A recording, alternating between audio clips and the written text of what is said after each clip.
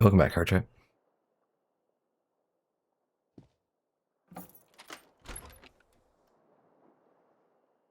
In the morning, Kim. Yes?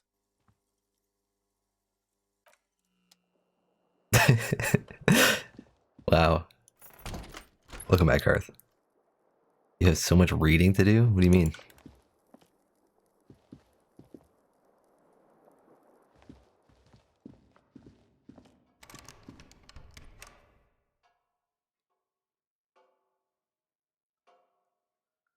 What the hell is Shadow of the Beanstalk?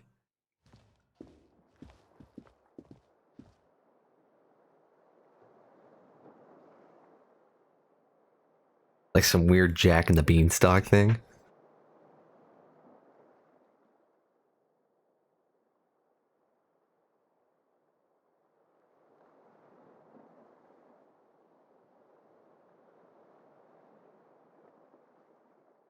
I would like to play tabletop Shadowrunner. The bed is cold and not particularly inviting, but it's yours. The sheets look awful. Shadowrun, whatever it is. Alright. Let's crawl in. The sheets feel at once coarse and clammy against your skin. The bed sags beneath your weight as you stretch out and finally close your eyes. Which ones did I play? I did Dragonfall in Hong Kong.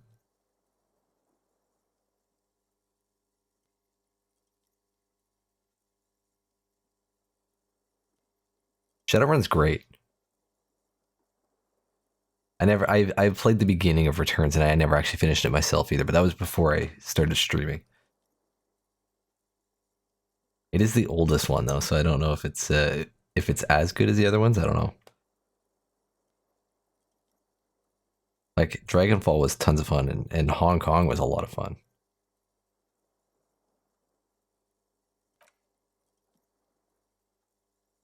And then sleep doesn't come.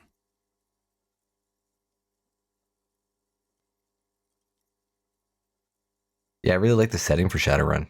I like the idea that the dragons are just And then the big business owners hoarding all their wealth, and they're dragons, but they run all the businesses.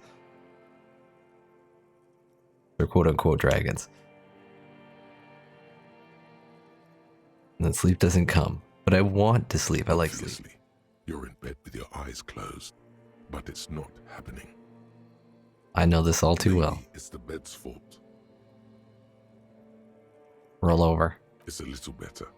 Colors, scenes, and half-formed phrases still litter your mind.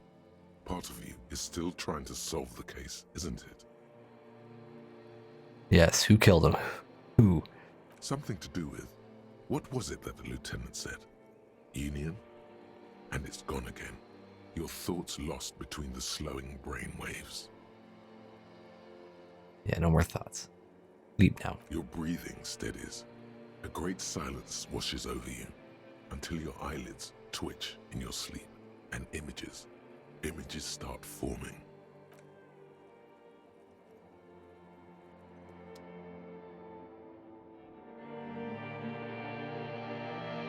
Hmm.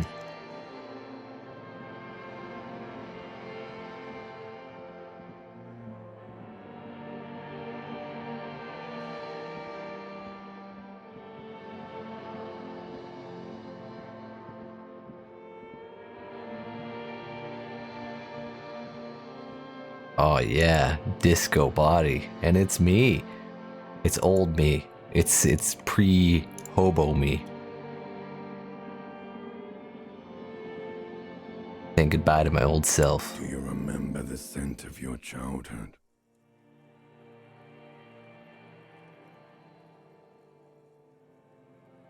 What is this? What it says on the can, Harry. Answer the question. I was born in a hospital where people usually go to die. You're not kidding anyone, Harry. You don't remember shit. Tell You're me, right. do you remember your wife's hand on your face?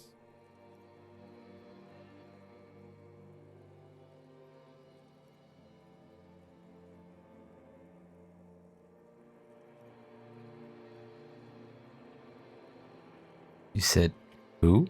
Do you remember the warmth of her thighs, between her legs and in her mouth?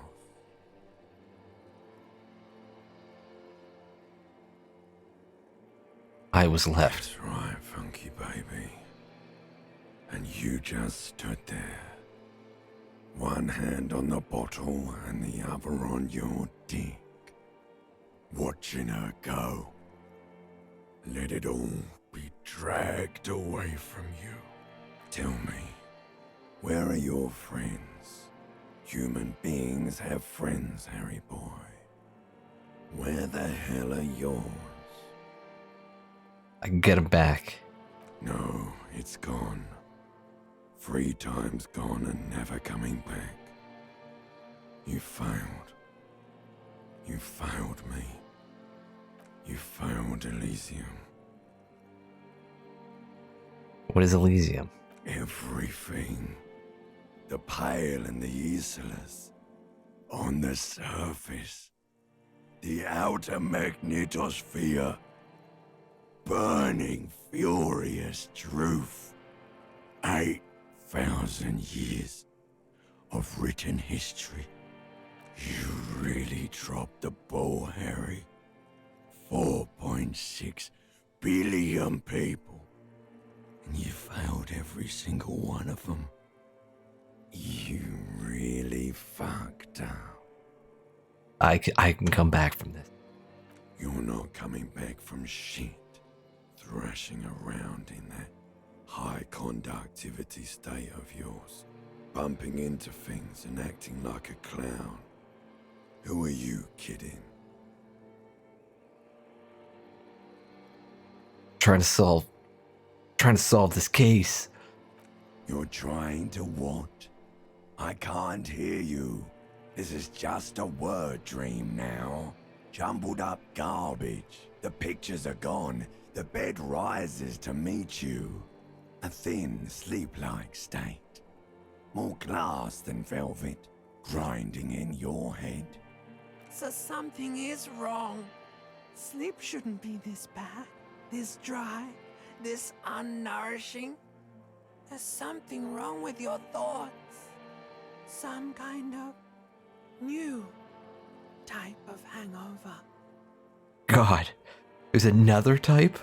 Oh yes, party boy, and it's worse than the one before. Just think of the shit you saw. Here it comes too, so soon already. A silent alarm goes off in your head like clockwork, barely let you sleep at all. Time to get those clothes on, Harry. Time to go to work in the shit factory. My limbic system is really nice. I'm glad I care so much about good, healthy sleep.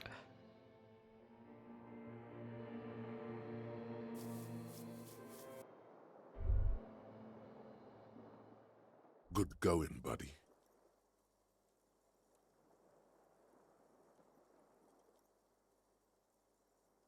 I just had the most beautiful dream. Uplifting. Rejuvenating. Really?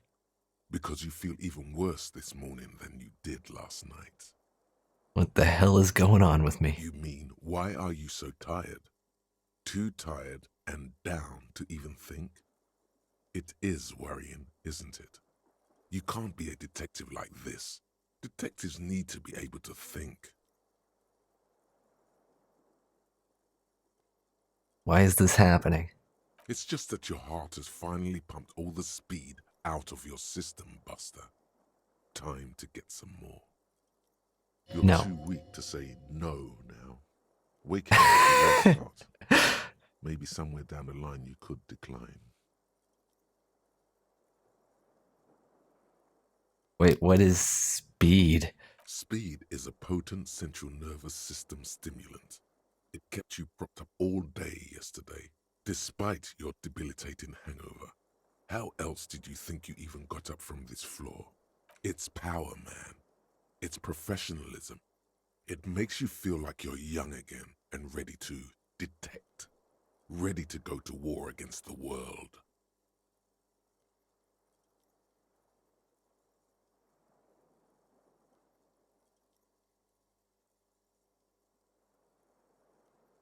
Some kind of drug? Like what am I opting into here?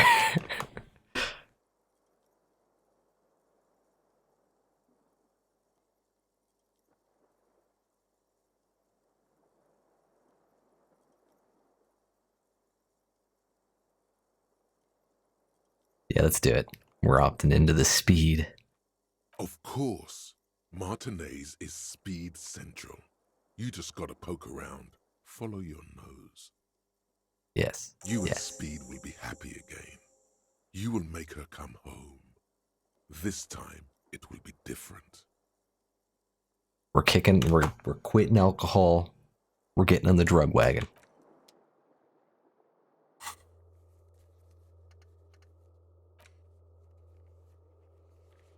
Find speed and sniff it. The hangover's coming on mega strong now.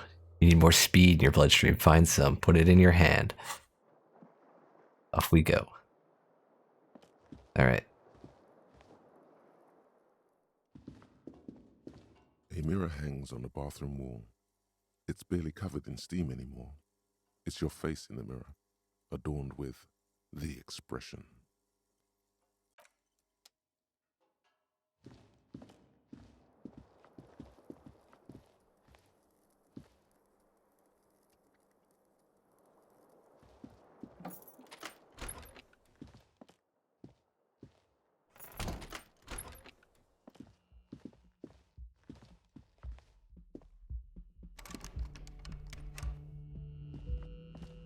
Kim up. The door is closed. Early. It's early.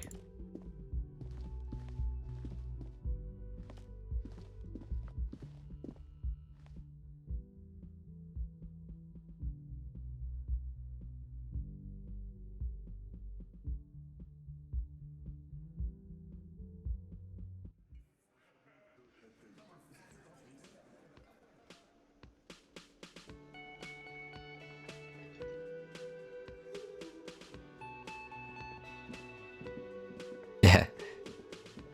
Kim, I gotta get fucking blasted here. Morning.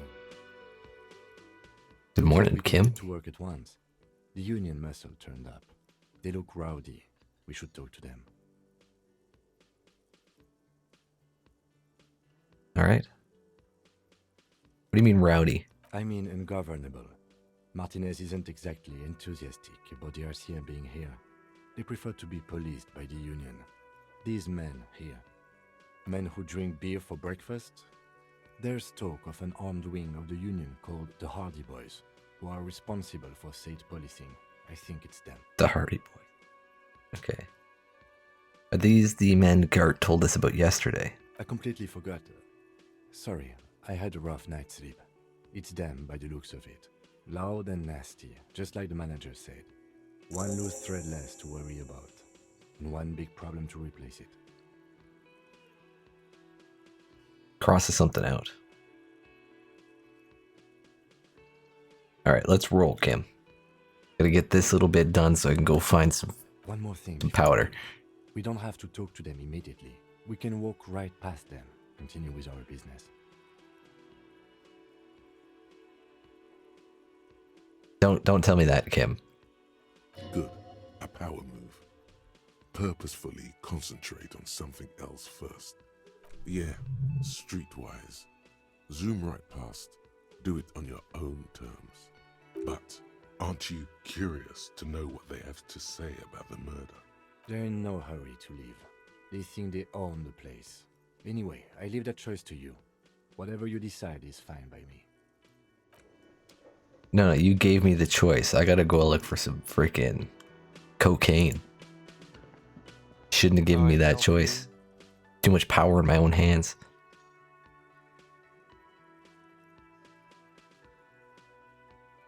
You know what? Before I destroy myself, paying my bill for tonight, we're gonna be responsible, cokehead. Got the 20 real?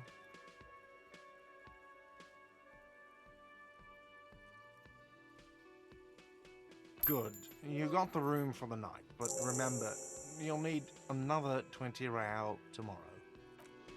Fine. Just a moment. And there's no public phones nearby? The closest phone booth is down the coast. Sorry for the inconvenience, ma'am. It's fine, I understand. Thank you anyway. I'm glad to see you again, dear. Yeah, sorry, ma'am. Didn't mean to eavesdrop on your conversation. Tell me how I might make it up to you. Please don't trouble yourself about me, sweetie. I was just hoping to make a call, but the Whirling's phone line isn't working. The Union office probably has a phone, but I can't really get there. Or to the phone booth down the coast. And Gary's phone is dead too. What's wrong with the phone line? The manager was vague about it. Why would he be vague about phone problems? This is something to look into later. Ask God, maybe. To let the young woman who's house-sitting for us know that we may be delayed. Morel, my husband, and our friend Gary were supposed to get back by Monday night, but they're still missing, and I haven't heard from them.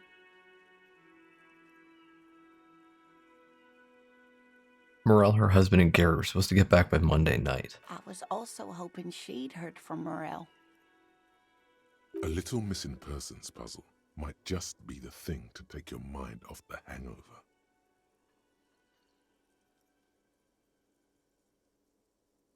Okay, I'll bite. Has your husband gone missing before? That's just it. This isn't like him at all. He always plans his expeditions so carefully. But you have more important things to worry about. More important than a missing expedition? I don't know. Expeditions often lead to something interesting. What is this expedition your husband was on? Just some field work, sweetie. Morel is a highly trained scientist. He and his assistant Gary are studying an extremely rare species of insect. But they should have returned by now. They were just going down the coast across the waterlock to set a few traps. He said they'd be back on Monday. What could be keeping them? The waterlock, that was broken. Could this be? So he's the guy on the other side.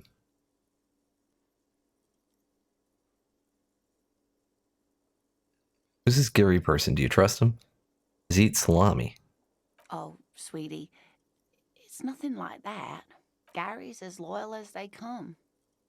I trust him with my husband's life any day. So the waterlock to the other side of the coast is broken. They're probably just stuck over there. Oh my. What happened to the waterlock?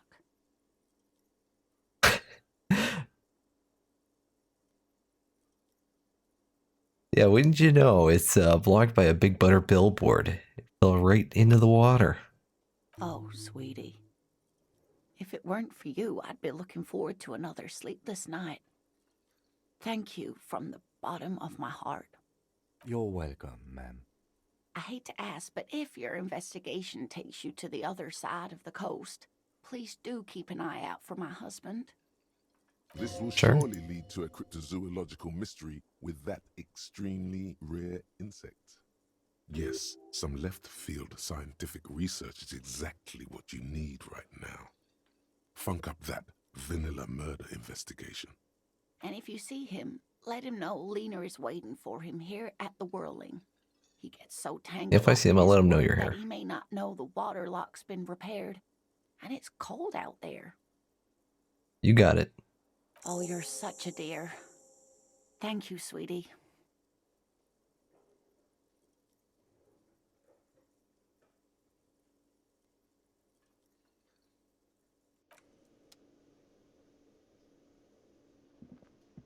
Why is your I phone broken, help by the you? way? Yeah, can't ask him. Oh, today the kitchen is open. What's on the menu? Tomatoes are so thinly sliced you can see through them. Cheap bastard. Got all the guys in here for breakfast. Power move. Walk on by.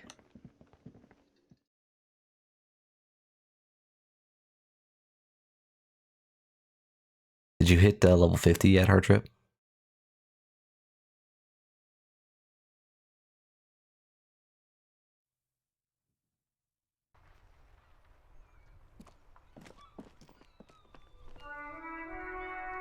Wow.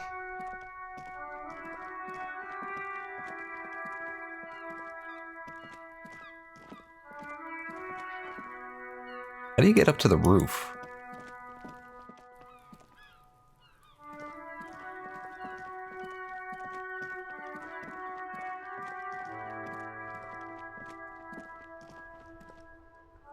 The XP gap between 49 and 50 is a million experience. And then from 50 to 51, it's like 48 million. It really slows down.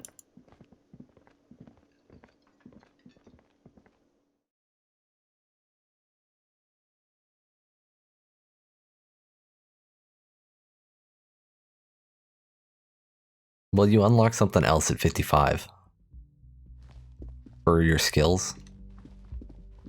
How did she get up to the roof? Like a ladder out here? I made a second character so I could go collect all this shit that I went by. Trying to catch up to you.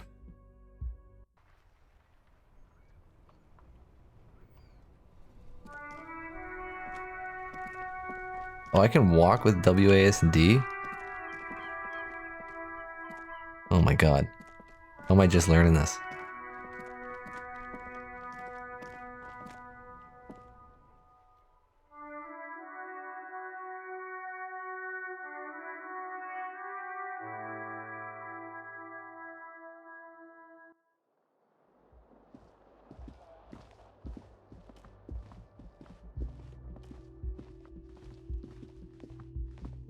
How was your room, Kim?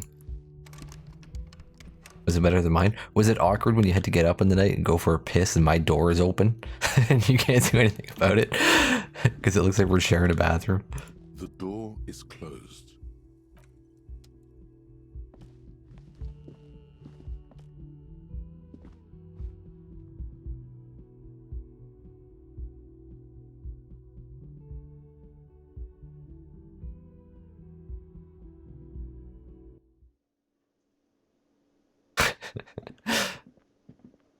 That sounds stupid enough to be real.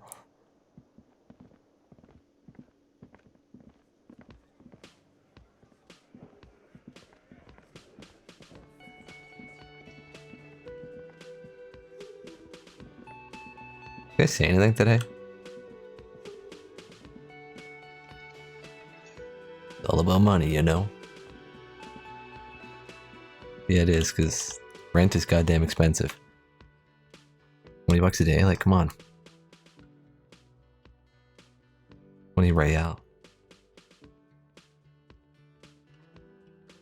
Actually pretty cheap for a hotel, to be honest. I don't know what a real's worth, though. Surprised nobody vandalized the car.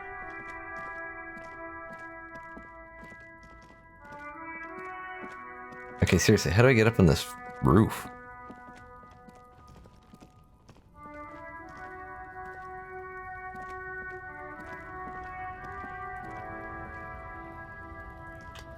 There's a bucket up there?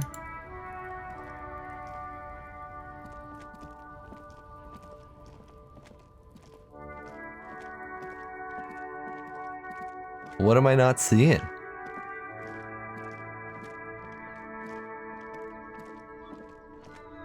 We're gonna walk today because Kim was complaining about the cardio yesterday.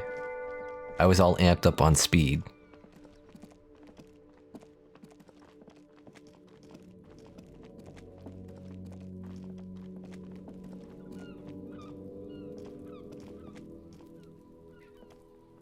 Like there's a door there.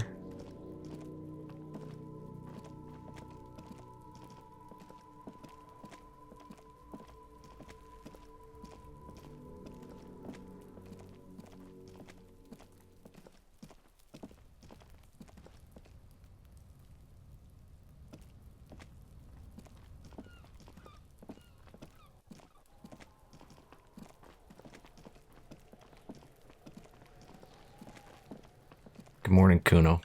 How you doing? Fuck does Kuno care? Kuno, just on the down low here, you got any speed? Fucking right, pig. Kuno's filling bathtubs with that shit. Kuno's a kingpin. Hey, can I have some? Just a little? No, pig. Kuno ain't dealing to the popo. Not doing the pork pen for your sad speed habit. You don't know Kuno. Belying the act, he's actually telling the truth. Or at least 0.00001% of it. He has a little speed. He's just not giving it to you. You need to befriend him first. I can't. I'm not sensitive enough. Fucking care. Yeah, fuck you, Kuno. I'll die before I squeal, pig. Hey, listen, child, that corpse made me puke twice, and I was wondering why you don't. Stay away from me, pig! You don't want to see what happens when you corner me.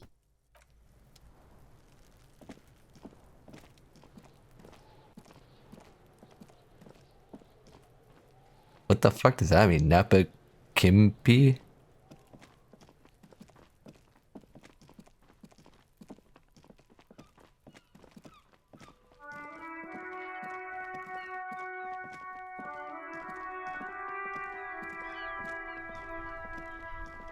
No. The only thing that I'll let adopt Kuno is the fucking ocean. Is I kick him off the end of the dock. Tease shit ain't nothing to me. Oh, you sound like you got some fucking good stuff here, man.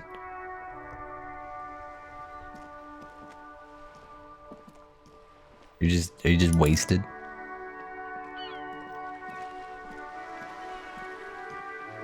Alright. What the hell's this? Oh my. Working class woman. No ceremonies, just hello. A good one.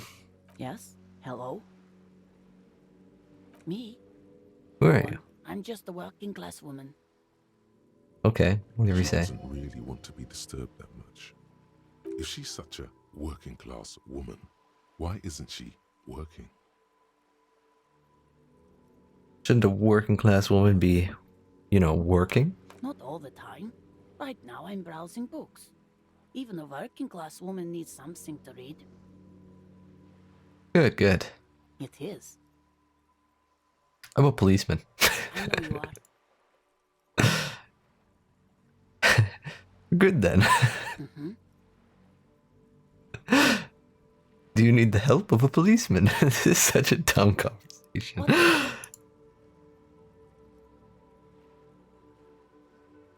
I'm just gonna watch her browse books. Her hands move over the book covers. The tips of her fingers look rough, stained with yellow. It seems like she has spent a lot of time at work, smoking. Another comrade. Years of labor are pressing down on her shoulders. She deserves a hug for all the work she's done for mankind. Yes. If she's a comrade, getting a hug. You step in and close your arms around this foreign body, wandering astray in touch. There's a small movement beneath your hands as you shut your eyes. Then a tiny voice breaks out and asks, A tiny voice breaks out. Excuse me, I'm trying to read a book here. What is happening? She seems to be confused. Your hands are wrapped around her polyester coat. The fabric feels cold, moist from the sea nearby. Keep hugging her. The situation is oddly intimate. Your cheek is pressed against her shoulder. Her hand is trapped between your chest. 5 seconds pass, and their passing seems so unimaginably long. She comes and says again, What are you doing, officer? less talk, more feeling. Keep your eyes closed. Soak in the closeness.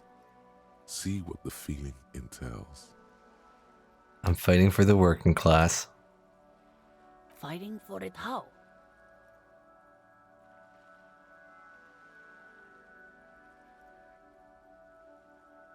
You know, a hug a day keeps the bourgeoisie away. Oh, She's hugging me back. I guess it's better than nothing. Keep fighting on, my fellow comrade. Is there anything else I can help you with? That's all for the moment. The woman before you nods and returns to her reading. That was so bizarre. I love it.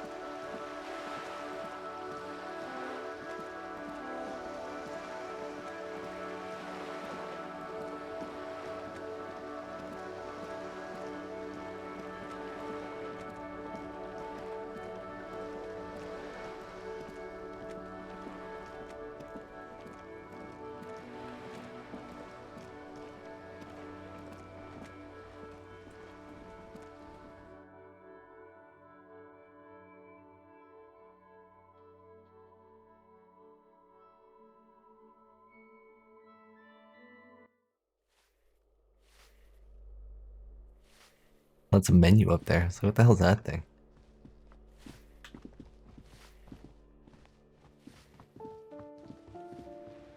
There's no powder in here. Very Kim, I'm on a hunt right now. Very important to me. My entire afternoon depends on this.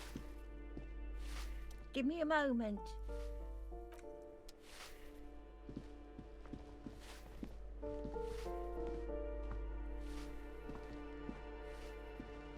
Maybe was the lady in the balcony still there?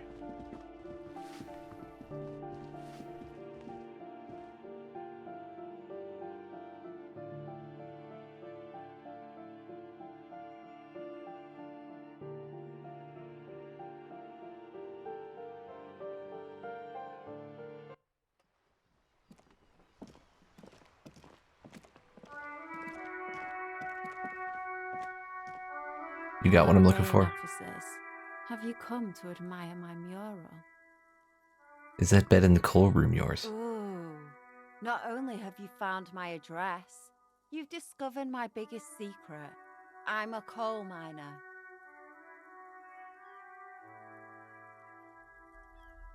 Don't you have a real home? Does anyone in a city like this? Not the nicest place, but I guess it'll have to do. It doesn't have to do anything at all. Nothing does. Like me. Right now, I'm doing nothing at all.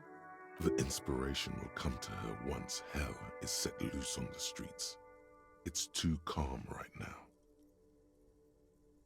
Cool. Shoot, Piggy.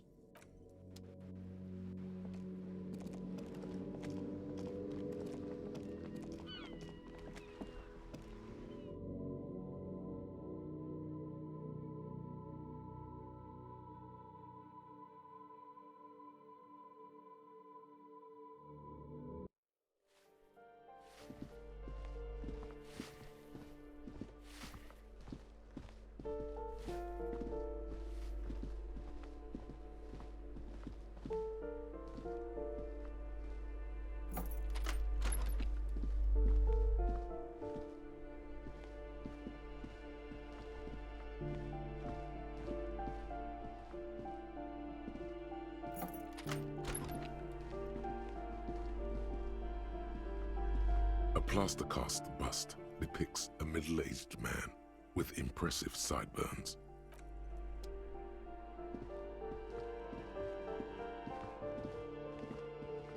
Nobody around. Where's a man supposed to get speed?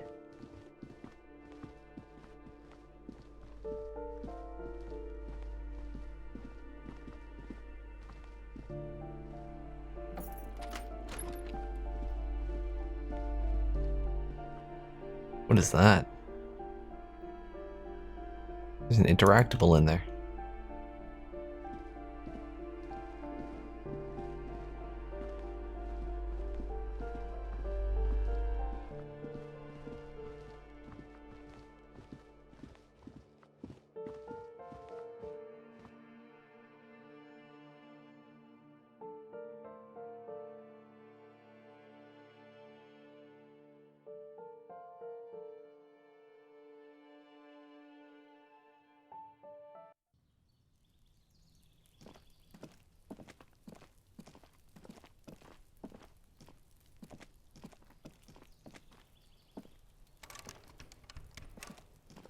That's locked. We're supposed to come back to this guy at 9, after 9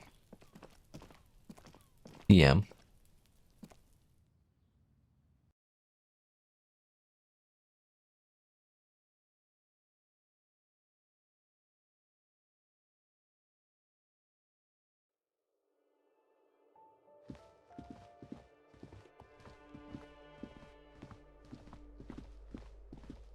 Alright.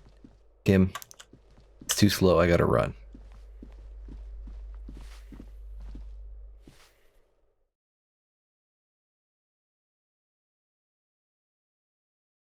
You're just gonna have to keep up.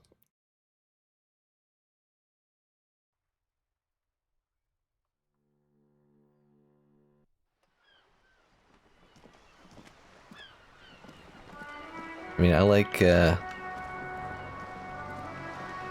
walking everywhere in video games, but like, not literally walking. You're back. Good. What can I help you with? Oh, we could talk more about reality. Good. Lessons in basic reality? My favorite part of the day. Go ahead, ask me anything. What is... It remains a mystery what you mean by Oh, that was this. close, actually. Something close. That was real This close. isn't about you. It's about reality. What is this acute encephalopathy? It's a neurological disorder caused by lack of vitamin B in the brain. Symptoms include a retrograde amnesia. It's quite serious. You should get yourself checked out.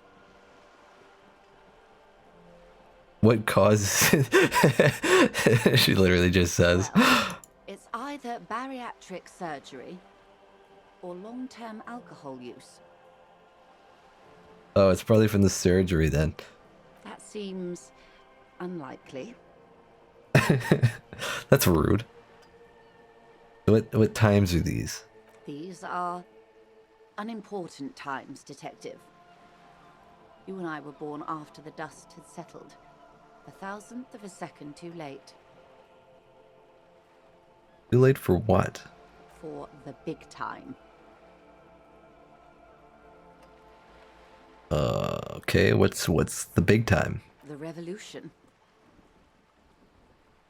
Huh. And what is this revolution I keep hearing about? It's quite easy. Every 100 years or so, our species gets together to decide what's next, who gets shot in the head, and who gets the mineral rights. It's a real kerfuffle. And who got shot in the head? Those would be the communists. Generally speaking, 40 million people got shot in the head during the World Revolution. But the communists, they all got shot in the head. They didn't all get shot in the head. I guess I wasn't alive then, but I'm still one of them. And the anarchists, too. They shot them well. So well, one forgets they even existed. She likes the totality of it.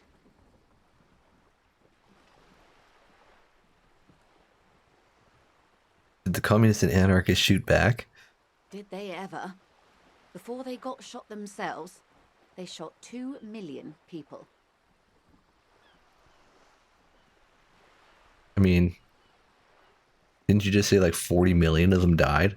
2 million is really not that many. In comparison to the previous number. That's a tragedy. That 40 million communists died that day. That's truly a tragedy. Yes. The Red Deluge. The Insulindian Deluge, they call it. Anyone else get shot in the head? On the opposite side. Oh, lots of people. Even the king got shot in the head, or thrown beneath a horse, or drowned. Accounts differ. It was unceremonious. Just as well, he wasn't actually the king. Just the king's nephew. The real king abdicated and lived out a long and productive life as a venture capitalist in Grad.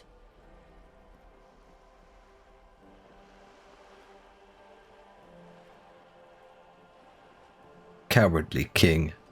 I prefer the term risk-averse. King Guillaume was nobody's fool. He could smell a PR disaster brewing, so he got out alive, and his nephew Fricelle got shot in his place. Him and tens of thousands of his wonderfully fascist kingsmen. It was a wild time.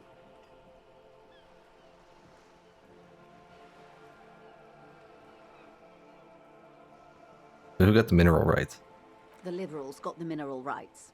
And by mineral rights, I mean everything.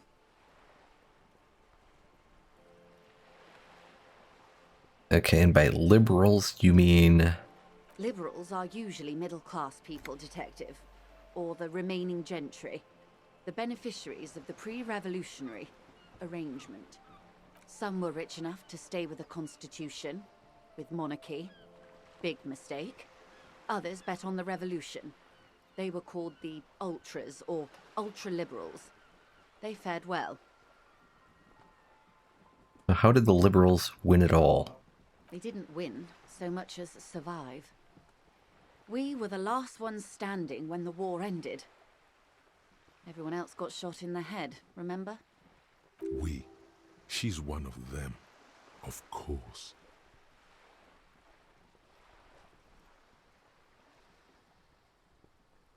So if everyone got shot, who was there to surrender to? To foreign intervention. The coalition. Those people really took the mineral rights. Wait, you just said the liberals already took everything. The liberals took everything that wasn't nailed to the ground. The coalition took the ground. The ocean, the laws, and the people. Okay, who are the coalition then? The coalition of nations. Grad, Mesk, Vesper, Messina, Oranje, and Sur-la-Clay. The armed center of the world. They landed here and ended the revolution. It was the moralist thing to do. Moralist. The moralists believe in keeping everything exactly the way it is. They believe in mineral rights, and not shooting people in the head. At least not in the same manner and volume as the others do. They are the long... This is their zone of control. They embolden the RC Finger and the twitch. crumbs of the same law they took. Technically speaking, you are a moralist. No, I'm not. The color of moralism is blue. The official motto of Moral Intern, or Moralist International, is a blue forget-me-not, a piece of grey sky. Unofficial. For a moment, there was hope.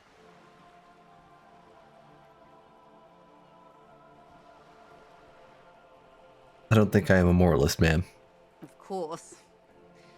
Not easy to be moderate about head shooting in your line of work. Rooty tooty, pointy shooty. Rudy tooty pointy shooty, ma'am. That's the way of history. When was this kerfuffle? The turn of the century revolution? Don't answer it. It's a trick question. The revolution began in '02 on the Isla of Grad, though by the end, nearly the whole world had gotten involved. Who started it? It wasn't a who, but a what. A pandemic of Zarat, a particularly virulent prion disease, which the authorities in Grad proved unable to contain. Then Marzolf came along and overthrew the government. Well, let's just hope our own pandemic doesn't start a revolution, right? What did this Sarath do exactly? It made people overthrow their governments. Really? Of course not. It was a highly infectious microorganism that destroyed brain tissue. The actual causes of the revolution were material. The pandemic only provided the spark. It was a funny time in history. They discovered transistors and rock music, but they didn't know anything about prions. Nobody did. I don't really know anything about Danganronpa.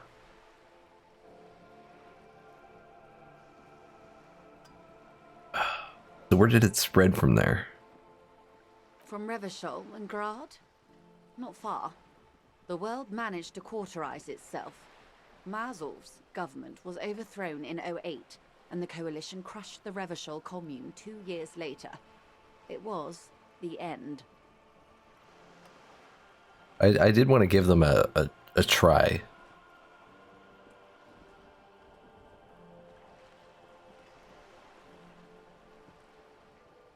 I don't know if I want to give it a try enough to actually play them, though. Why? You and I, officer. Our lives in the zone of control. Something tells you her life and yours are not that similar. Maybe it's because she has a boat and you have that necktie? A pair of pants? Goddamn right, I have a necktie and a pair of pants.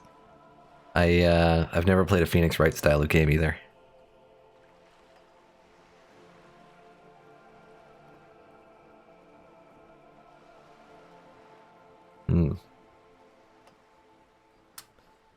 Our lives are very different from each other. No doubt. But we share the same time and position on the planet's crust. That counts for more than you think.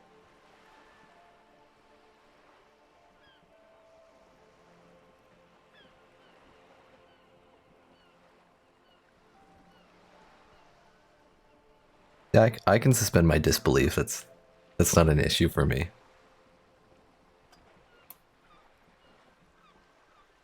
So what is the zone of control? Revachol. Plus, what else? A city-state divided into free market zones under the everlasting interregnum of the Coalition of Nations. And you, of course, the citizens' militia.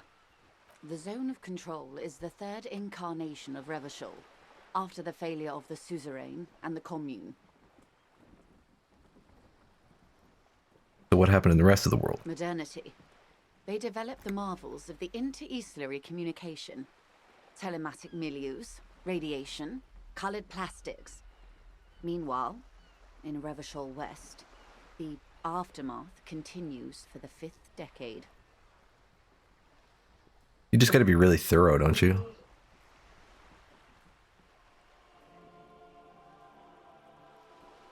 Like, I know it's kind of like a mystery game, like people die in it, you gotta figure out who killed them.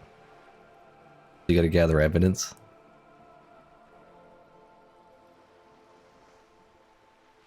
You just have to be very thorough.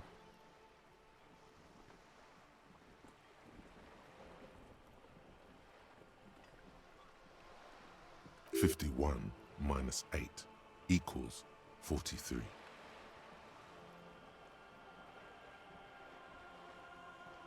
Wait, you're saying it's been like this for 43 years? Time flies. What have we been doing all that time? The 20s saw a decade of urban war, west of the river leveled, offshore platforms in flames. Still, it's regarded as an improvement on what came before. 08 to 19 was simply hell.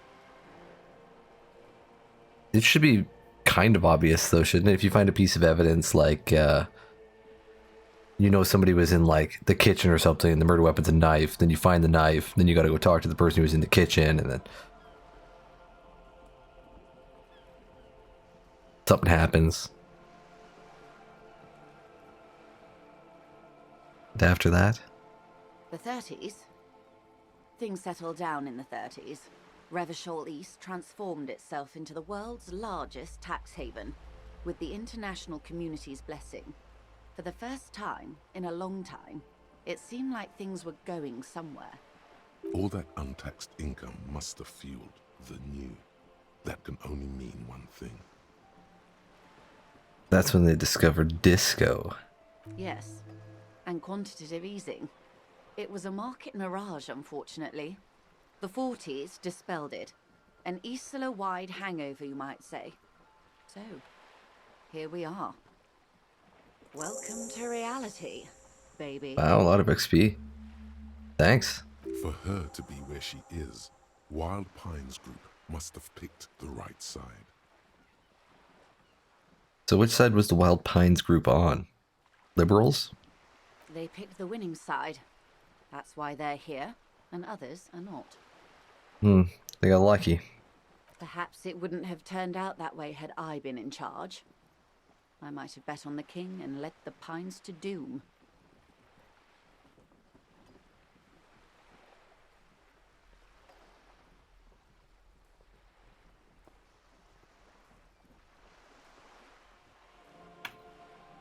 You gotta be careful about space cheese. It's actually highly toxic. The question is, does the victim die of a stab wound, unrelated to the cheese knife, or did they die of some toxic component? What's the autopsy say?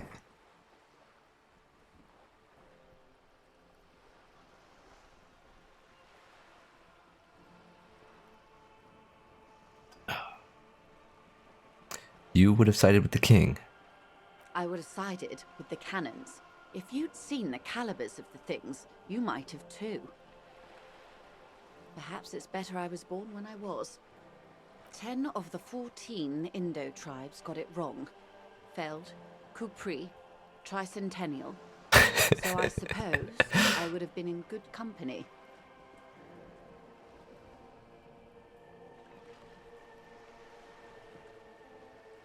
What would you have done differently? Good question. What would you have done differently?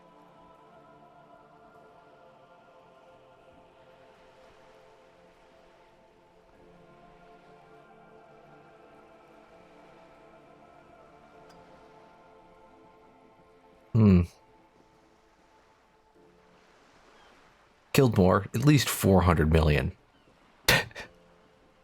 Jesus. I think they said the world had 4.6 billion. Like, that's a massive portion.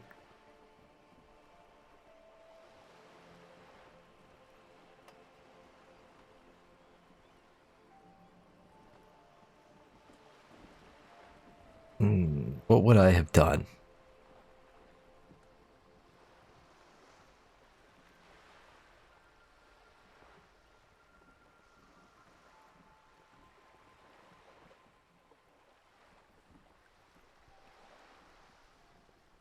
What would I have done? I think I would have positioned myself very precisely. I would have made it out with the mineral rights. You and everyone else. But that's got nothing to do with preventing the revolution. Oh well. What was, I guess. It's about the times. They are what they are. Who knows? An afterbloom may yet come. Anyway, enough sentimentality. Is there anything else you want to know?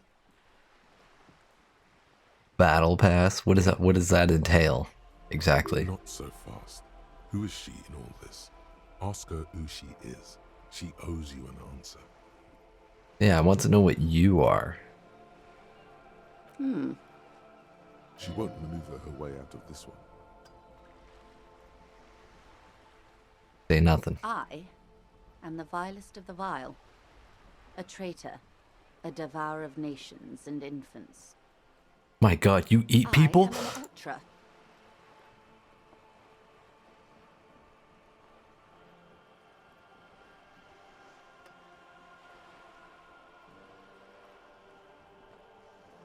Ah, Dios mío. A liberal. Yes. I am the nether creature of the Forbidden Swamp. I pushed the king under a shit wagon and betrayed the revolution. My kind surrendered the nation to financial colonists. I can see you thought our kind were all extinct. After all, no sane person identifies as this anymore. Not in broad daylight. I can see we're not so different, you know. Tell me, now that I've uncoiled myself, do you find me frightening? In her green eyes, you see a mixture of truth and self-satire. Decades of guilt and pride. You know what? I forgive you, but only because you're charming. A devil, who being of great charm and guile, sneaketh into the homes of the godly. That dialect is ubi sunt. You recognize it's a quote from somewhere. A play written way back in the Franco-Nigerian century. And persuades them to addict themselves to his service? Service.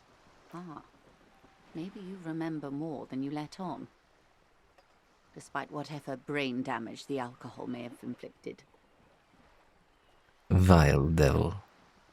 I hope we're able to continue as friends, despite my scaly bulk and my intimidating liberal credentials. This was not the plan all along. When the dust settled, the liberals were the only ones left to clean up the mess. By virtue of their survival, they were handed enormous power to shape the future. This was all our last generation managed. So would you have done something differently?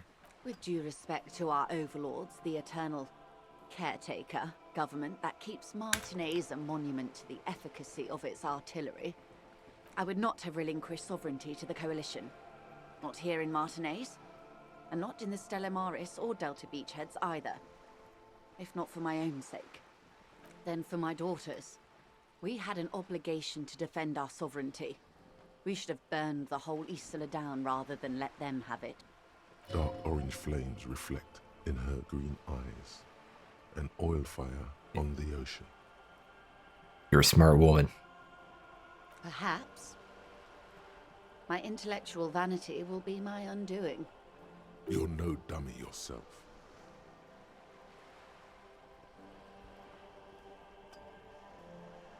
So am I. A smart boy getting smarter, one basic term of reality at a time. So you're a patriot. Yes, I suppose I am. But I wouldn't be a patriot anywhere but here. Seditious talk, man.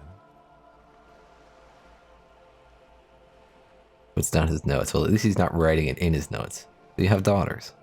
Yes. Whatever else I am, I'm also a mother and a wife. Now, shall we return to reality? Yes, what is this? These things. A bird? A sphenicid? A flightless bird of the polar regions?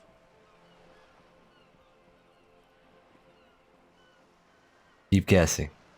Some sort of krill hunter? No, wait. You're an ancient ruin. A symbol of hubris and decay. Half submerged in some salty sea. Well, that's deep. You're saying I'm ruined? Of course you're not, my dear. I'm just terrible at guessing games. I meant, what is this place here? Ah. This is the pier of Rue de Saint-Ghislain, 33A, where the tenants have been kind enough to rent me a slot. Or two. What is Rue de Saint-Ghislain 33A? A pre-revolutionary tenement. Old buildings are called tenements, you see.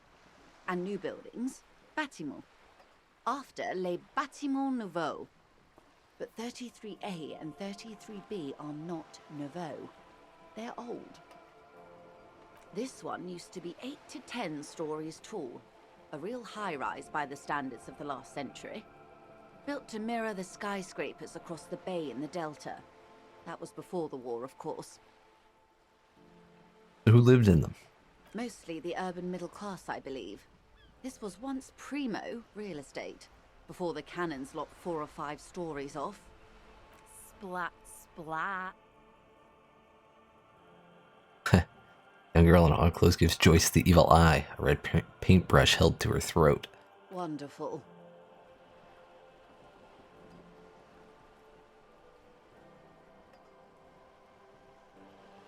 What is that? Point to Cindy the skull. The girl in the old lady rags. Yes. Looks like a sullen and rebellious member of a teen infraculture. Infraculture? Yes, you and I belong to the supraculture.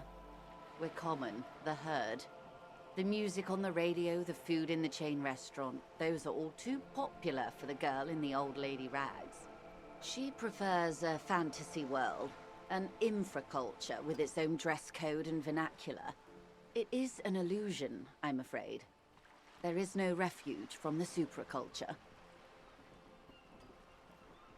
I understand everything. Make it more complicated somehow. I can't. That's how simple it is. One may dye their hair green and wear their grandma's coat all they want. Capital has the ability to subsume all critiques into itself. Even those who would critique capital end up reinforcing it instead. All right. What next? Suddenly, you're not so sure you're part of the supraculture.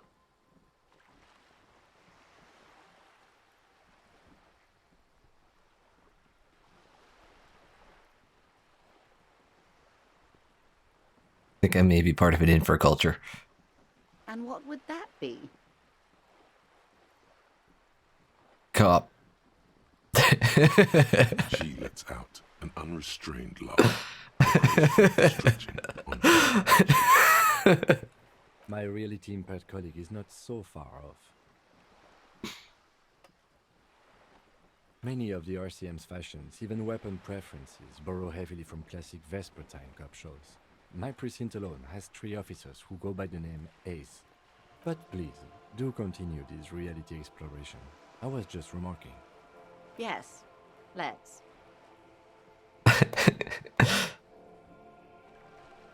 42% to pursue this one now.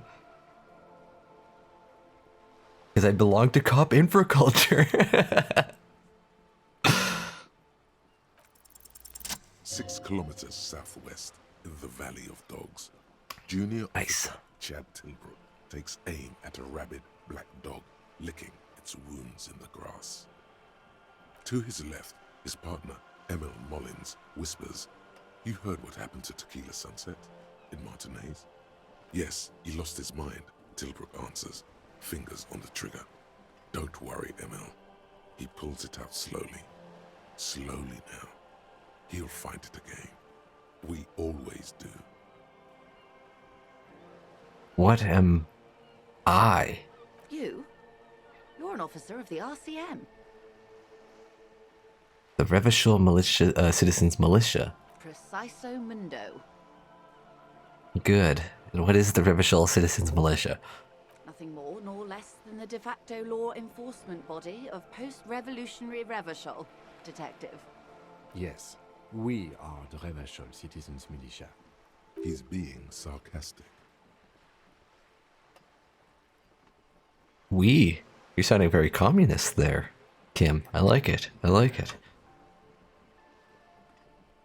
You said, de facto. Yes, that means not de jure. The RCM acts in what is poetically called the twilight of international law, both at the behest of the coalition government and to its chagrin. It should be de jure, not de jure. De jure or whatever.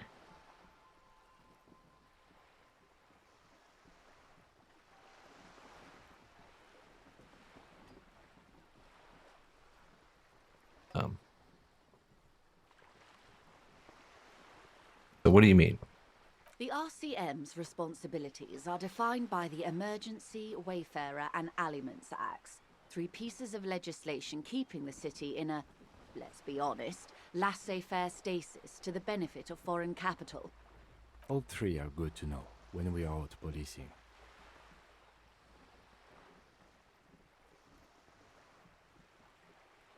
I'm basically a thrall to foreign interests.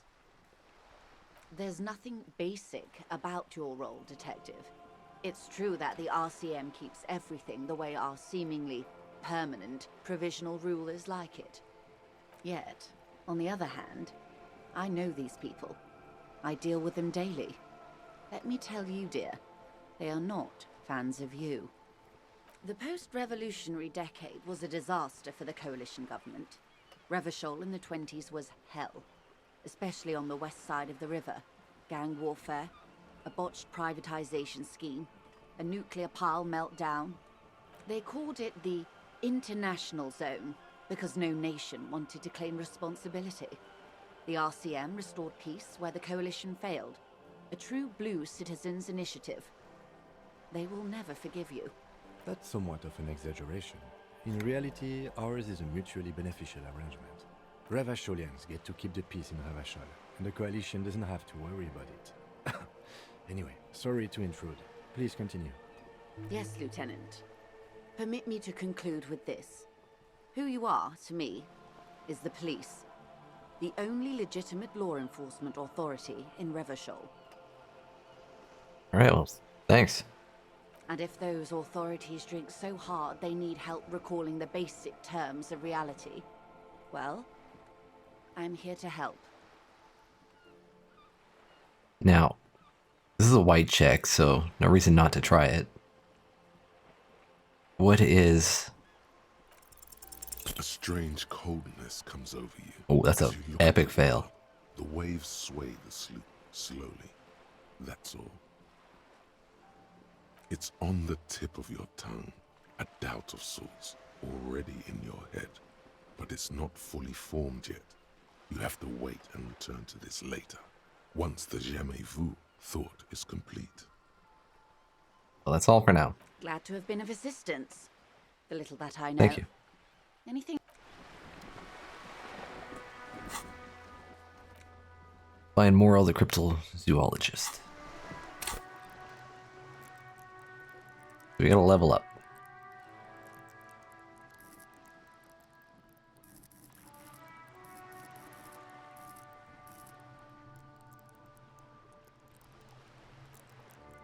We got one skill point.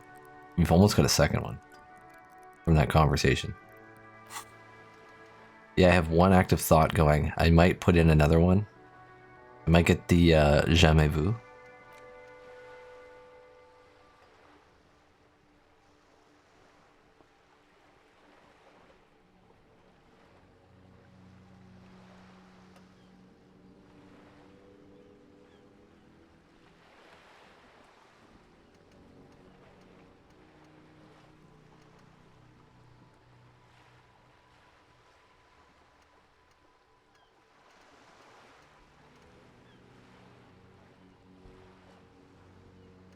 Three and a half hours. This one's got like 2 hours left. Or 50. There's no downside to searching this one. Thinking about it.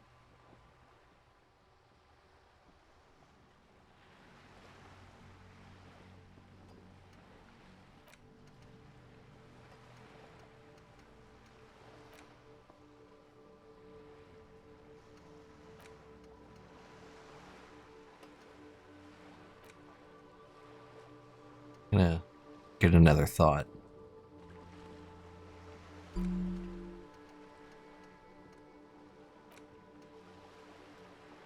We're going to internalize jamais vu.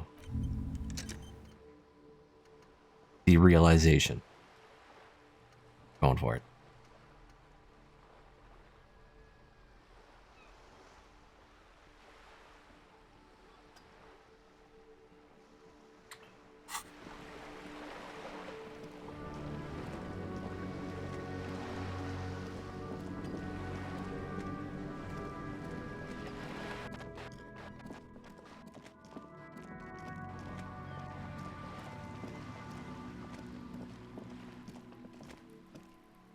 Just an ordinary wall.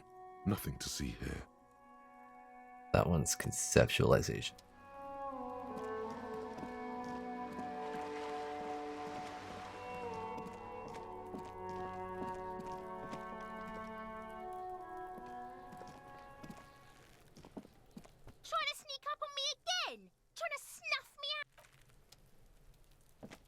trying to snuff myself out. I need my speed.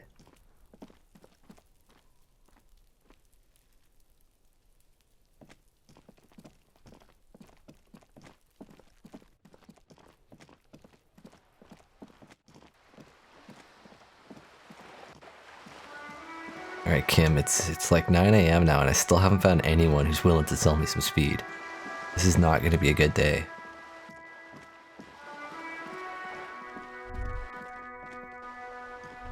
Heck?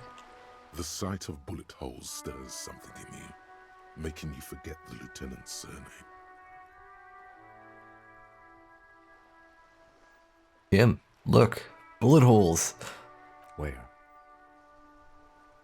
Point to the chips in the wall. Someone has been shot. We're cops, we should solve it. This has probably happened a long, long time ago. There? Those are old. Oh. In the revolution. Yes, the one that happened half a century ago. Those bullets were fired during the revolution and do not warrant an investigation by officers of civil law. What can you tell me about this revolution? Not much. I don't have a fresh perspective on it. Shall we go?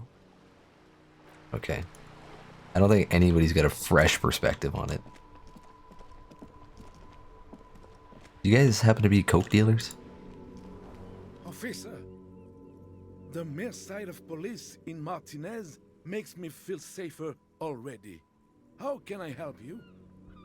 Sure, officer.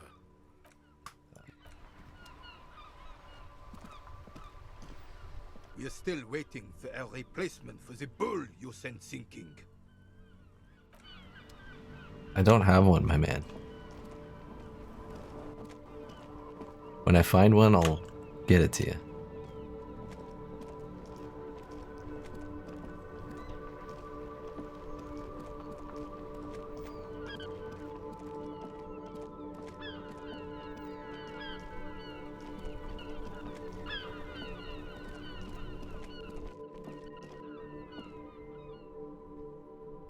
See if there's one in here.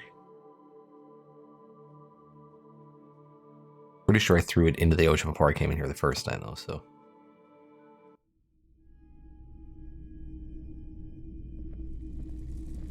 You see rows of toy soldiers guarding the rest of the trinkets. It's big men on big horses, clad in lamella armor and carrying flintlocks, the kind that would mow down a line of enemy soldiers in the blink of an eye. These are Franco-Nigerian cavalry, right? Mm-hmm. I used to be very serious about my Franco-Nigerian knights. This set of soldiers isn't meant to look impressive. A few have rifles, but most of them carry pistols. Some even shovels and tall sticks. Are these even soldiers? You're probably talking about the revolutionaries, yes? Yes, they are soldiers, revolutionary soldiers. I think their poverty has been exaggerated for effect. When you place them next to the royalists, it doesn't seem like they could possibly win.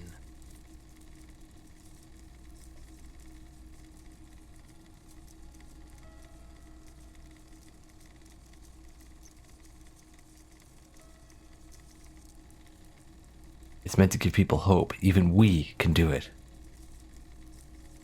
Maybe.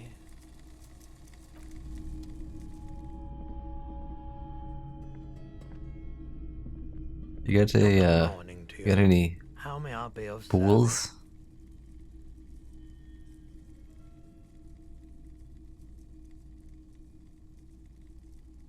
Early bird gets the worm, huh?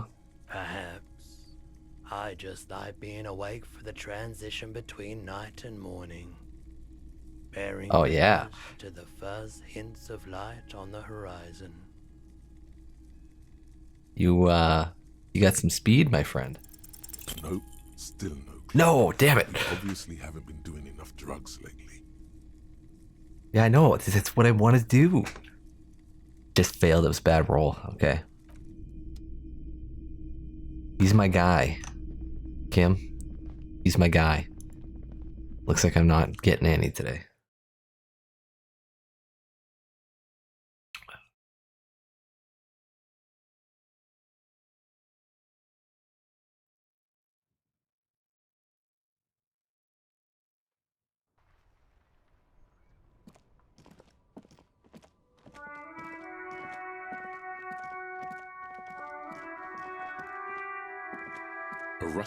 This panel usually closes.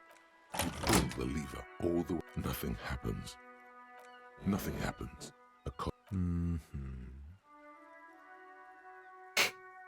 A spring brings the lever back to its original position. Wasn't there a sign over there saying...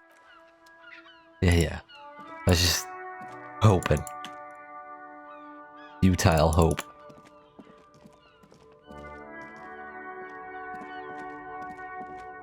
Why is this even up?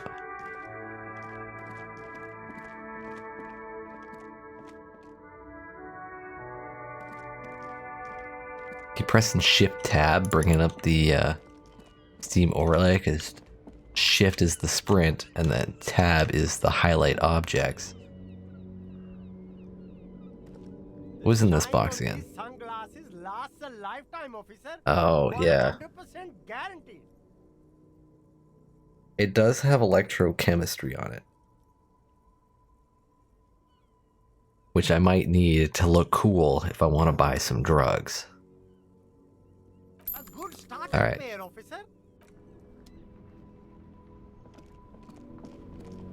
So, when I'm cool enough to get drugs again, maybe next level. Now it's turning into a kind of a snow limbo, man. What's on your mind? Yeah, speaking of snow limbos, I can use some myself. You know what I mean.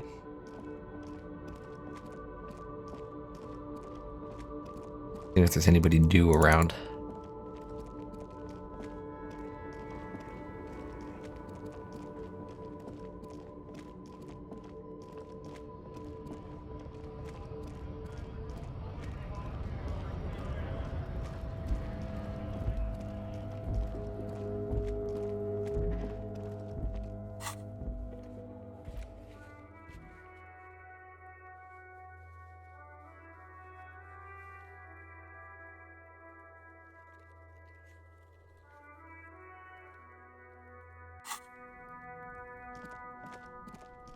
Could try fighting Measurehead again, but I don't think that's a particularly smart idea.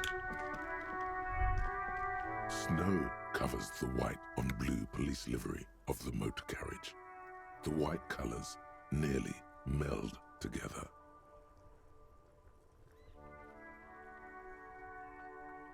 Wait, why am I even thinking about this? Wasn't I supposed to... Do something important? Something murder-related? There's always something important. Doesn't mean you can't take a moment to admire this piece of machinery. It is a nice piece of machinery. This is a Caprice Canema, the Caprice Motor Corps follow-up to their highly successful workhorse, Caprice 40, and the answer to the Lum's racing breed, Ferv series. With its air-cooled, rear-mounted 12-cylinder compression ignition engine, driving the rear wheels through a 4-speed manual gearbox, the Canema is able to reach 100 kilometers per hour in 13.5 seconds and go on to a top speed of 180 kilometers an hour. That's actually really fucking slow.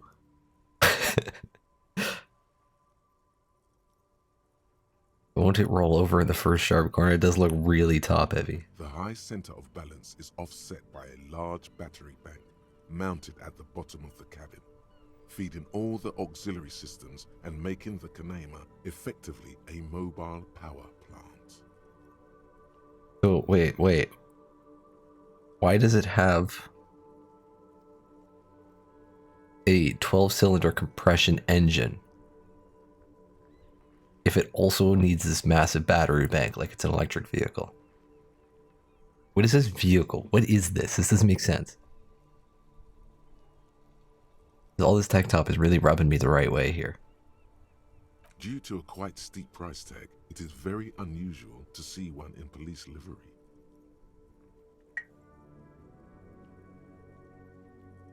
That machine really puts the loco back in locomotion. Very cool. Mm-hmm. You want to take a closer look?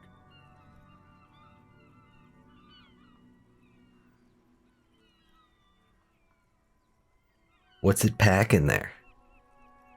130. I reckon that's a 7-liter V12 there. Man, that's got to be a major advancement over the KR-18GU engine on the old Caprice 40.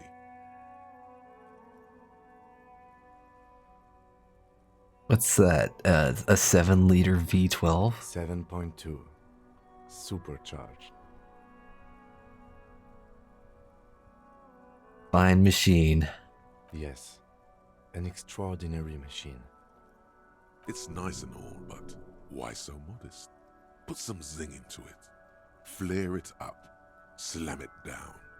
Helium headlights would improve the range and quality of the visual field a lot. You know, ever thought about switching to helium headlights? Actually, I have a pair at home. Just haven't gotten around to fitting them yet. I need to lay some wiring for the ballast first.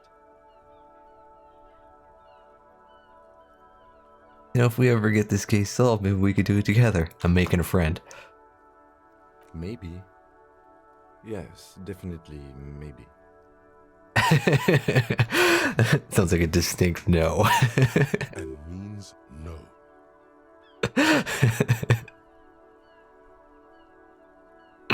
Alright, let's move on. Alright, 9 o'clock. Let's go see these Union boys. Probably quick save too.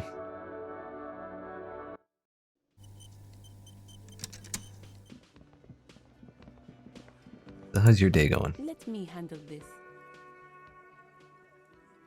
Someone says to the crowd in the mess hall before turning to you. Detective disorientated.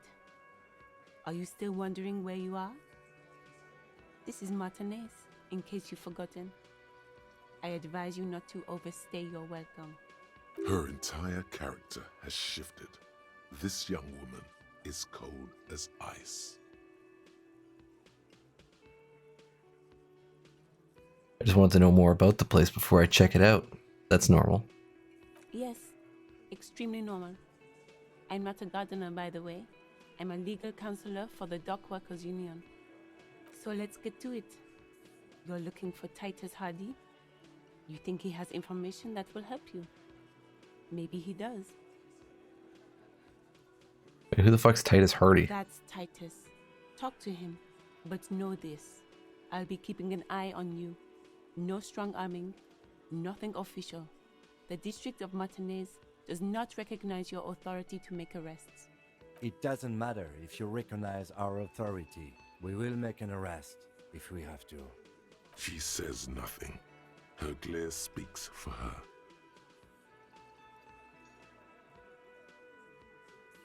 So what if I want to talk to you, not Titus? What you want is of no significance, officer.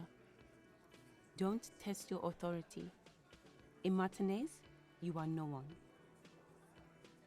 Why are you so aggressive? Aggressive? You make your living enforcing violence. These people are just dock workers. So you were spying on us, and now you represent murder suspects. Just dock workers. Listen, you moral intern lackeys. You're a mob, enforcing the unlawful privatization of Revachol.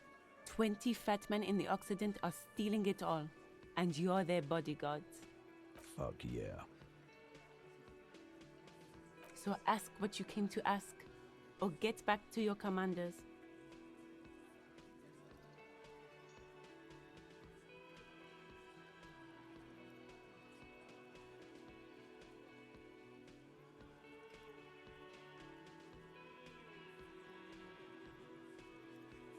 I like that. Good start. Let's take it a step further. Armed uprising. What are the union's plans? Look, a comedian. Do your job, ask your questions, then get out of Martinez. No, I'm serious. I'm like hardline communist here. I'm strange. Hold It's on. as if people don't believe a cop could be a socialist revolutionary.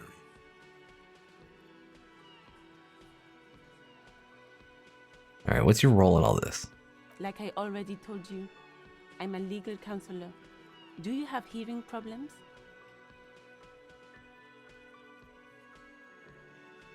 So what are you gonna do to me? What are we going to do to you? The Union isn't going to do anything to you. It is not a crime syndicate. It is a labor organization. Uh-huh. Goddamn right it is. If anything, it is the RCM who do things to people. But we digress. I've only just talked to people. That's all I've done. I haven't even taken the body out of the tree yet. I'm too weak stomach to do anything.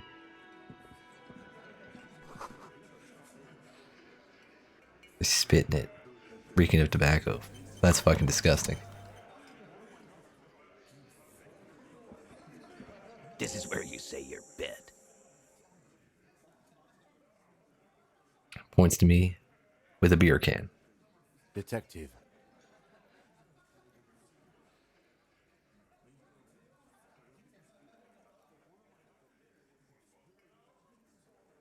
We need to talk about the man hanged out back. Oh, this is about him. A real looker, that won't. You're sure taking your time, waiting for him to get ripe and pretty for you, huh? Yeah, it's the little scientific experiment I got going on. How long can a body support itself from a tree after death when hanging from its neck? Like, how long do you think before the rot just rips it apart? Oh, he was a real pretty boy by now. Real hot stuff. Letting out that pretty boy smell. Time to go to work in the shit factory! Easy, boys. These janitors have a hell of a job cut out for them. I mean, I wouldn't go in there for $1 million. You might want to start asking your questions now. It's not going to get better than this. Do a head count first. Connect these men to the tracks you saw in the yard. Chances are they're going to match. Yeah, scan the room. Starting from the right. Boot size 44. Blonde man. In his 30s. Overbearingly masculine. Sitting on his right. Standard working boots. Size 45 or 46. Eldest in the room. Probably mid-50s. Smoker. Quiet. Across at the other table. Hobnailed working boots. Size 43. Gang tattoos. Mesk or Sarah Mauritian. In his late 30s, early 40s. Now, I don't remember the descriptions of the things, but I do remember one of them specifically was hobnailed. He spent his youth in Villa Labos, a housing project in the Jamrock Quarter. There were incarcerations, hard to say what else. The ink is fading. And then, standard working boot, steel reinforced toes, size 46, the big dick, wide at the shoulders and lean at the hips, rugby cap, fingerless gloves, and numerous scars, a little under 40. The emblem on his vest says Rowing Club. A little patch below it reads T. Hardy, Captain. Okay, 30. In the far corner, standard working boot, steel reinforced toes, size 44, 40-something, non-alcoholic beverage in hand. You squint. Is that a plectrum? Where? On his neck. Forget it. It's not important. What the hell's what's a plectrum? Let's call this one the musician. Yeah, the little guy. Size 41, with the light step. Not a child, after all. An older man with a rat face, mean, watery eyes, and 2 front teeth missing. In the middle, heaving and wheezing. Big guy. Boot size 46, deep marks. Probably carried the victim over. He, alone, is 130 kilos. Add the man in armor, and you could easily exceed 220. In conclusion, these 7 are the actors on the crime scene. The footprints were theirs, but there's a discrepancy. So it's a guitar pick. So one of them isn't missing the odd soul. Exactly.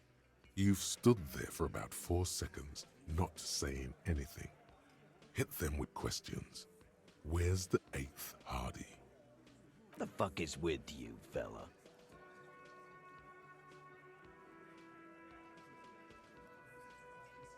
I found 8 sets of footprints, but there's only 7 of you. Where's the 8th Hardy boy? What are you talking about, madman? There's no 8th Hardy boy. There's 7 of us and we're all here. Or what? You want to be the 8th Hardy boy? We ain't hiring. Actually, boss, we've been talking and we think she could maybe... She? So there's an 8th Hardy and it's a Hardy girl? Who might it be? Elizabeth? The gardener? And it's a she. A she is who bought my gun. Shut the fuck up, Glenn! I do the talking here. Now what the fuck do you want, cop? It has to be good if he won't let you pursue it. Looks like the lieutenant thinks so too. So let me get this straight. There is an 8th Hardy boy. It's a she, and you don't like us talking about her? That's right. We're not talking about this. This is a private Hardy Boys matter. Nothing to do with your shit. And you're not cops here. Don't go digging around if you don't want a bullet in the back of your head. I'm watching you. That's a fucking major threat right there. Good. We are all watching each other. Officer, your question. There's no point in pushing it further, he thinks. This is already a victory. We'll learn more about this 8th Hardy sooner or later. I mean, we'll just ask it. Man hanging in the back, did you do it? The pretty boy. You guys really love talking about that pretty boy. Funny. But my partner and I have a serious matter to discuss with you. So why are your boot prints all over the scene? You mean these boots? Size 46 steel reinforced toe. Yes. We all got a pair. We wore them the night we took the pretty boy out back and hung him by the neck. Yeah, we did this. Together. All of us. Until he was dead. That's why our prints are all over the scene. So you just confessed to the murder. Goddamn right. No. These 7 honest men have equally come forth. They told you what happened so that you don't waste any more of your time. All 7 together. They're diluting responsibility. It's an anti-arrest tactic.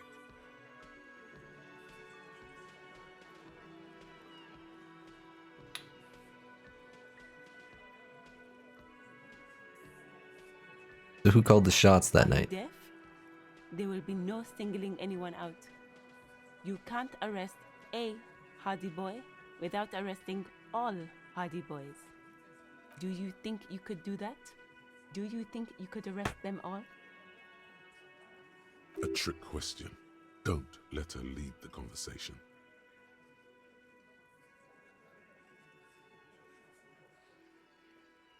I don't have to. One of them was more complicit than others. That's for the courts in Le Jardin to decide. Not for the officer making an arrest. Which we all know you won't be. What you can do right now is go back to your station and write a report. No. We'll stay here and discuss what happened that night.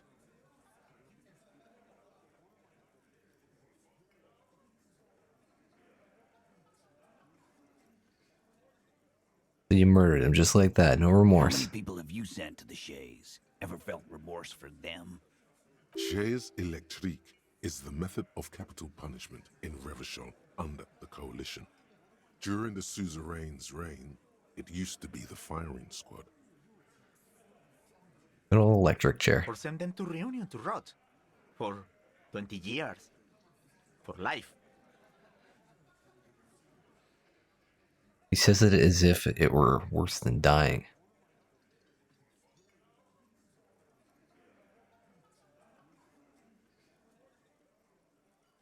What we do is different. We enforce the law, you just kill people like it's nothing. But you see, a lawman, is something people agree upon. And here in Martinez, we agreed that this man had to die. Yeah, okay, so let's get to that. Why? Why? 'Cause he was worthless mercenary scum. And he stepped out alive in my town. He was a mercenary. That's it. And he stepped out of line. By doing what? The kind that shows up when you start a strike. The experienced kind, too. Had Cohoy and Semenine written all over him. Ex-Oranese Special Forces. A live grenade. Right here in our bar. I can't prove it, but I know he was sent by the Wild Pines. They hire merc shit like that. Story of every strike from here to Samara. Right, but what did he actually do wrong? Wrong? He harassed women, raped one, harassed workers, threatened to kill some as a warning. From rape to harassment to threats of violence. Why the strange de-escalation? He regrets mentioning it. Hopes you didn't notice. To kill us all, if we don't open the gates, if we don't let the scabs in, if we don't bend over. That was before he started coming here. Yeah, he said it was his favorite joint now. Started coming here every night. Drinking, grabbing girls. Grab one of ours mid-karaoke, right there on the stage. The eighth person. He grabbed someone? Yeah. This girl's on the mic. A beautiful girl, young. Gets into the second verse of Lover Lake. The fucker grabs her legs, starts screaming. Show me your cunt! Why don't you show me your cunt? Then, he gets knocked on the head with a wine bottle. Doesn't even fall down. Was this the same girl who was sexually assaulted? Raped, you said. Aren't you fucking listening? My man is talking to you. He took care of it. They got the girl out before anything else could happen. Yeah, me and Eugene got her out. Aren't you fucking listening? There's something odd here. Seems like they don't want to talk about that rape Titus mentioned. Why not? This is a serious allegation. Make them talk about it. Yeah, but who did he rape then? This is a very serious allegation. No, you're not getting the name. That's a Martinez matter, and I'm not discussing it with you clowns. There's nothing you can do for now. He's stonewalling you. Alright, okay, then let's get back to the hanging. When did this occur? Confirm the date here. You don't have to keep answering his questions. I know, Lizzie. Relax. We killed him last Sunday night. Seemed like a good way to end the week. So how long had you known him? Known him? We don't associate with scum like that, asshole. Yeah, you don't understand what the question is. You can know somebody without associating them. Yeah! Who do you think we are? Like, saying you know somebody doesn't mean you're, like, friends with them. Quiet. He came around about 3 weeks ago when that Pines cow first sailed into town. Happy? By the Pines cow, you mean Joyce Messier? The representative for Wild Pines? The same company you are striking against? No. I mean the Pines cow. The stupid-ass cow they sent in to fuck us over. The one before Joyce. The midget. Why don't you ask her about the pretty boy? I'm sure she has interesting things to say when you ask her hard enough. That's enough insinuation for today, Titus. Officer, your interview is drawing to an end. Don't waste your last questions. So how did you kill him? We hanged him up by his neck.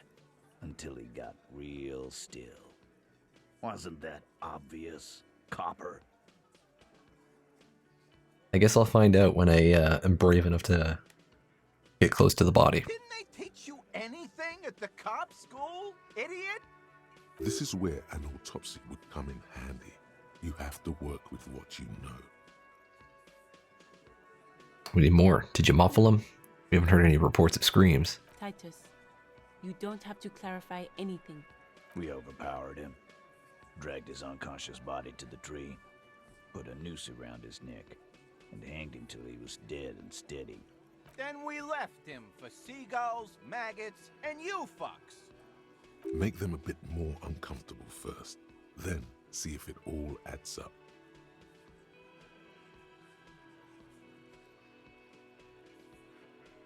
%. That's pretty low.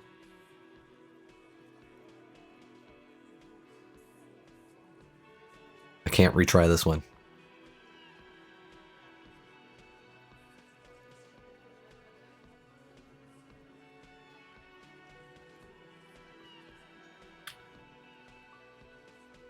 Am I feeling like a gambler today?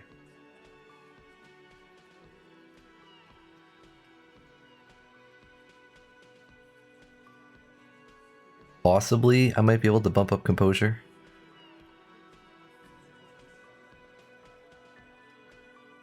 But I can't change my stuff right now.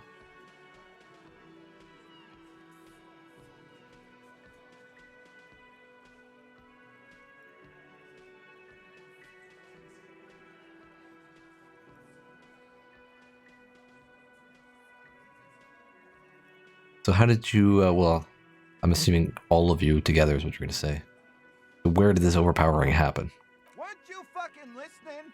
The fucker came to our bar. It happened right here.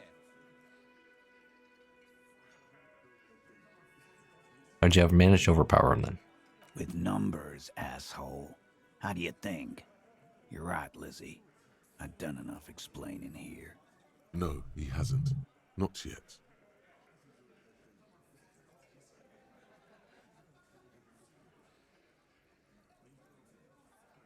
Shanky might be lying. It's 42%. Not great. If I leave the conversation, can I go back into it?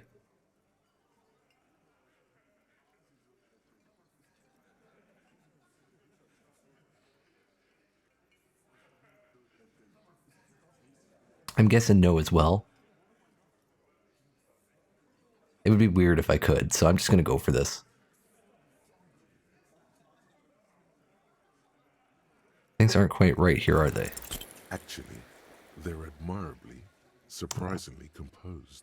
Just failed. The entire room, given how many questions you've lobbed their way.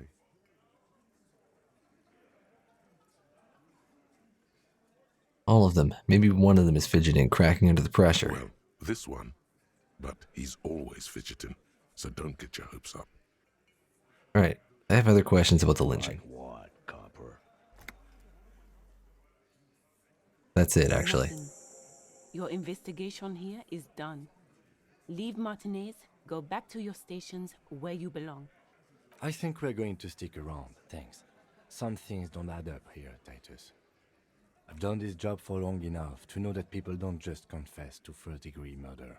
Even if it is a group responsibility, we are going to look into this. Good luck with that. You've heard everything a rent-a-cop is gonna hear from us. Real law officials. You're lucky you didn't get a beating. Weak when you first met? The fuck? What did I say that was weak? Or am I just... I know I'm weak in general.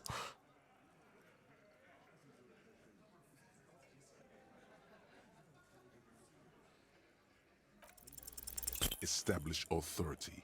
Yes. Authority. Feverish thoughts race through your head. Okay, I need your gun.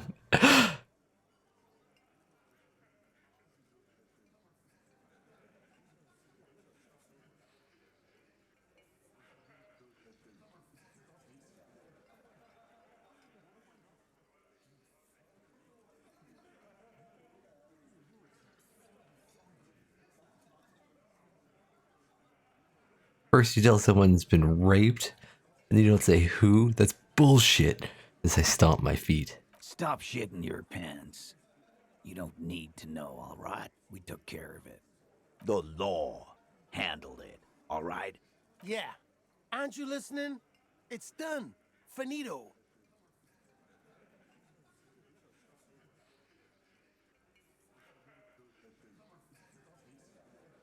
You're not the law. I am the law. For God's sake, stop shouting! Stop breaking things in my establishment! Stop provoking those oafs! They're not going to give you anything, can't you see? I can't have a police interrogation in here. People are trying to eat.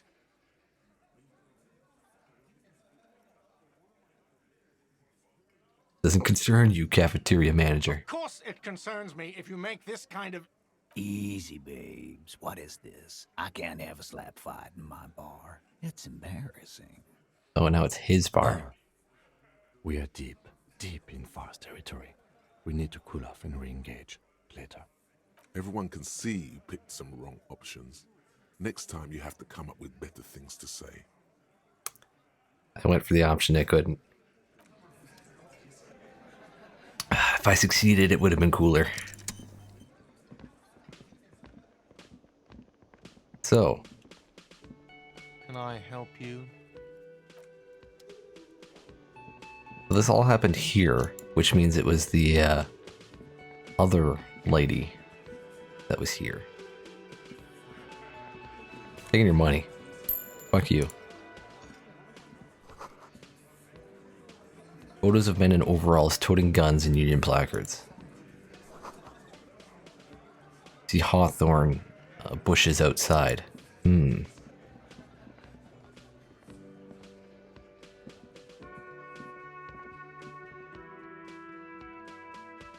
got another skill point.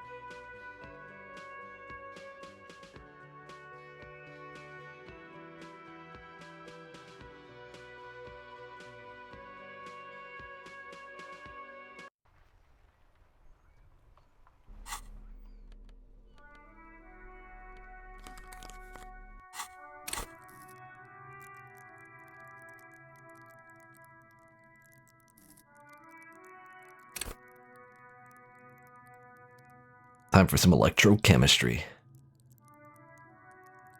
Love and be loved by drugs.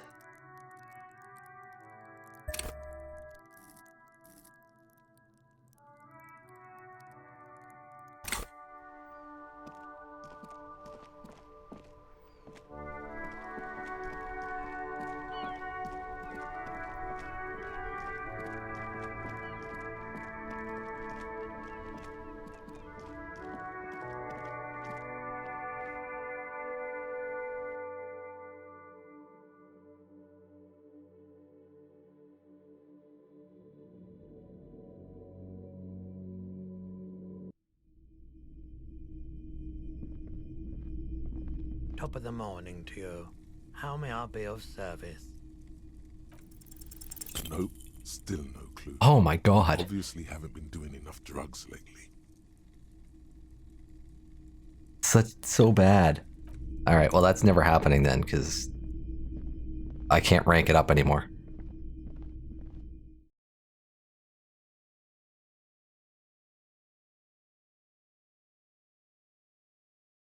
I've missed by one so much today.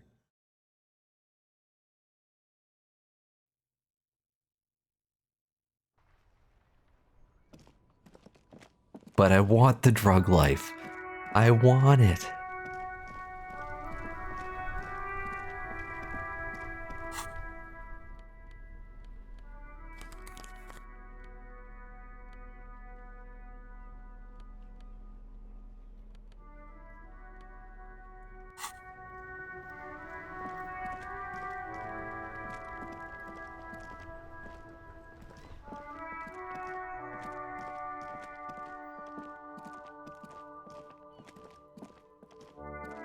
An old call box with a matrix of push buttons lists all the companies in the East Delta Commerce Center.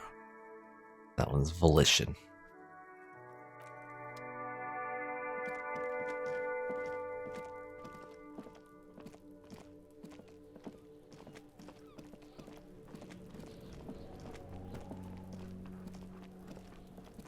There he still is, looking right through you with his white eyes. The boy...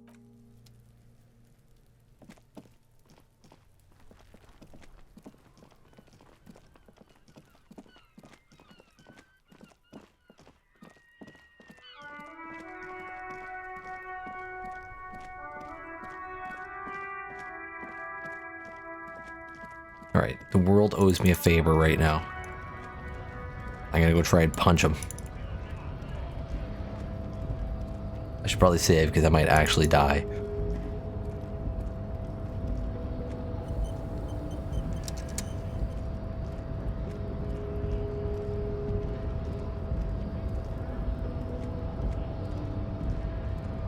The unpromising race pupil returns. Oh, you're not with the Hardy Boys. What is our chance here? 17.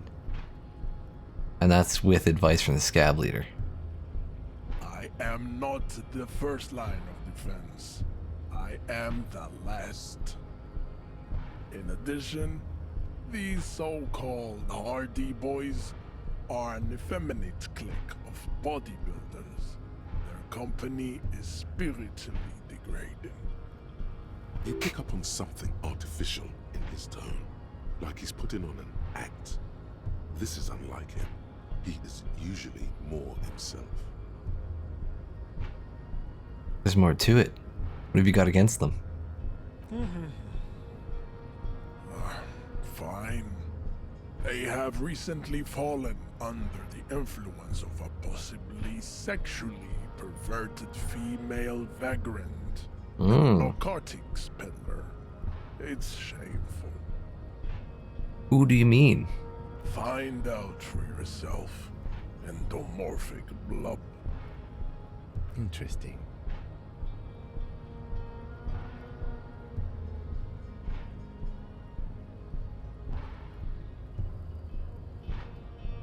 So what are those tattoos of yours supposed to mean? Racists are generally not very good examples of their race. I am not like them. I am craniometric perfection.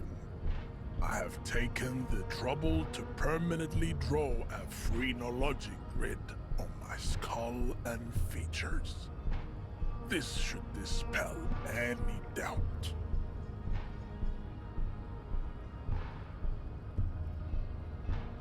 You sure I'm not craniometrically superior to you? You exhibit forward projection of the jaw, indicative of schizophrenia and sexual inaccountability. From a purely aesthetic standpoint, the dimple in your jaw makes you look like a baby. This is not craniometry, just an observation. Okay, what else? It is impossible to see any more of your bone structure. It is covered in the ravages of Al-Hul. From what remain of your features, I can see fleshy lips, baldness of the head, and long arms relative to lower limbs. Long arms. Means I'm good at hitting people. This leads me to conclude you are not a police officer.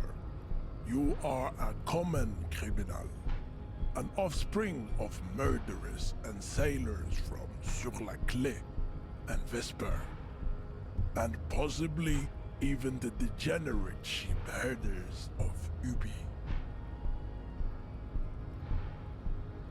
Interesting. So one of my ancestors was Sur-la-Clef and the other Vesper. Your racial heritage is uninteresting. It is the same as all Rivasholians. Your parents and their parents made the decision to reproduce while under the influence of Al-Hul. That is the only reason you are here. He's right there. It's almost impossible to get it on unless you're both drunk. It's too scary when people are sober. You know what? Fuck you. Fail.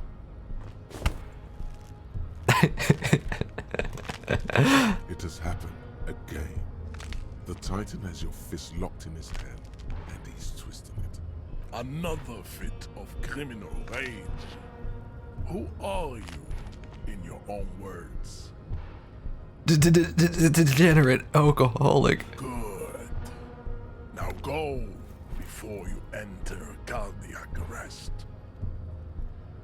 Please, stop doing this. You are making us look bad. God, Kim doesn't like me now. Kim, I had to try. The world owed me a favor there.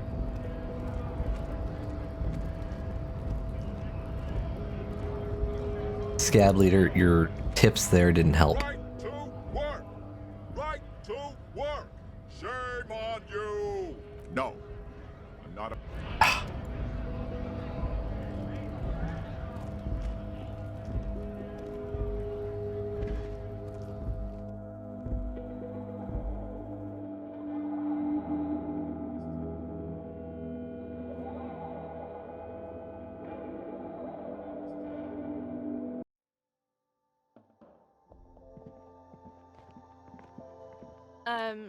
Is this about the questions again? Because I don't really know anything. Did you have a warehouse in the back of Whirling in Rags? A warehouse? I don't know. Maybe. I don't really care what Frit does. Give me something to work with here. She looks up from under her brow.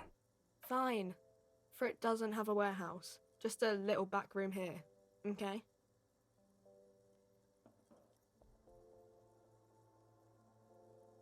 Do you have any ammonia for sale? She looks up from her magazine, eyes filled with tired ennui. Yes. What we have is there, in the medicine cabinet. Go take a look yourself. One of these is the medicine cabinet, this one? A small cabinet on the wall is filled with various medicine bottles, nasal sprays, and blister packs. They all bear the Saint Baptiste Pharmaceutics logo.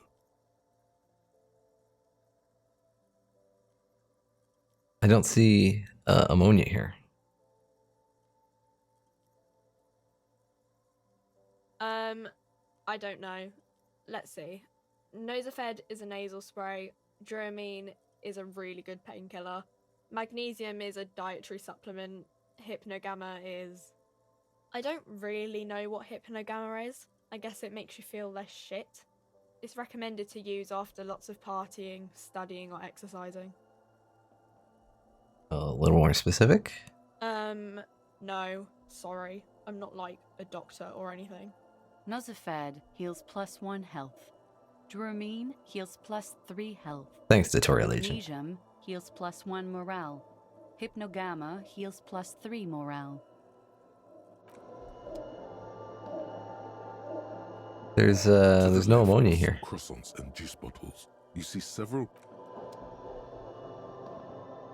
A colorful display of cigarettes. Again, I'm obliged to inform you that both alcohol and cigarettes damage your health.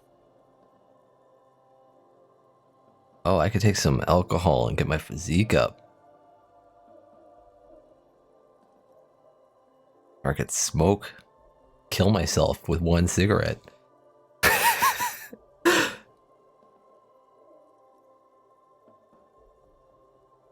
Big brain moment there. You smoke that cigarette, you're dying, and as you're dying, you're like, oh shit, that was a mistake. As your intellect goes out.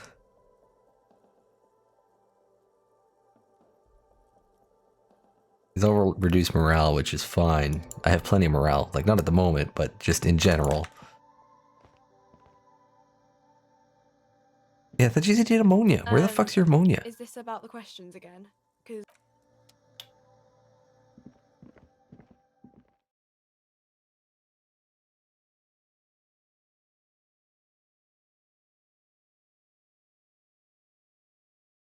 If I had ammonia, I could retry the body.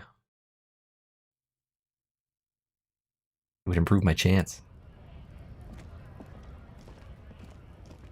Looking for something, Hunt? No.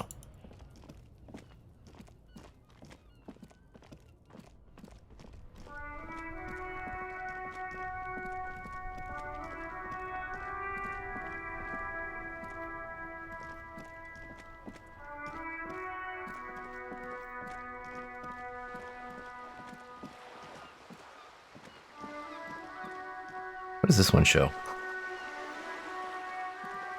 Oh, inoperable.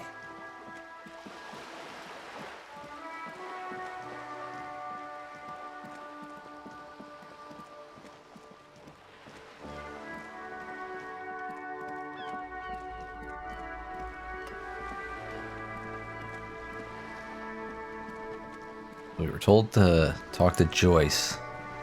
You're back. Good. What can I help you with? No. She already told me about the other dude before.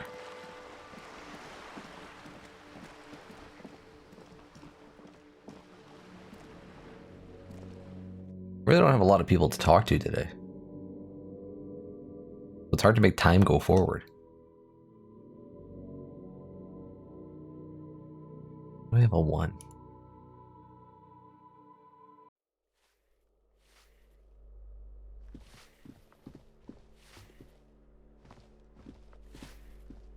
Give me a moment. Who are you? I'm no one. Just an old woman who cleans these hallways. You live here. If you can call it living. I have a little room upstairs right next to the coal room. It's barely bigger than a closet. But I don't complain, no. I have my bed and my aching bones to keep me company. And that's all I need from this world. She hasn't spoken to anyone for a while. Even her sentences feel rusty. Alright.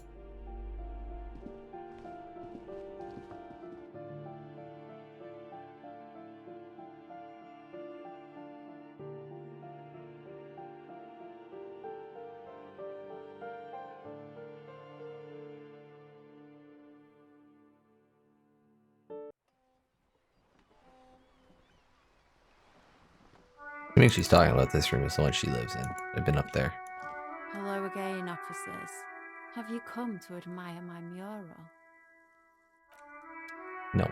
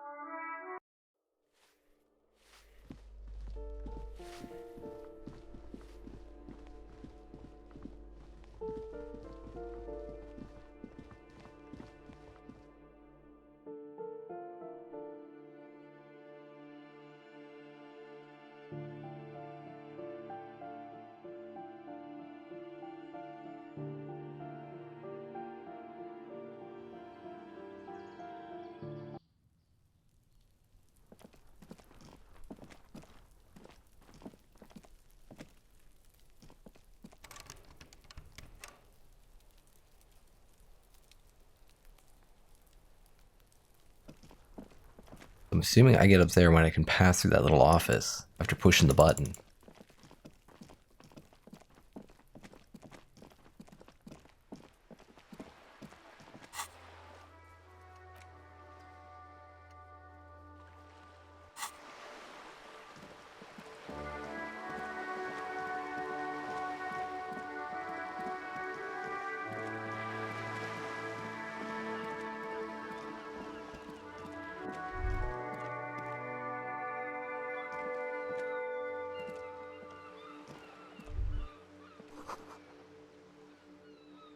The book appears to be erotica, but without actual erotica. Hi, Ace Detective. Are you here for more books? Who is that? Oh, that's Auntie Billy. She's nice if a bit distressed. Why is she distressed? I think she is a bad husband. Not very nice or helpful. Oh, okay. What is romance? It's the type of book where there's a rich lady and she has to choose between the good man and the bad man. Or there could be a story about a poor lady getting a rich man. It's about man and lady business, sir. What about poor man getting a rich lady? It happens, but usually the guy gets rich in the process. Or should actually be rich himself, but has lost his family property unjustly, like during the revolution or something. I see. Those are unhappy books, for most of the pages. People sad about what they have lost, but then it all turns out just fine in the end. What about when both men and both of the men are bad? These are not very common. You can't have a choice between bad and bad. Nobody wants to read a story like that. What if it's written really well? Well, maybe then it's fine. Maybe if the lady then decides not to pick either, because she doesn't need a bad man. Yes, that would be interesting. What about when everyone is poor? That's really not a proper romance story. That's more like everyday life. Sometimes you have to write about real things. Not in romance books, sir. These are about nice and pretty people, and everyone is happy in the end. What about a book where the man and lady business doesn't work out at all? I haven't read many of those. Maybe you should ask Mum. I think she has one about an excruciatingly painful breakup. I don't think it's a romance story if the main characters break up, though. I don't know, think about it. One where they plunge into a torrid spiral of pain and recrimination, only it's really long and drawn out. Scarred for life, phantom limb. No, I don't know. Doesn't ring a bell? Alright, I'll ask your mom. Yes, she knows books, definitely. What was that? An idea for an unfinished novel stuck somewhere in your forebrain? Later, when you get the chance, you should address these issues by getting drunk. That'll show them. Alright, it's enough romance for me. Some about other books? I do have some alcohol. It's supposed to be kicking this habit. Where is it? Is it Tool? But it could make me strong.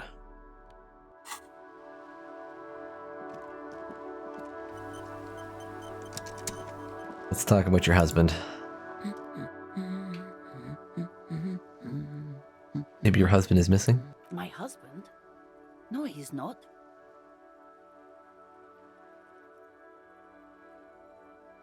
Little girl over there told me you have a bad husband. Excuse me? A bad husband? What do you mean? Not a nice and helpful sort. Do policemen just go around repeating what some kid off the street said?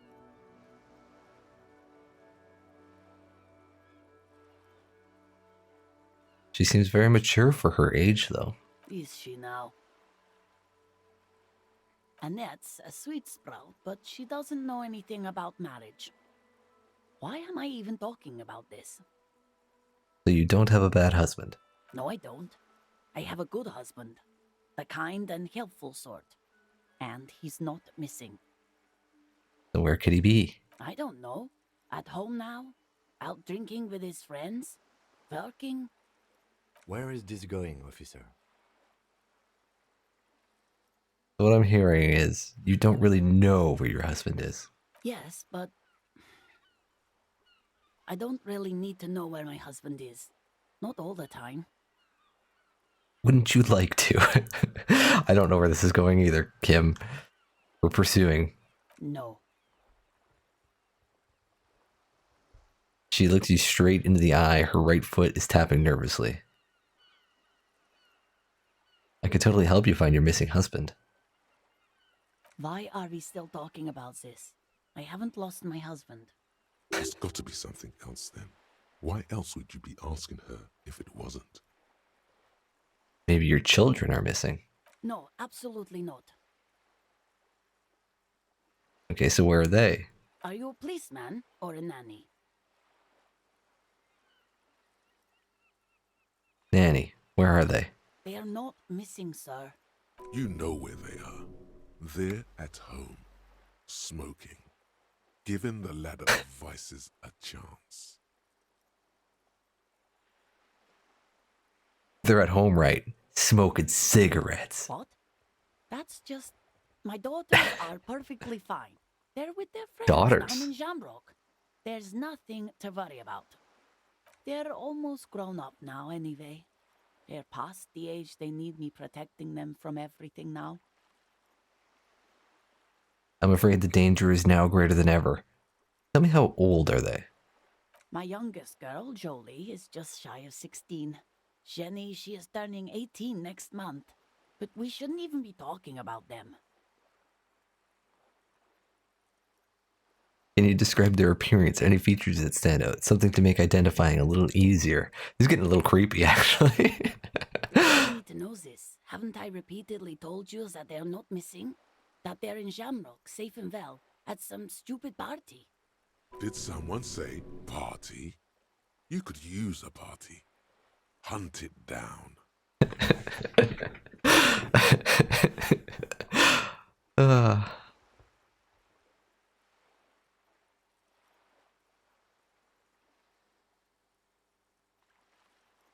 For the investigation, I'm trying to be professional. There is no investigation here.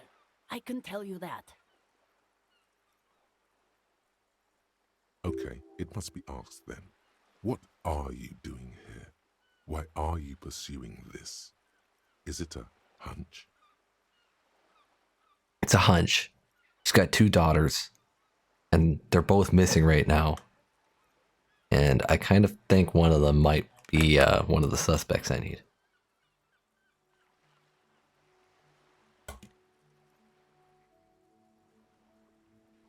Well, I mean, I think it's fair to ask about the husband when the girl here says she's bad. Like, the husband could be abusing her or something. So I think it's fair to ask that. It was a little creepy asking about children and what they look like. Maybe your cockatoo is missing. To disrespect, sir, but you are being a bit of a cockatoo here. For what it's worth, Yeah, I fair agree. enough. But cockatoos can't be stopped when they get ladies. It's better to indulge him at this point. What do you mean I'm being a cockatoo? Go read up on them if you're so interested. There's a great book in the bookstore. Maybe you should. What if the cockatoo is your astral captain? Or your heraldic bird? You know what? Thanks for the tip. Wonderful. The store is open. The woman before you nod.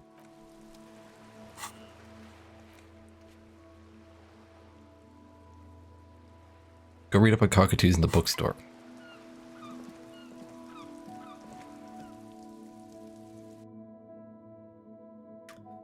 I'm always winning, janitor. I'm a drug-addled communist, like, living the dream here.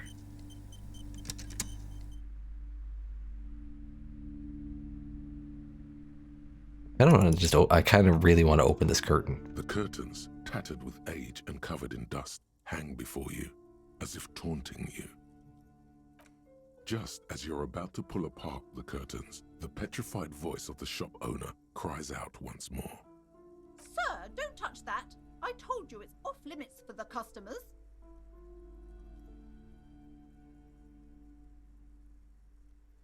Her hand is closed around her pendant, her fingers nervously playing with the talisman. Logically speaking, we're done if you decide to open them. I won't be held responsible for the consequences. It's too dangerous. What the fuck is she talking about? She looks away, mumbling. Why is everyone always messing with the curtains? Why can't they just buy books like normal people?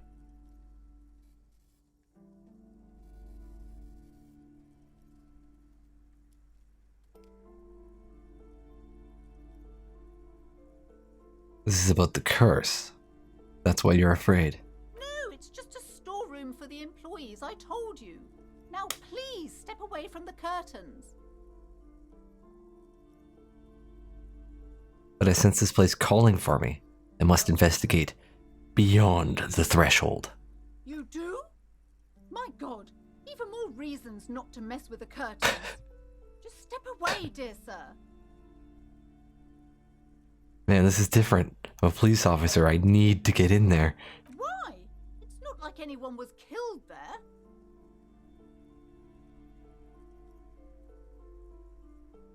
So somebody was killed here. Sorry, I don't mean to be so impolite. Just please don't go there. I can't allow that.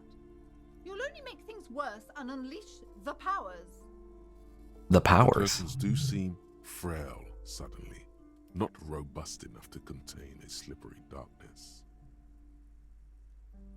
I don't care. You can't stop me. I'll open them. These curtains were made for me. No! Please just talk to me, officer. Come here and let's talk this through before you decide to do anything extreme. Talking is always good. Go see what she has to say. There is something mysterious about the curtains. Be careful. The curtains, tattered with age and covered in dust, hang before you, as if taunting you. All right, we'll talk to you. I won't be around at all this weekend. I have a ton of work to do. Welcome to Crime, Romance, and Biographies of Famous People. My name is Plaisance. Be welcome, and please take responsibility for the energy you bring into this space.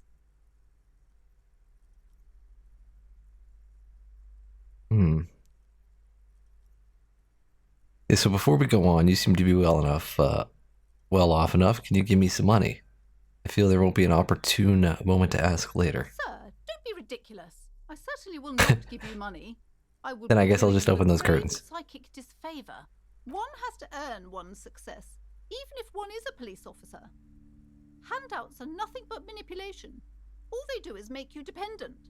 Certainly there are good things to be said about dependence.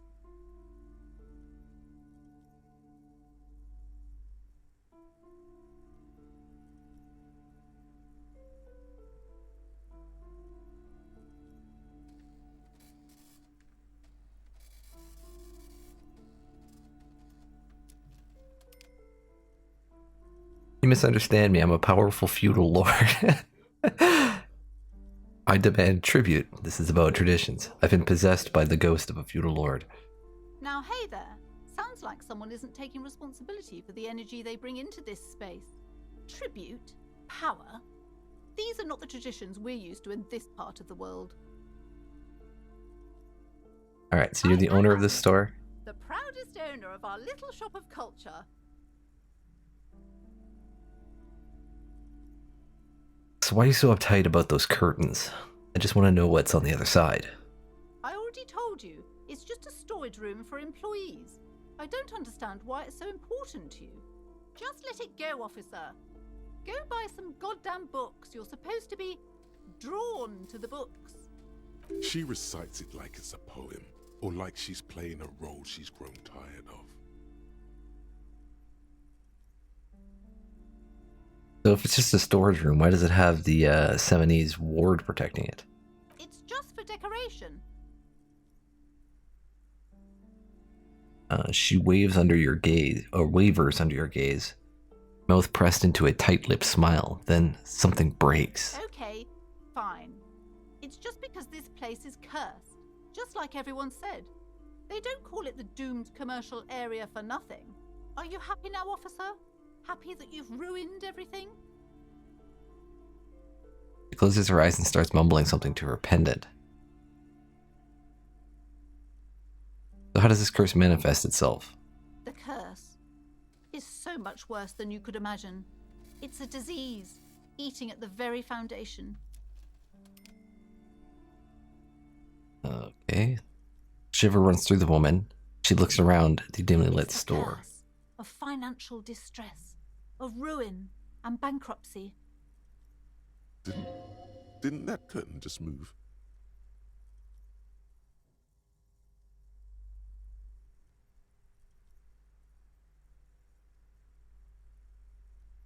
Wait, that's it? I was hoping for something more paranatural. But officer, there's nothing natural about entire companies declaring bankruptcy.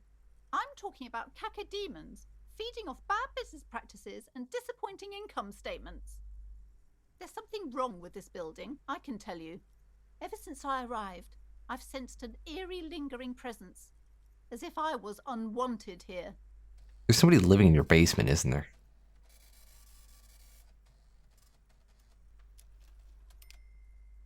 Would you like me to take the case? I can investigate to see if the curse is real. Most certainly not. I'd don't want anyone who's not familiar with the psychic arts to get involved in this mess. Stay away. Leave the spirits be, so they can return to their slumber. My liege, you know what this case calls for? A para-detective. Yes. Yes, it does. I'm feeling some drama here.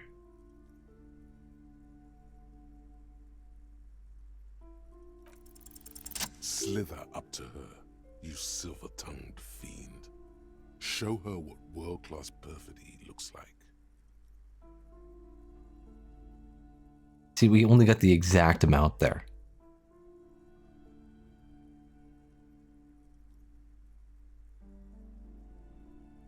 Ma'am, I've come here to help. I've handled paranatural situations before. Are you sure? Don't think I haven't seen charlatans before.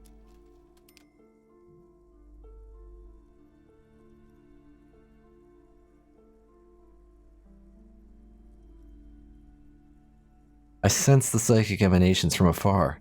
The sleeper beyond calls out. I'm not sure I can trust your claims. Honestly, you look like a bit of a drinker. I'm sorry for being so blunt, but... Hey now, hey. You need the booze to focus, alright? The lieutenant keeps his usual stony calm.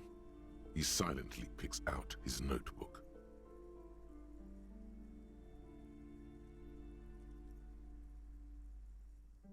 I admit I've had my share of drinks, but only because the spectral realm is parapsychologically taxing. How do you know all this? Here we go.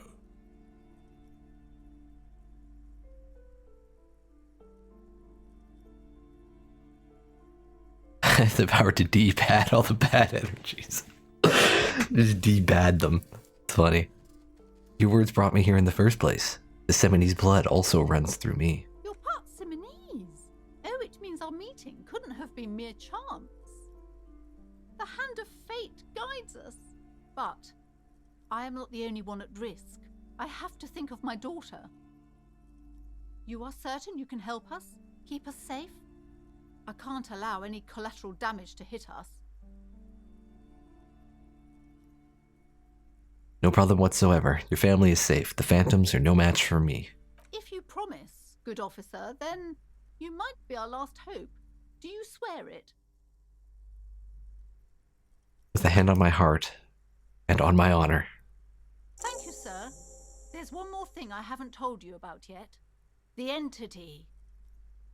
Do the entity. Not act surprised. You know of these things, sire. Of course, the entity. For I have sensed its presence. You have? The entity takes the form of a woman, a witch probably.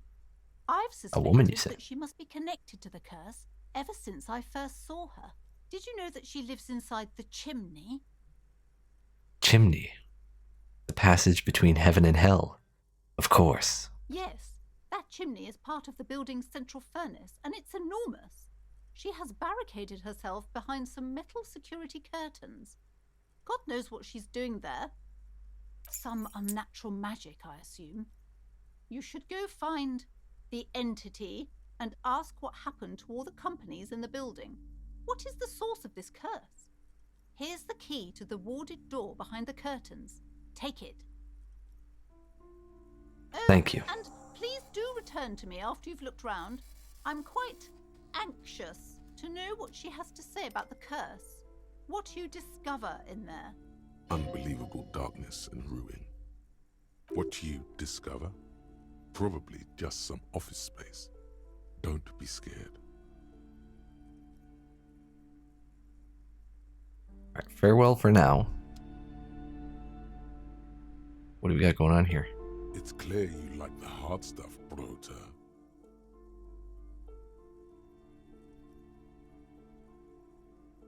What is my lower intestine going on about? Lower intestine? The term is metabolic and circulatory system. Okay, but what's the hard stuff? Fascism, Brota. Oh, yeah. What is fascism, though? Many things, but it's mostly about trusting your gut. Who does your gut tell you is the source of Revershot's problems?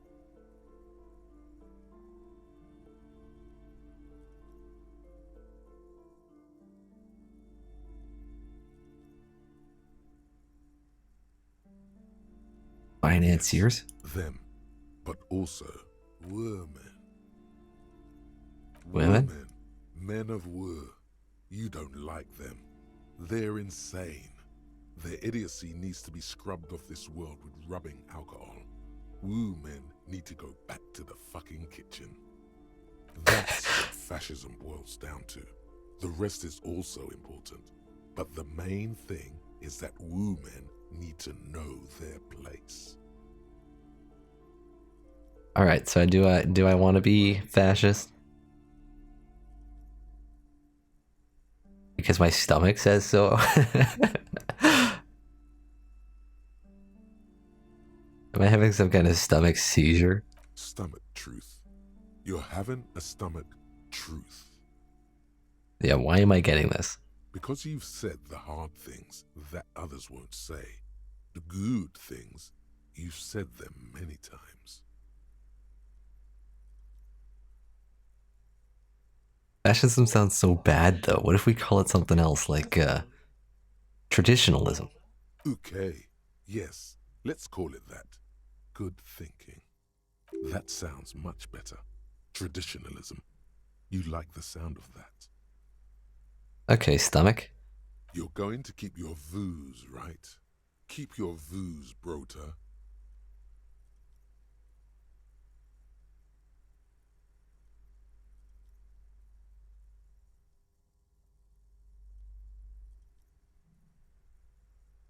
Do I want to be a traditionalist?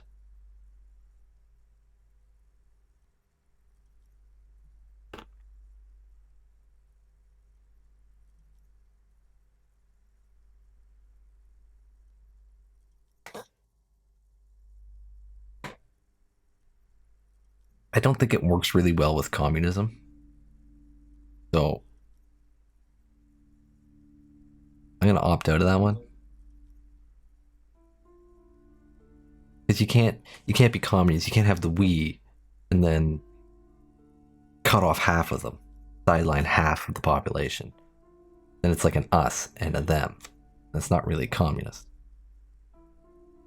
So I'm opting out of that There's one. a slow, painful growl somewhere in your intestines, knocking on your alcohol-engorged liver. It is one of betrayal and disappointment. Mazovian Socioeconomics. 0.000% of communism has been built. Evil child-murdering billionaires still rule the world with a shit-eating grin. All he has managed to do is make himself sad. He is starting to suspect Krasmazov fucked him over, personally, with his socio-economic theory. It has, however, made him into a very smart boy with something like a university degree in truth. Instead of building communism, he now builds a precise model of this grotesque, duplicitous world. Ooh. Left-wing dialogue options gives +4 XP, but I get minus to visual calculus and minus to authority. Downtrodden inva communist. That's funny.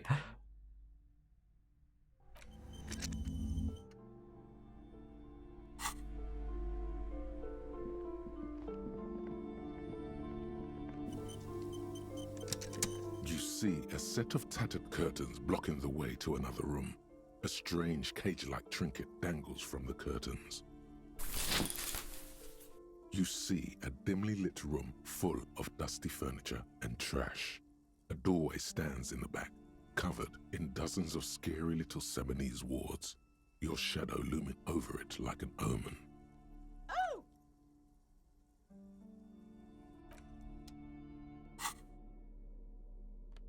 Kim, flashlight, please.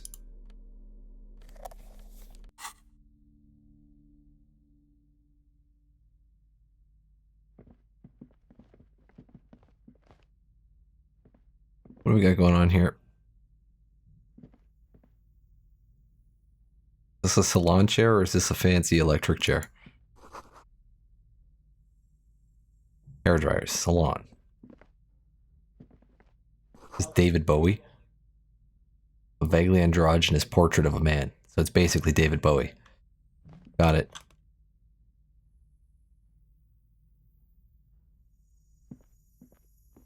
Exactly, that's why I got the flashlight out. It's not even dark in here, I just want the flashlight. It makes it spookier. A heavy door with a missing handle stands before you, covered in dozens, if not hundreds, of Seminese trinkets and charms. It appears to be locked. Well, we can't disturb the spirits first. We gotta actually try knocking. Only an echo. No one is there. After exerting some force, you manage to turn the key. It's eerily silent. The door slides slightly open, letting a draft of cold air into the room. Let's go, Kim. I'm the expert here of the paranatural.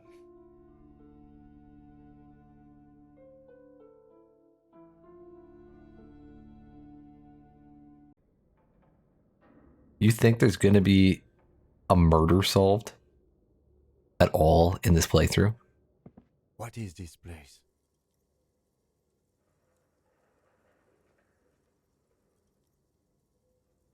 I think this may be the Artemitep's boxing club for youth athletes. Right. Though it looks like no one's been here in ages. I doubt the electricity still works. Good thing we have a flashlight on us. An eerie feeling rises in your chest. Let's just keep going.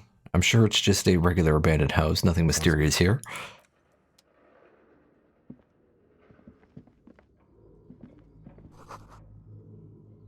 Sand is dripping from a punching bag, so it's got a fucking hole in it. Oh, oh, I need this.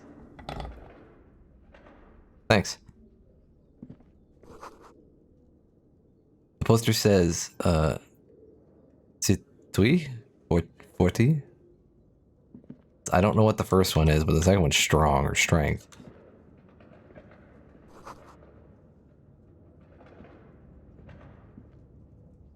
Alright, spot me, Kim. A barbell lies on the floor.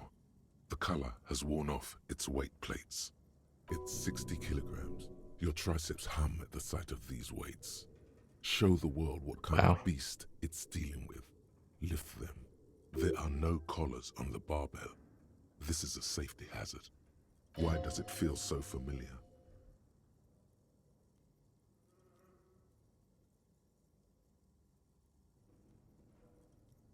This is familiar because I'm a weightlifter with my 1 in physical attributes. Look, Kim, it's a trap. There are no collars on the barbell. The weight may fall off. Better not touch it then.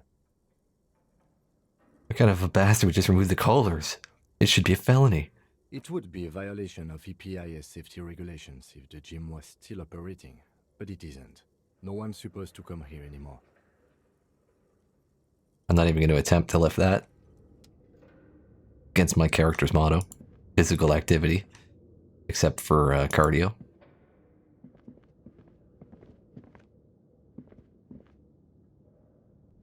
Alright, Kim.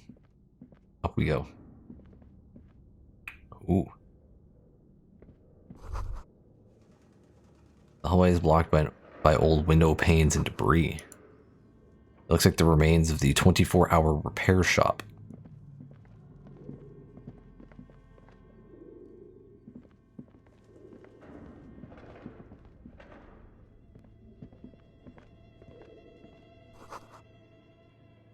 Wild animals stare at you in the dark, stuffed and mounted.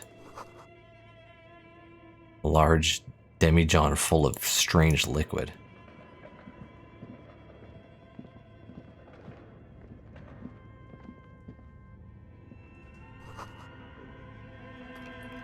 Airship rotors covered in spider webs. They remind you of blades. Well, that's good old mannequins here. A naked mannequin torso, strange yellow color. Blue velvet, soft to the touch, moth-bitten. $1.55.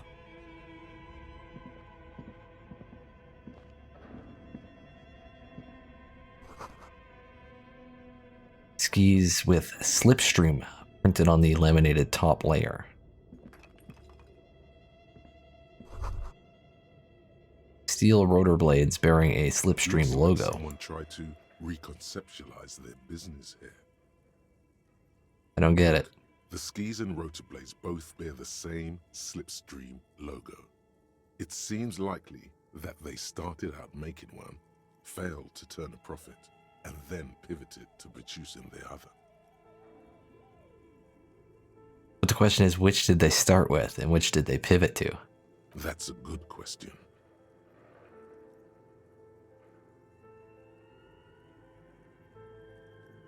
What a strange leap of imagination. And yet they still failed. How sad. Reality is ruthless.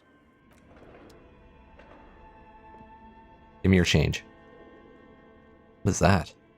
Production schedule of filament memory. $4.50. Oh. Is this Emma's atelier?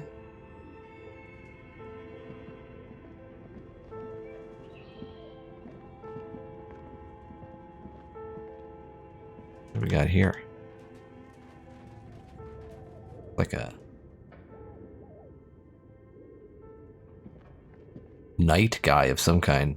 He looks kind of orcish, kind of elvish. Like a goblin or something. Your flashlight slides over an old green chalkboard covered in scribbles, sketches, and schemes like some ancient cave mural. Some of the writing has faded with age, but you can still make out sections here and there. Photos and drawings have been pinned to the board. Check the drawings. These lithe, pointy-eared creatures appear to be different types of welkins. You make out autumnal candle welkins, casting wax-based magic. What are welkins? Translucent welkins, with organs shining under their skin, and even ether welkins, hailing from the vast emptiness of sidereal space. Who are all those creatures? Fantasies of a tortured, feverish mind? You should adopt one of those welkins as your persona. No longer a mere man, but a welkin. What is a welkin? Hang on, let me Google this. See if I want to be one. Welkin.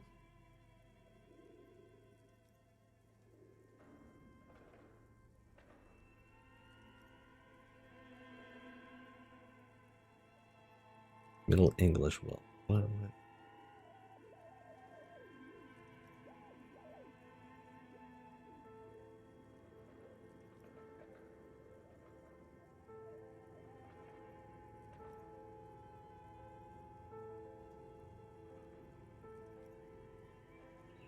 I still don't understand.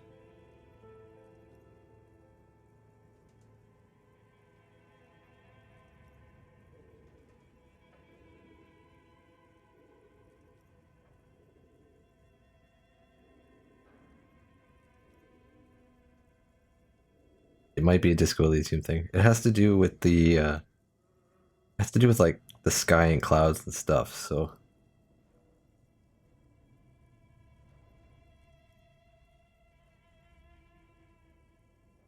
One of the welkins, towering among the rest, appears to be different, however. this is important. It's Vara Hamira, a high welkin, his face white and scarred like cracked marble. This is clearly a welkin supremacist. The note says, all non-welkin races will be purged. The Haldor, the Twarg, the humans, and even headless men, all of them, purged. Imagine a world filled only with welkin. Oh, this is a racist thing. Dread welkin, and the high welkin, to rule them all. An inordinate amount of time has gone into drawing these little welkin creatures.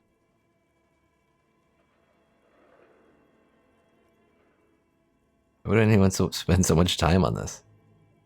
Some people really like building a world, I think, even if it's just for a game. Who are these creatures? Who drew them? Are they real? I have so many questions. This looks like concept art for a project. It's not really real. One of them is a Welcome supremacist. Mm-hmm. Political commentary. That one has a great beard, too. Well, this has been educational. Let's move on from the Just Welkins. look at those details. So much effort. Oh, let's make the photos. The photo collage depicts barren, icy landscapes wrapped in perpetual night. You see permafrost and glacial landforms, dead trees grown in under the snow. Entire oceans have been frozen from shore to shore. There are pictures of settlements on dried-up riverbeds, abandoned in a storm. Animal corpses in the dark, carcasses and bones. You see primitive oil rigs built into glaciers, boreal dvorg, yurts under the snow, great mammoth-like beasts of burden. Albeit dark and cold, this vision also feels cozy in its own way, like eggnog or morphine, a much-needed respite from our own world. A pinned postcard reads, "The heat death scenario.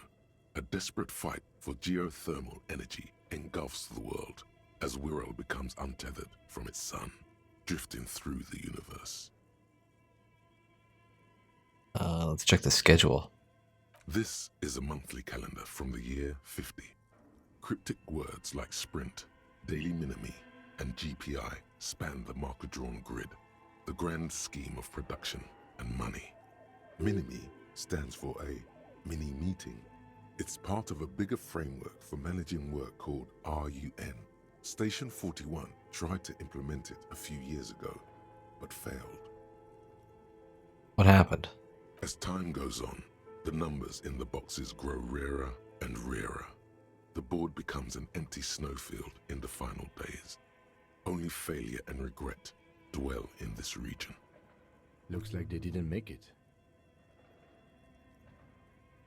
Looks at the frigid ice field of nothingness. A note in the bottom left corner of the chalkboard says, "See the prod schedule filament for details." I don't even know how to inspect that filament thing. I have it. Check the notes. The handwriting is only partly legible, but you can still make out 3 slogans: "Call in, tune out," "Wirral untethered," and "Heat death of the universe."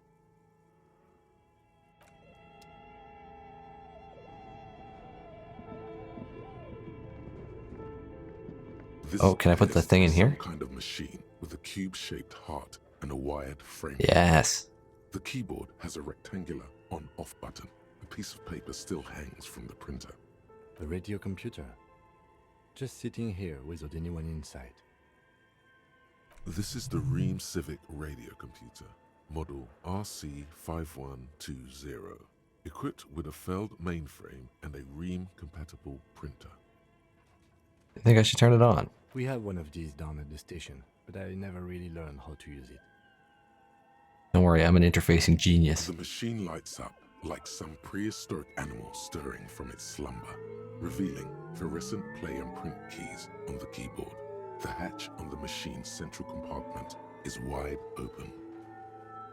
I'm guessing there's nothing in it right now. It's empty, like a beehive without its brood. Some cables have been left dangling, disconnected. The filament you have would fit perfectly inside the compartment. Let's do it. The production schedule. Like a smooth draw, the filament slides into place. On the keyboard, the play key starts blinking.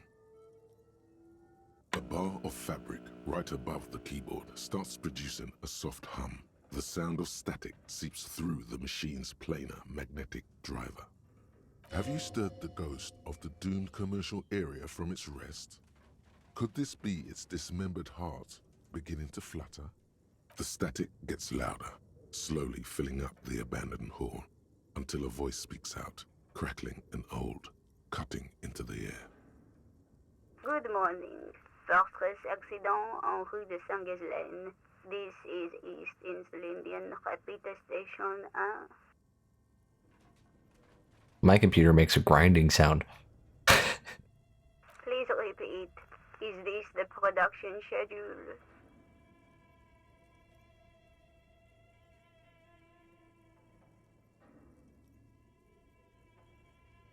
is the production schedule? The filament you have inserted into the reader. Oh, you mean that glowing thing I put inside? Yes. Is that the production schedule? Yes. Good. Please repeat the password. Password? Of course it would have a password. That's why there's a human administrator involved. Is it my birthday? No. A hint system is not part of the protocol for repeater stations.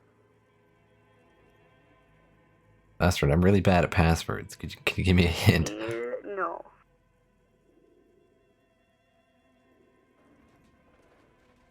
I don't know the password. Received. I will register this login attempt. Don't worry. Passwords have a way of turning up sooner or later. Fortress accident. Is there anything else I can do for you today? So why do you call me Fortress Accident? Fortress Accident is the company on whose name the terminal you are currently using has been registered to. Huh. One moment. Fortress Accident SCA produces revolutionary interactive call-in radio games. That's what the catalog says. That's not bad. Wow, so conceptual. And what's that? This interactive call-in radio game? Any other questions? I just asked one. Are you a machine or are you alive? Yes, I am alive. I am 74 years old and my name is Yvonne. She repeats passwords. Programming people are all paranoid.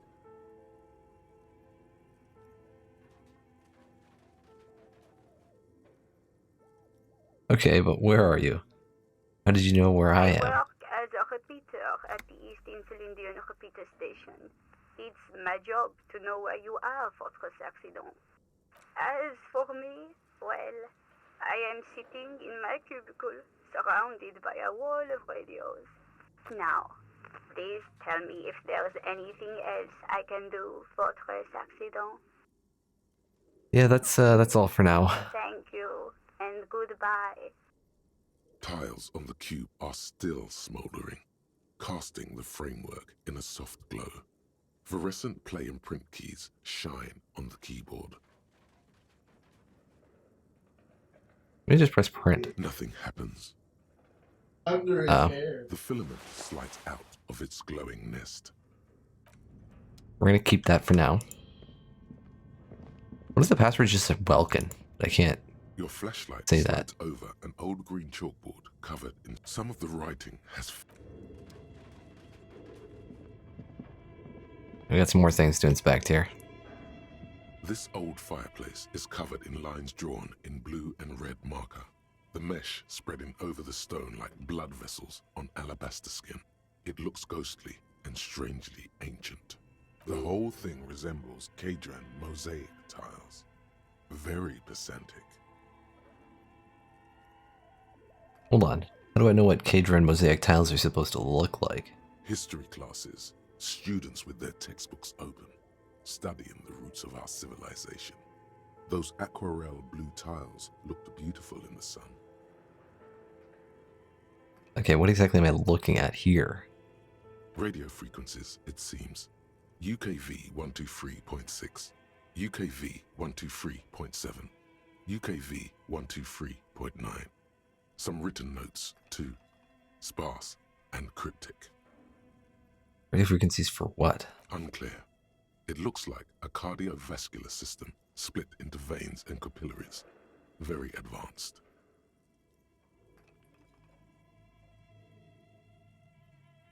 We're dealing with something medical. You think so? The web is comprised of radio stations, all lead back to one red heart, titled The Game Master Frequency. A note says, this one can listen in on any station it wants. They must have had massive... It's part of their game. These things don't come cheap. So who's the game master? Someone very important. The leader of a massive on-air game built by these people. A conductor for the hundreds of story threads that pass through the game master's frequency. Game who's playing? Whoever decides to call in to a call-in station, it looks like. There's no way a little basement studio working here could pull anything like this off. My God. It's as if the less money they had, the more ambitious their project became. The cost of air width alone must have been huge. Exactly. This schedule, I know doom when I see it. The company was running out of funding. What else? Nothing. It's just lines on marble. An echo from times long gone. No one has used the fireplace in ages.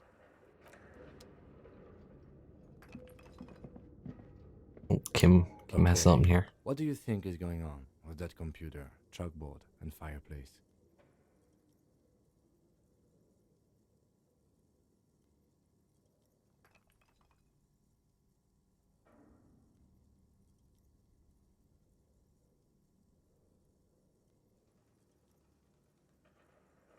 Undercover counterintelligence program. No, that's not it.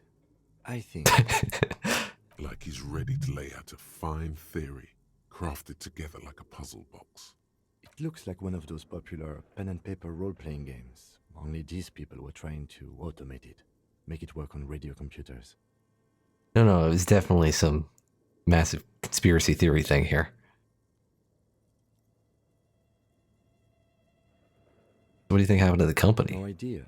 They stopped filling out the schedule on the chalkboard. How are they planning to do this? Through call-in stations. None of the players have to be physically present.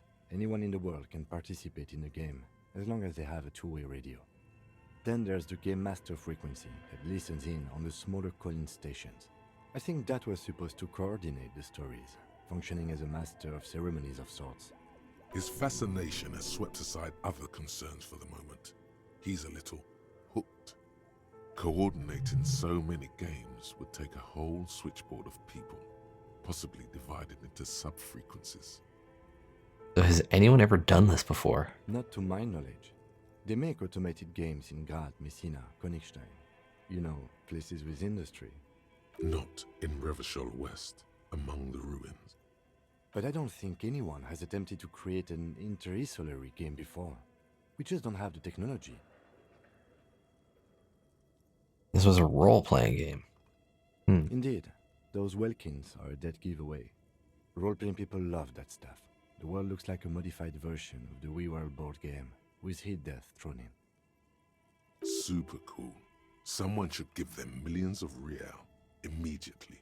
This game is too good to be left unfinished. Wow. Indeed, it's ambitious and untethered from reality, but... The lieutenant tilts his head, thinking.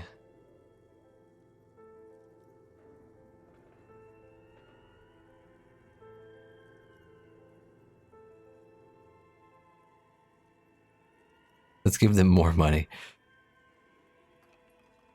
They were insane if they thought they could do this.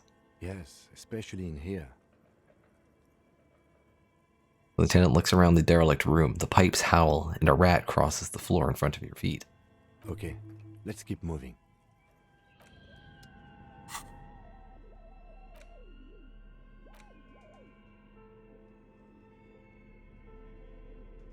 Oh, it does actually say production schedule on it. And then we got our pool.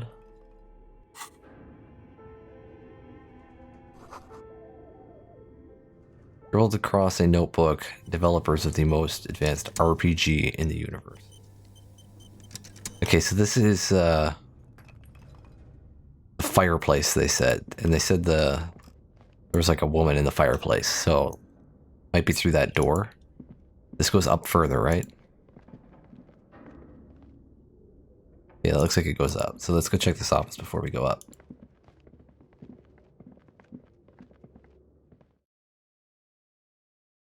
The loading screen.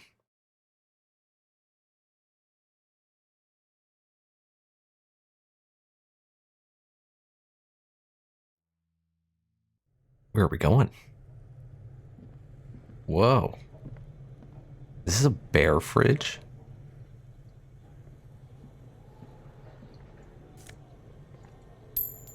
Oh, 2 real.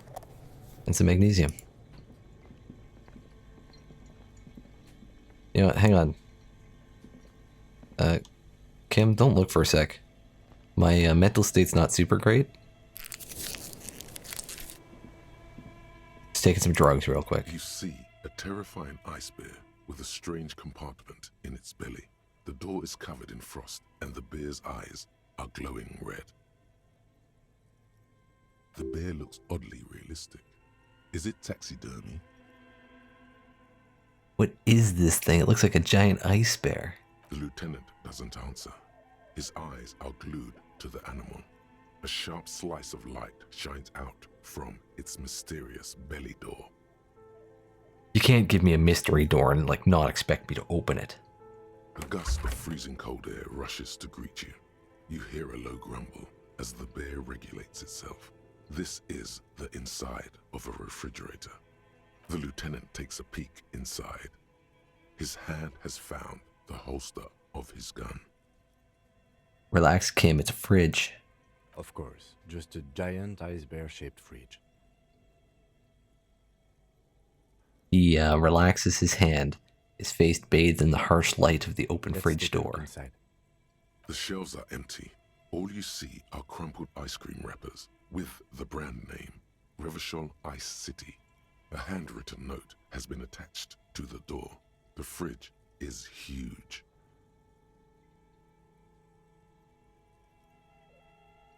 Take the You note. pocket the note and the little fridge magnets keeping it on the door. Look at the magnets too, nice. Provide an interactable item. Investigate this item further by going to the Interact tab in your inventory. Got it. So let's examine an ice cream wrapper then. A friendly cartoon bear smiles back at you from a glossy cellophane wrapper. It looks nothing like the fridge. So what is a giant bear-shaped fridge doing in an abandoned cellar in the first place? Good question. It looks like an ice cream fridge. The lieutenant reaches for one of the wrappers. He studies it in the light. So they tried to sell ice cream from this hyper carnivore. I know. What an unfortunate marketing choice. What is even worse, the bear is still costing them money to this day.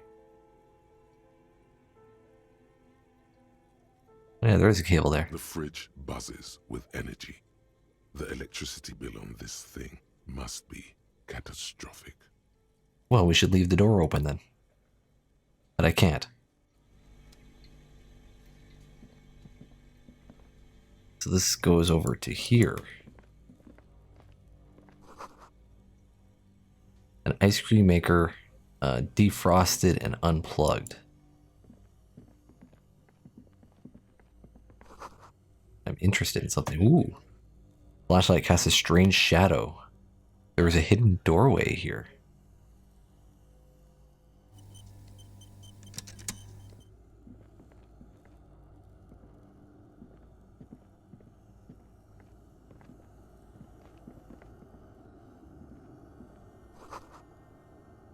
Two rusty rifles are hidden above the piping. They look inoperable.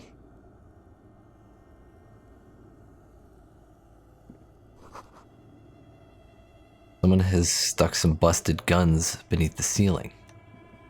A few bricks have fallen off, revealing a compartment behind the wall. It's too dark to see in.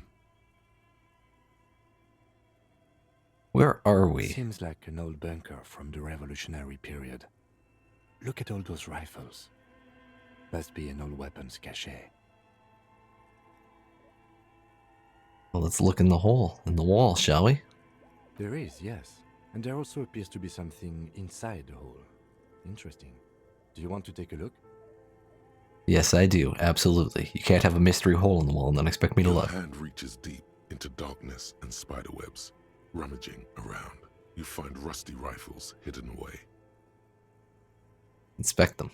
Most of them are rusty and inoperable, like the rest, but one catches your eye. A bolt-action model with a fine wood stock. in better cosmetic order than the others. Yeah, this one looks nice. That's a rare sight. Seems to no longer be functional, but still a beautiful thing in its own way. He said the first thing he said was that's a rare sight, but he should be saying an old bell Magrave from the Revolution. What does this mean? A rifle here. It means there are firearms, albeit inoperable, still lying around in Martinez. It's an interesting coincidence, I would say. Might come in useful in the future. He likes this find. Yeah, I did something right. Okay, let's look at these things that I got here. That's only worth 1132.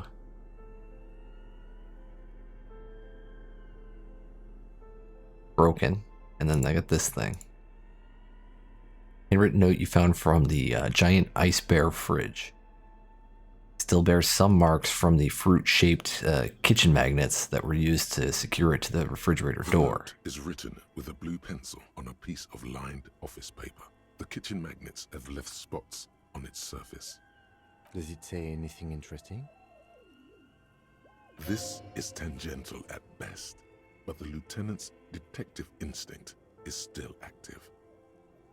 Read the note. Someone has scribbled, S. I can't believe the off-site copy is still here.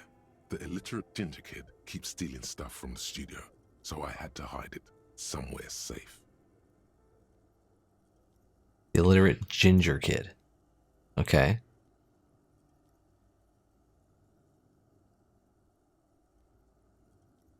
Light copy. You'll find the filament memory with the off-site copy in the frozen There we ice go. cream maker.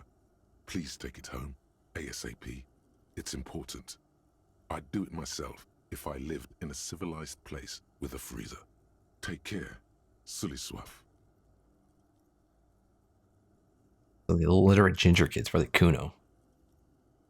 Wonder who wrote that note.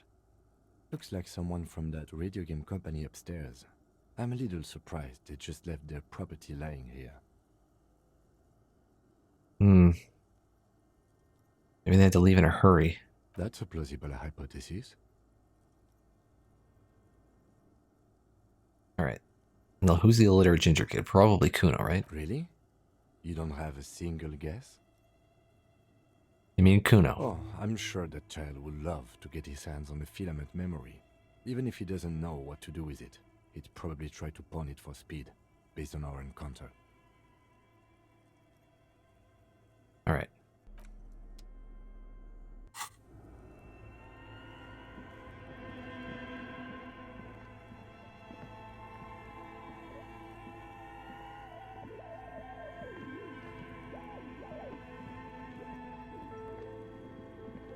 So, this one here? Oh, I gotta go back over this way. I thought it was this one.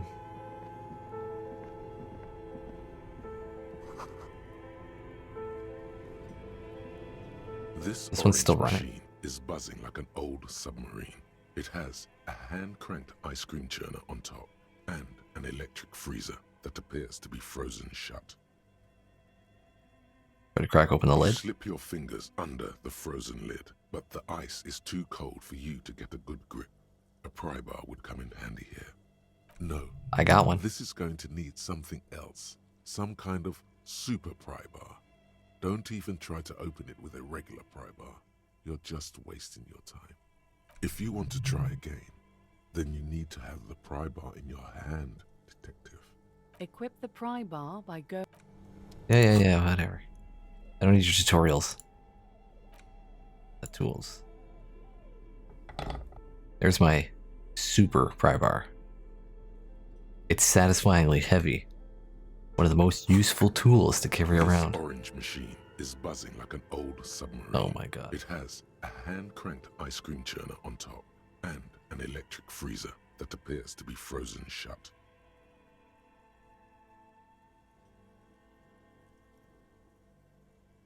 Minus 20. Pry bar not strong enough.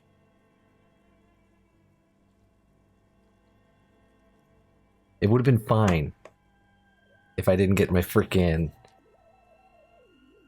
stealing skill getting in the way. The ice squeaks beneath the pry bar. You think you've got the bar jammed in there pretty well. but the lid simply won't budge. I got a 2. Sorry, I got a -9. What is You this? see the pry bar's metal handle bending right before your very eyes. Yeah, well, that's a good pry bar. I'm not criticizing it, but this ice cream maker is frozen shut. It takes an advanced tool to get it open. Yeah, where do we get one? I have no idea, officer. This ice cream maker isn't important enough to requisition a special tool. Sooner or later, you will stumble upon a tool mighty enough. Then we will know what's in this mysterious ice cream maker. I know what's in there, and I don't want to turn the crank because I'm afraid it would grind it up.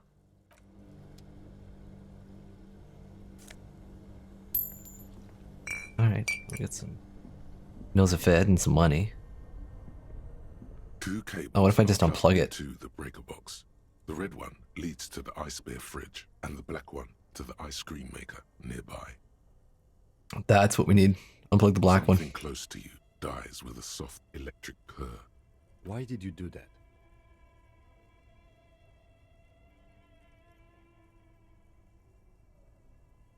Hopefully those things don't get damaged with water.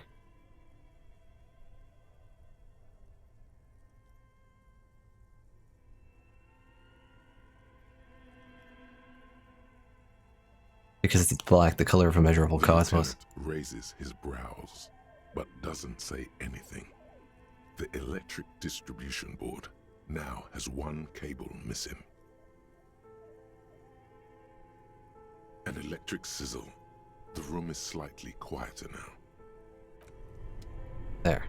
That should also solve the noises she's hearing, maybe.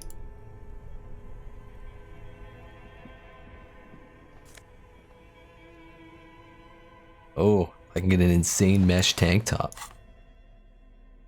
Hold on.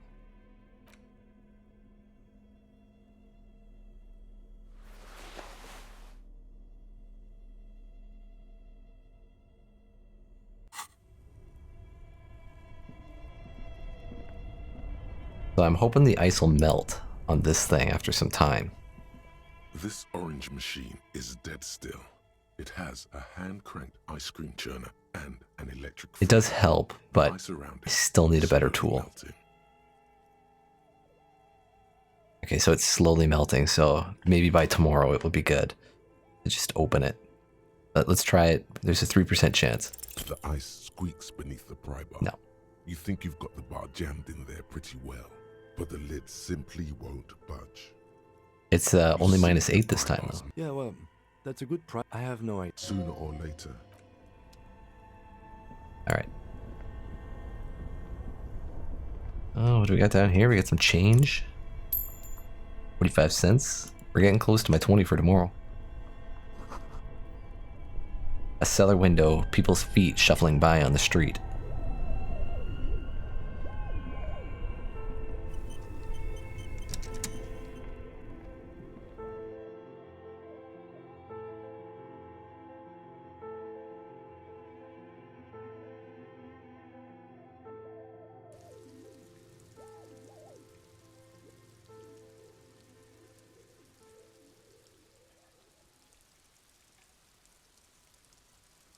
Oh, I'm out here now. Oh, well, I can go in this door.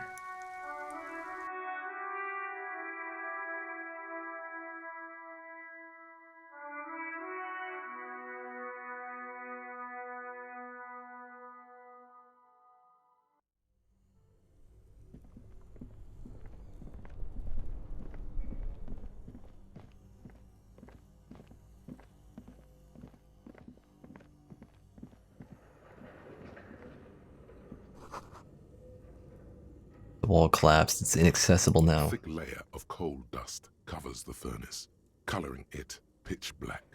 Looks like this furnace has a face, and it's a face of agony. Kim, what is this thing? Is it a furnace? It's actually fucking massive. Looks like it. Looks like an old central furnace used to heat the building. It's connected to the chimney. No one has used it in ages. No signs of any recent fire. Only dead rats. Look inside. It's dark and grimy here. In the darkness you can hear chatter. It's coming from above. A voice or several voices talking to each other. Near the smoke chamber, upstairs. What are you doing?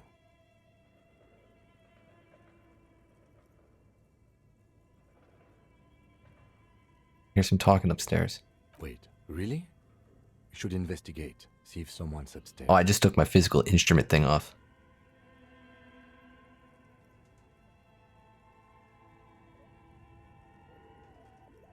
Maybe it's the malignant entity. Like someone said it lived in a chimney. You're right. The rooms do look like they're connected. But malignant entities don't exist. At least not the supernatural kind. Always has to be the skeptic, this man.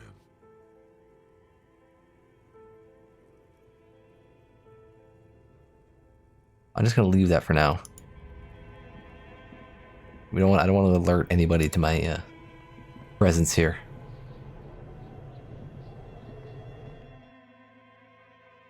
So I have that rifle.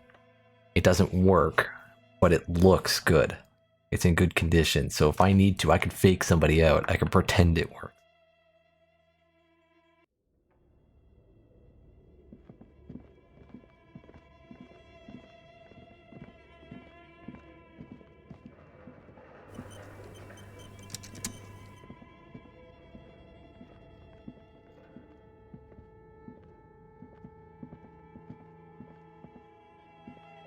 Cans up here. I need to put my what's this?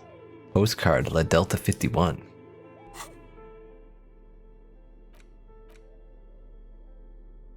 The sunlight has made this postcard almost completely sepia toned. Midtown traffic passes overhead. The ghosts of skyscrapers disappear into a beige midday mist, vaporizing from the delta on which the district was built. This postcard is prepaid.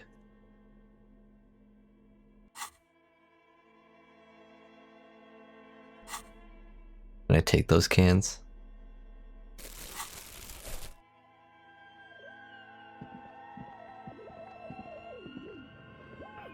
What is this? Shoes in a puddle of melting snow. That means they're fresh. An iron safety curtain curves before your eyes, folded like a bellows. It covers half the room, blocking the way into a colossal industrial chimney.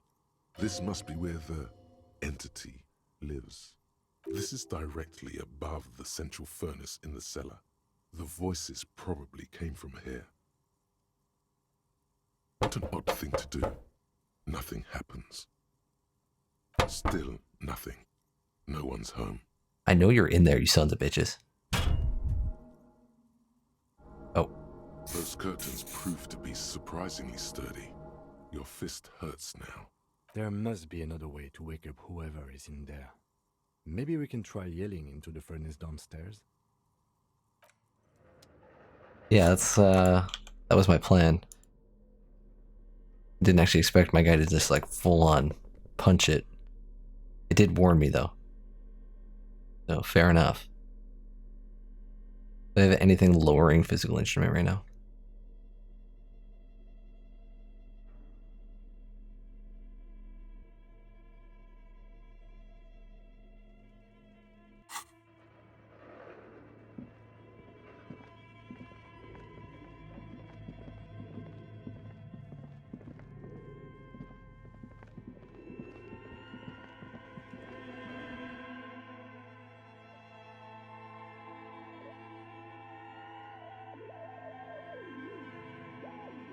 So we're gonna have like a 30% chance to do this. I don't see it happening, but the game owes me. It owes me a difficult success. A thick layer of coal dust covers the furnace, coloring it. 42. You owe me this game. You muster all your strength and yell. One away again. The irritated, hungover throat can produce little more than a dry croak. A lifetime of smoking and drinking will do that to you. The chatter from the chimney continues on as before. You seem to have made no impression on whatever's up there. Then again, maybe it's worth actually trying something up there. Maybe you should let your voice rest, officer. Try again later. I'm gonna kick it. The hollow ring echoes through the furnace. Your toe hurts. I knew that was gonna happen. I was hoping it would like alarm them or something. Oh, but it did help. It gives me another chance. Okay. Worth it. For kicking the furnace. 58%. Something breaks loose. There we go. A mighty It was bell worth it. echoes throughout the chimney's depths. The chatter of tiny voices above suddenly cease. Then You hear a woman's voice you answer. awaken the entity. Hello, are you there? Speak to me. Hello? Did you say anything? I can't hear you. Please come upstairs. There's a safety curtain on the second floor. I'll open it. You hear Thank a you. low rumble upstairs. The sound of a curtain being pulled aside. After you, officer. I kind of want to smear my hands with coal. I don't know why. I have this urge to just cover my hands. Kim would look down on me though. He would think I'm some kind of weirdo.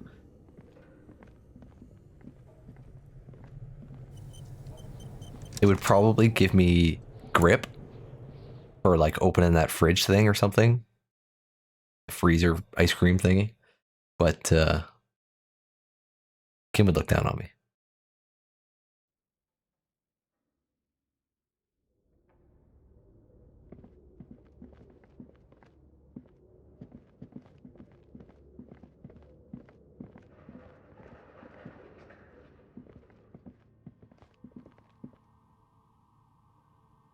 Hi.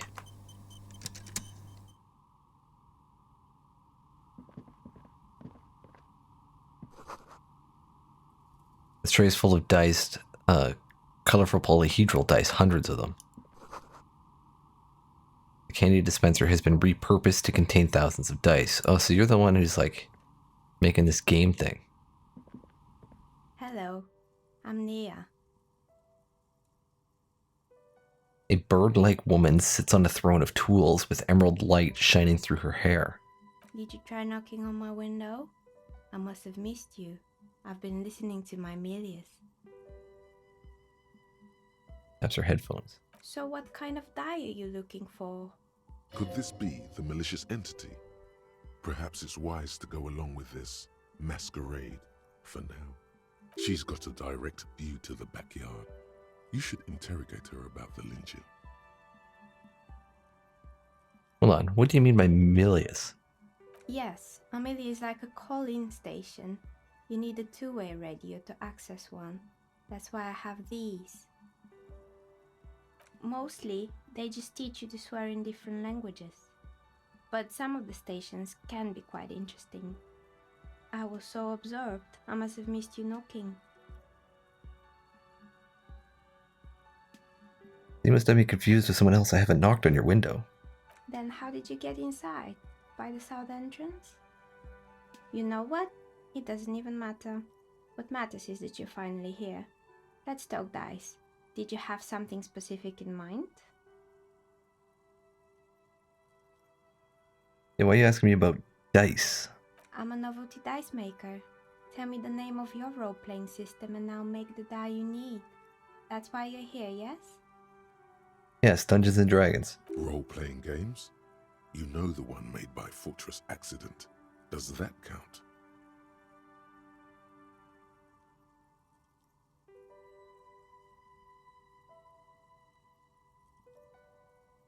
Sure, I like role-playing games, and I need some dice. Very good. My rate is 10 real per set. Unless you want something really unusual. Oh my god.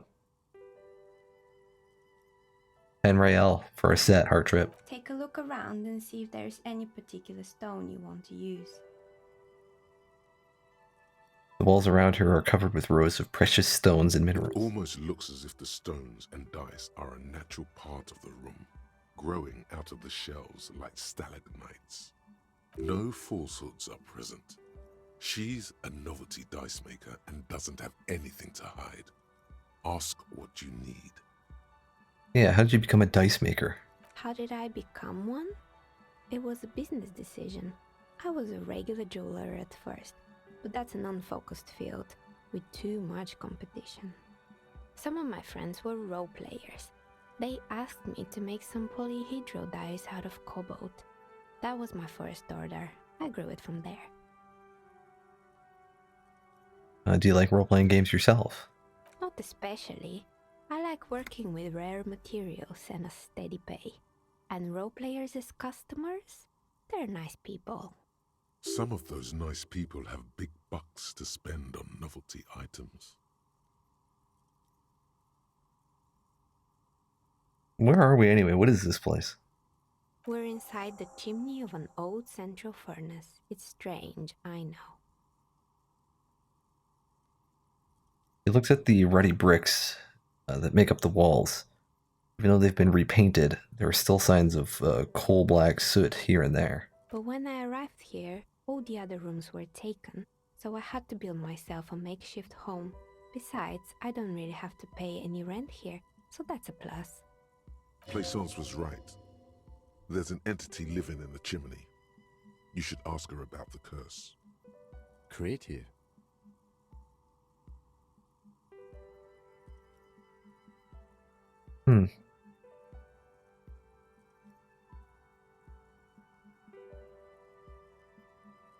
Yeah, do you know what happened to the other tenants? Everyone else is gone. More or less. Are you interested in anyone specific? Oh, quite a lot of them spring to mind.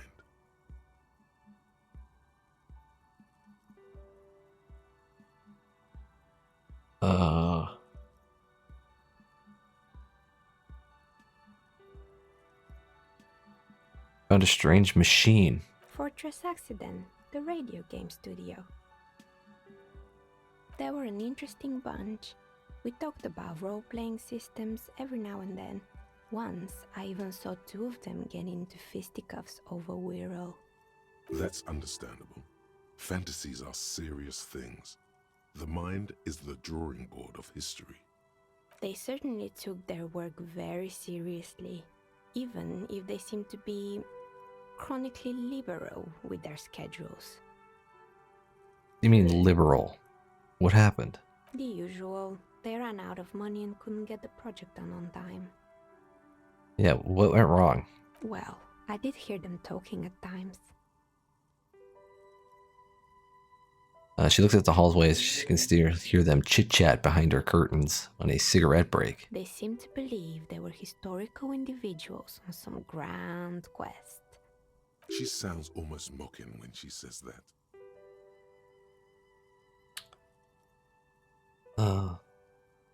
From what I've seen so far, the project did look quite impressive.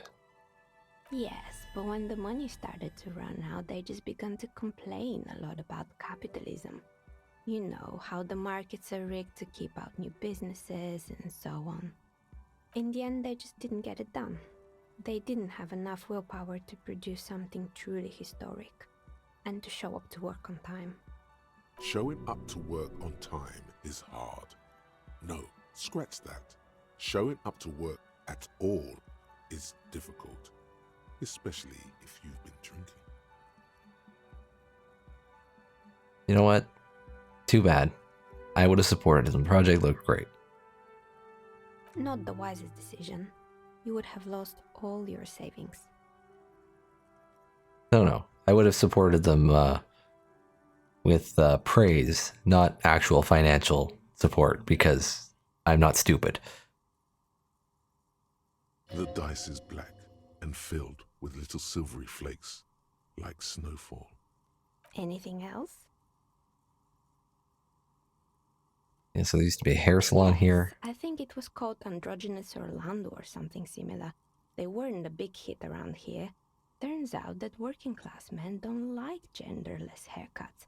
They're scared of that word. A bit of experimenting every now and then isn't bad. Yeah, what's wrong with a bit of experimenting? Customers should have been more open-minded. I guess it just wasn't the time yet. What happened to the gym? It wasn't merely a gym, it was Artemitep's boxing club, a community project created to steer at-risk youth away from drugs and crime. Oh, well, that's a fucking... No. Gotta have the drugs. Maybe that's what Kuno needs. Community-centric boxing club. Kuno. Who's Kuno? Little ginger gremlin who likes to defile dead bodies. Oh yes, you mean the kid with the sailor's mouth. Yes, I've heard him yelling profanities in the backyard. Are they quiet there at the moment? Oh, he's not there? I think it would take more than a gym to help that kid. Yeah, and who is Artemitep? A kind man from Zemsk. I heard he had some trouble with the law when he was younger, and that's why he wanted to start the gym, as his way of giving back. How did that community project work out? It didn't. If anything, it made the youth situation in Martinez even worse. At some point, someone started a rumor that the punching bag downstairs was full of amphetamines. It's full of sand. The sand is dripping out. You should have known it. I'm gonna go check, though. I have to check. Really full of that. No one would store their drugs like that. You don't know that logic. Eventually, the coalition took away the funding and the club went bankrupt. This was a few years ago. It's gotten much more peaceful around the plaza ever since. Yeah, what's up with the broken windows? Oh, this one's a mess. There used to be a company that promised to repair windows 24 hours a day. What could go wrong with this one, right? Turns out, the business was actually set up as a front for an illicit group that was producing snuff milias. Who would have guessed? Huh.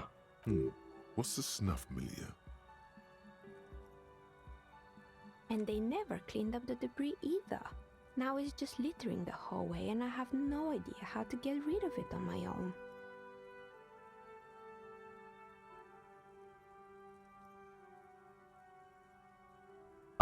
I can already guess what that is, but let's ask anyway. What is a snuff milieu? It's a sub-Rosa radio station that broadcasts real murders with real victims. Yep, that's what I thought. Some people pay good money to get off on it. Nothing changes in her tone as she says that, as if it's just another piece of information to lay out for the world. What does she mean to get off on it? Don't worry, the ICP has a separate division that deals exclusively with unlicensed sub-roses. This isn't our problem. Good luck with that. It's not easy catching those perpetrators. Something here, did someone here make stuffed animals? I saw mounts lying around. You mean Mr. Fabron, the taxidermist? No, he mostly just did drugs. But what drugs exactly? I need to know what drugs he was doing for my police report. Yeah. He got high on some weird taxidermy chemicals. I wouldn't recommend it to anyone. Eventually, they that's caused not him my to lose fix. control of his bladder.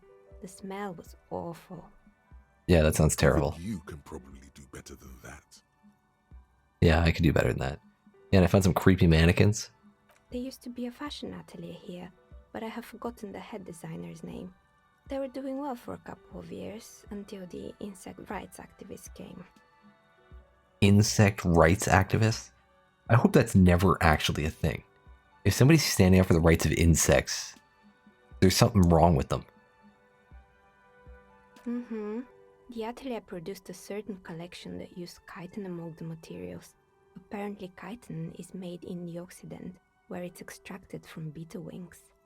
And you know how all kinds of political movements are big in the Occident. The activists shut down the biggest chitin supplier, which of course caused the price to skyrocket. And, naturally, all the most fashionable tastemakers refused to be seen in chitin from then on. The atelier went bankrupt before they could finish the collection. Yeah, but insects don't have any brains or feelings. Actually, insects do have brains, but yes, I understand what you're saying. I think the protesters took it a little too far. I mean, I'm not saying they literally don't have brains. I mean, they're fucking stupid. As she shifts around, you notice several dead flies on the windowsill in front of her. Legs up. They're not moving. Anything else? Yeah, what's up with the rollerblades and skis? They were made by a company called Slipstream. After they pivoted from making rotor blades to skis, their chief executive took off on a vacation with all their money. Press her hand on her chin on her hand with an impish smile. Honestly, I think it's quite funny. I think he's still sending out holiday transmissions from Tulula or Tiumotiri or Hashtkor or wherever he is. Interesting. What do these transmissions say? The usual, I imagine. That he's been thinking up all kinds of new business plans and can't wait to get started on them just as soon as he returns. Her smile widens before she sees the lieutenant's face behind you. Men like that are a curse. Sure, but Slipstream is history now.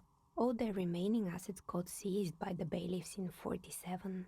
I have no idea why those skis and blades are still lying around in the house. Not much use now, I guess. They were just the props. Why return them? Maybe you could make a sword out of one. No, wait, forget it. It would take too long. And yeah, what's with the bear in the cellar? Somebody's selling ice cream. Oh boy, the fabled Revachol ICT. You're in for a treat here. She smiles and leans closer, hands on her knees, like a stand-up comedian ready to tell a story. The place was owned by two guys who had some rather innovative ideas about marketing. The bear was one of them. Now ask me about their other ideas. Oh, okay. Indeed. What were the other ideas? What about the other ideas? There was really just one. And it involved picking out the prettiest girls in the neighborhood and paying them 20 cents per hour to man the booth. And by man the booth, I mean slump behind the counter with a face that could maim you if you ever dared to disturb their bored magazine browsing. Fritte does the same thing.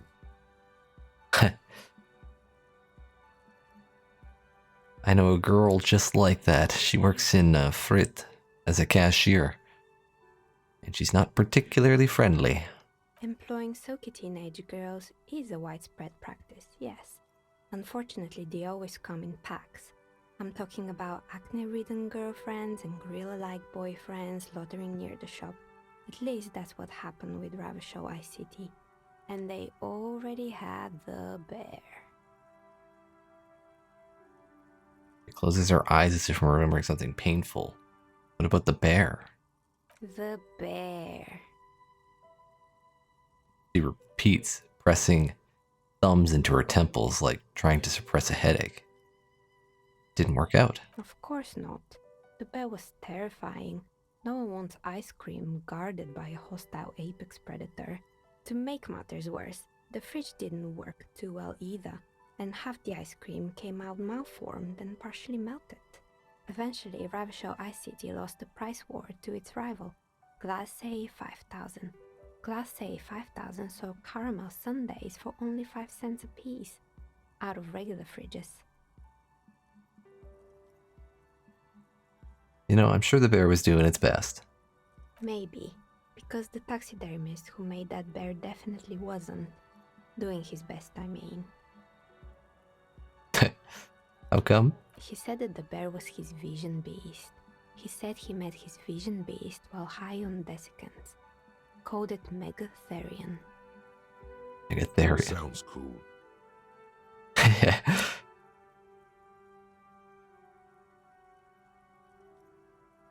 Megatherian. Megatherian, a mega wild beast.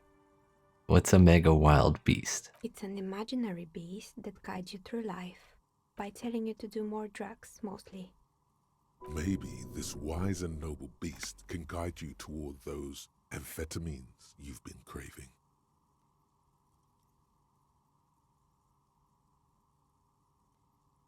Hey, do you think that vision beast could guide me towards some amphetamines? I don't, officer. You should stay away from drugs and vision beasts. Anyway, now you know the story of the fallen ice cream empire. She seems almost sad, finishing the story. Some dust beams swirl in the afternoon air. Her eyes follow it idly. Anything else? Another failed business, perhaps? I've been here for a long time. Yeah, I found the building's intercom, but it's not working. Oh, right.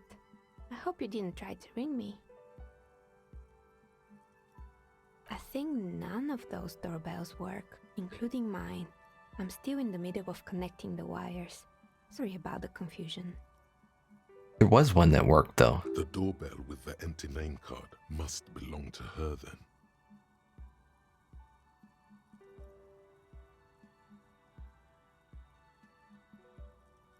So you're telling me that the doorbell with the empty name card was yours? That's right. I haven't even written my name there. As I said, it's quite useless right now. It doesn't work yet. I was wondering about the Whirling in Rags. Is it part of the same building complex? You could say so. Both houses were built at the same time and under the East Delta Commerce Center project. That explains why you can call the whirling from the intercom, albeit I doubt that anyone responds. If the whirling is part of the same building, then it's part of the Dune commercial area. The darkness of this place is there, too. I saw a name, East Delta Pinball, on the doorbell. Right, it used to be a gaming arcade. This is an ancient failure, before my time. I'm not surprised, however. My advice, don't base your business on a fad. Hypnotism, floriography, trick-track, especially pinball. Agreed. Pinball is the worst.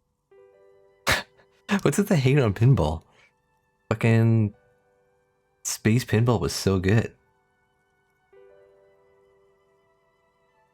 And the strange thing happened when I tried calling a company named Slipstream SCA. One answered. It can't be true. They don't work here anymore. They've been gone for years. Are you sure it was Slipstream SCA? Was it a woman? Maybe it was Plaisance from the bookstore. She said she was from Tricentennial Electrics. Tricentennial Electrics? It used to be a major electric company 100 years ago. Are you sure it wasn't just some kids playing a prank on you? No, it was something else. It was eerie. It was too real to be just a prank. Either we're dealing with a professional actress, or...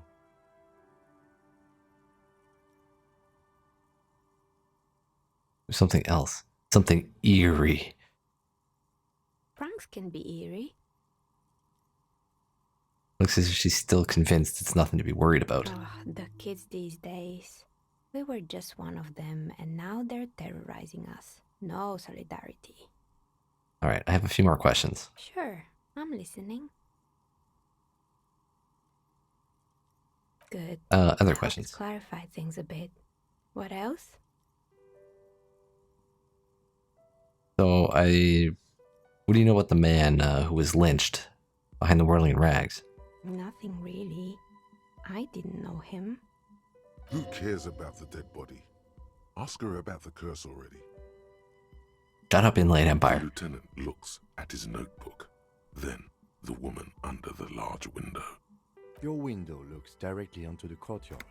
You're saying you didn't see or hear anything unusual last Sunday evening? I'm sorry, detective, but as you know, I usually have my headphones on when I'm working. It shuts out most of the daily ruckus behind my window.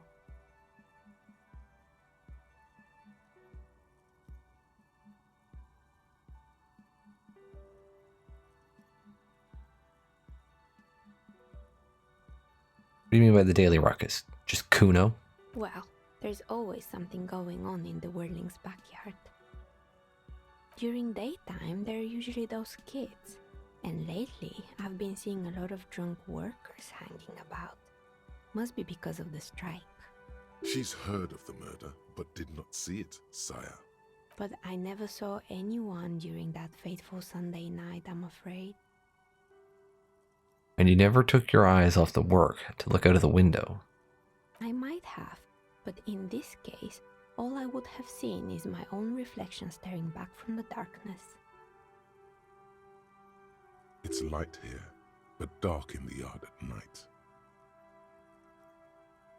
It's really hard to make anything out in the yard when it's dark outside. Besides, I rarely get up to look out the window when I'm in the zone. Do you often work on Sunday nights? It's an odd profession, making dice for people, but I like it, and I prefer doing this to sitting at home. Alright, well, thanks for your answers. She nods. Anything else, officer?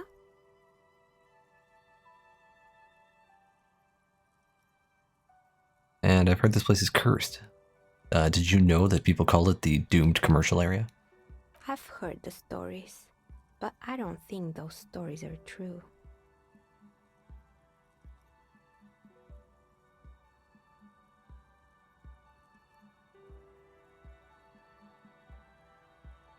Wait, how do you explain what happened to all those companies then?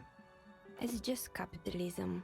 We only hear about tales of success, so it's often surprising to realize how many ventures actually fail.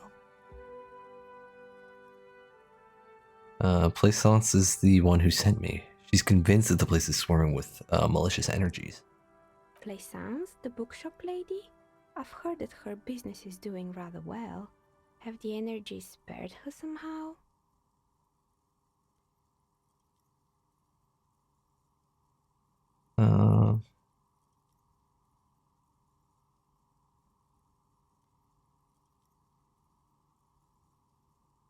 I don't know why the bookstore hasn't gone bankrupt yet. That's what I'm here to investigate. Oh, right. But it's not just the bookstore that's still up and running. What about the whirling in rags? Some people say it's part of the building complex.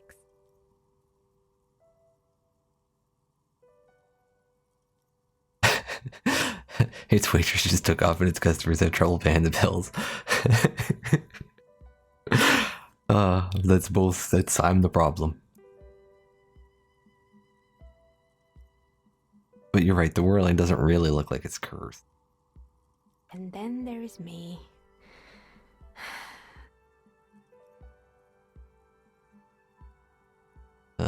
She sighs, looking at her messy work table. All kinds of tools lie there scattered, from knives to carving files to wire cutters. I've been here for 14 years, selling novelty dice to role-playing enthusiasts. Not exactly a million-real business idea, yet somehow I've survived despite the talk of malicious energies. Strange, isn't it? Maybe it's just because she's so talented that she's been able to woo the curse.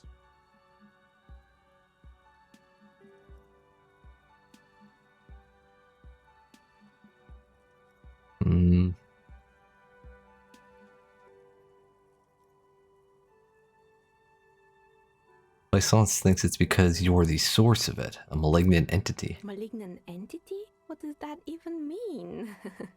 Some kind of sorceress? What about you, officer? Do you think I'm the malignant entity? Time has come to face the source. Fear not, for the forces of the universe are supporting you in this psychic quest.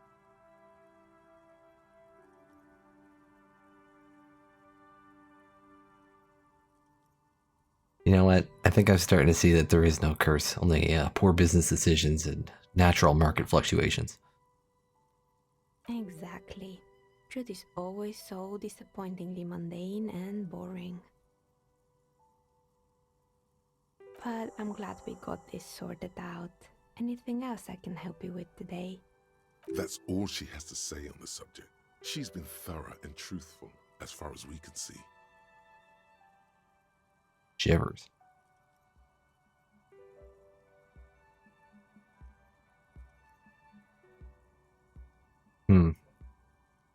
A white check. You feel nothing. If anything, it's uncomfortably warm in here. Start taking off your clothes. You need to connect. Oh man, I really want to click that, but that's a little too much. I'll leave it at that. She has begun to idly clean one of her carving tools with a dirty kerchief. The tool's sharp edge shining in the light of her desk lamp.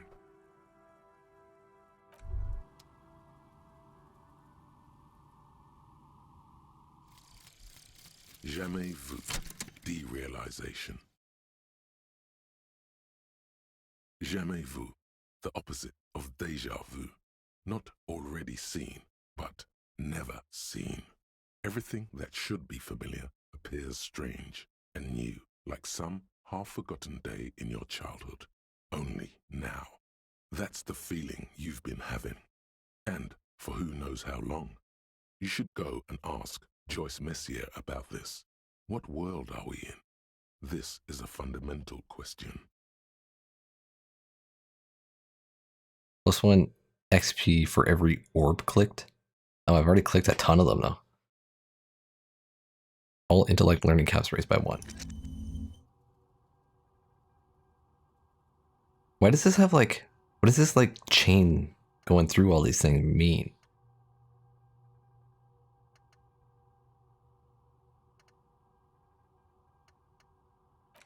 So I could forget this one. And it's like getting two points, 2 of these back.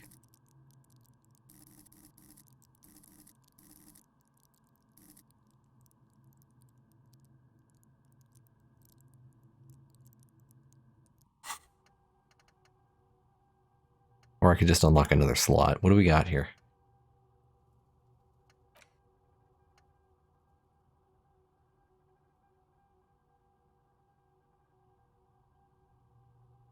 Half-light -2 calm water.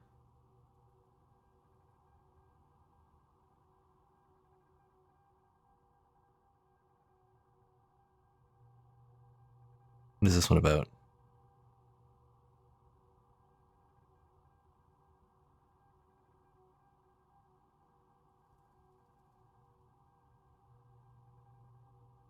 This one's about democracy.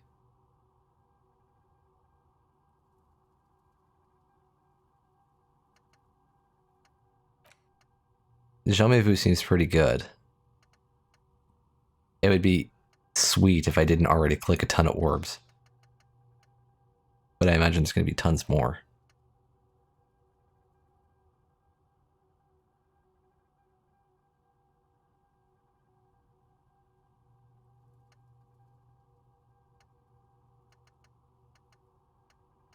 I don't have any others.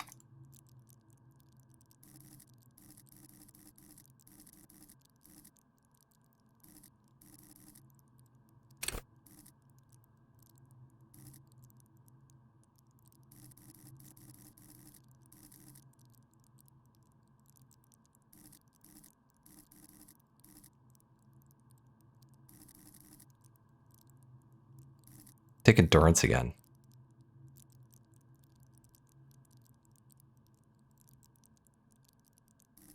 We could try another shot at taking the body down. Leave it for the moment.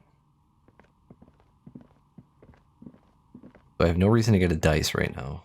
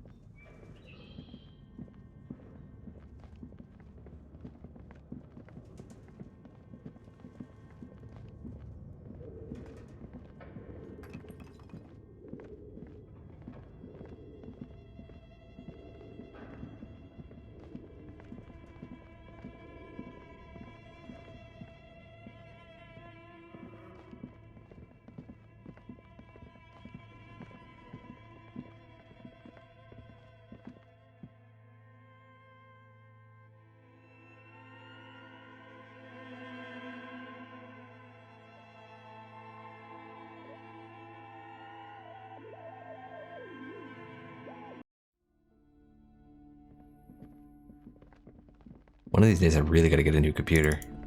I dropped so many frames now that I don't have a wired connection. Crazy. Oh, hang on, let me take this off. You're alive and well. Don't keep me waiting now. What's in there? In that dark sarcophagus? The dark sarcophagus. Yes, yes. How was it? Tell her how ghastly it was. You know it's what she wants to hear.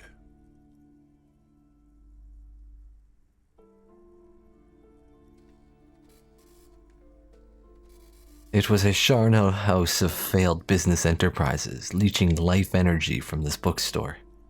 I knew it. Oh, such horrors that have been thrust upon us. But what else did you find? Did anything survive? No, of course not. Have you located the entity?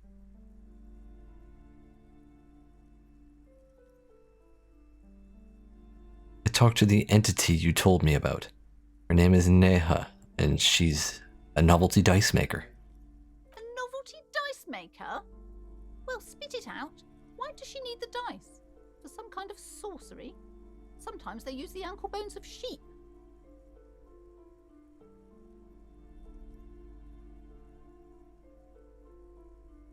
She's not a sorceress, or some malicious entity. She's a businesswoman like you. I don't understand. If it's not her, then where is the source of the doom? How did she explain the curse? The narrative she's built herself, it does need tearing down. Just don't say you don't have any answer yet. The uncertainty is killing her. To hell with it. Perchance you ought to just lie, sire. Just a lie, yeah.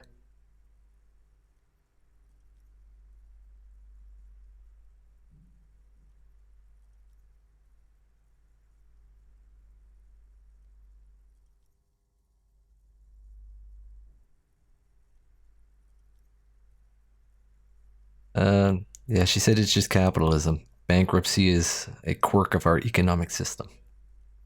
Wait, what? The entire economic system is cursed?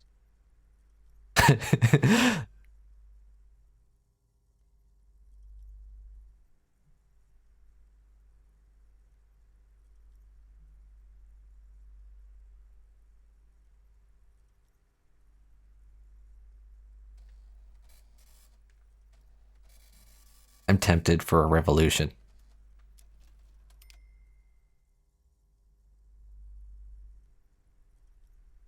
And yeah, I'm on wireless now. I don't know what happened to it. It just stopped working. It was stopped working when I went to Labrador, different province. I had my computer shut off for like 3 months. I came back and it just didn't work. Didn't recognize that there was a wire plugged into it anymore. I don't know which of these I want to click.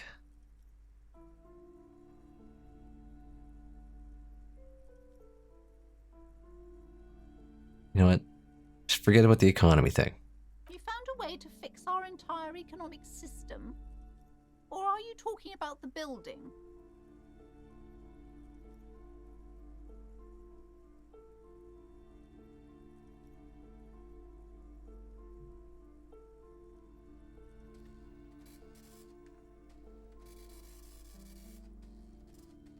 Yes, I performed the ancient Semines dispelling rites. The commercial area is doomed no more. Of course.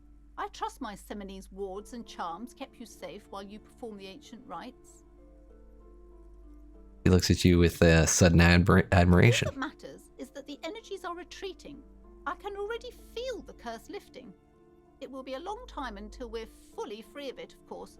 But still. Thank you, officer. Truly. You've brought a better psycho-emanation to this humble bookstore, and that's no small achievement. She so badly wants this to be over. She would have believed anything. It will only last a day or two, a week tops. Then her mood will sour and she will feel the curse again. All right then. All's well that ends well. Should we return to our ordinary lives?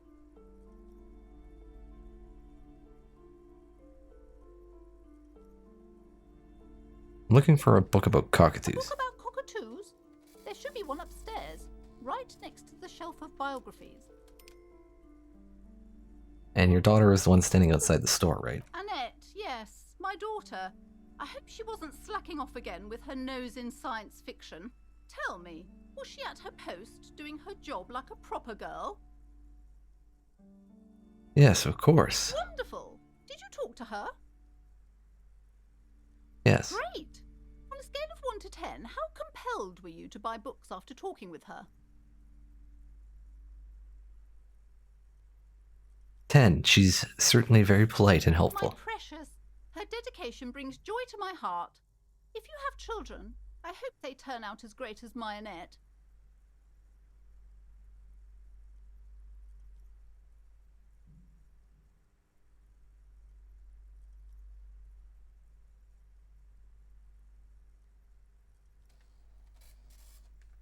I get she's a trooper, all right, but she looks like she can't. She looks like she can take it, but it's actually wearing her down. You know she's been biting her nails. God, I've told her not to do that. It's such a disgusting habit. She'll get over it. Anxiety is a part of life. I don't think she can do anything about it. She can, if she has enough willpower. This is what's called growing pains. Life isn't easy. Life doesn't give breaks. Come on, ma'am. It's obvious she can't do anything about it. You are placing an unnecessary burden on a young child.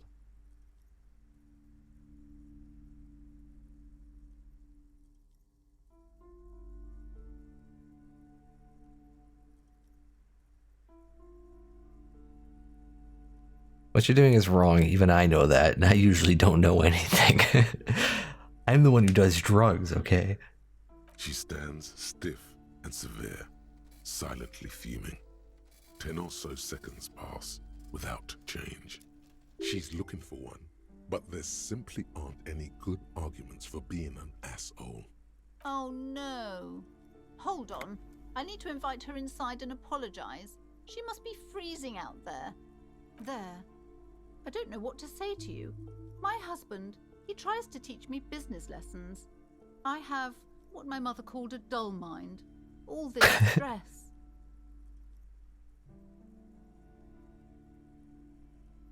Is this husband Annette's father? Yes, my husband is a successful entrepreneur east of the river. If only he were more involved in the business we're running up here. No matter. Soon we'll both be off for Grand Couronne. Wait, Grand Couronne, what's that? It's a proper place to live. One of the most peaceful neighborhoods east of Jamrock. You may know it for its massive housing projects. Most of the buildings are empty at the moment. It's a great opportunity to get ahead of the crowds. Better times ahead for sure. And your husband's also involved with the bookstore. He made the initial investment. Since then, he's been what you might call a silent partner. Super silent. Almost inaudibly so. Is she an only child? Yes, I'm afraid so. A real treat she is. It would be nice if she had... No, we couldn't have afforded more children, really. Not in this economy. Yes. This economy. But why not? We're quite busy people, you know, my husband and I. Quite busy. Children are a lot of work. You don't look like a father, so I don't expect you to understand. I'm sorry. I'm sure you do understand. Well, she told me she doesn't go to school anymore. She's been too busy helping me here, so she studied at home this trimester. This is a temporary solution, of course. I assure you, I of all people understand the importance of education. She will be back in school the moment the store takes off. And hell freezes over? Never mind. It's not a good topic to get into. All right. The woman looks aloof. Her features much softer. Occasionally she glances at her daughter's silhouette. Farewell.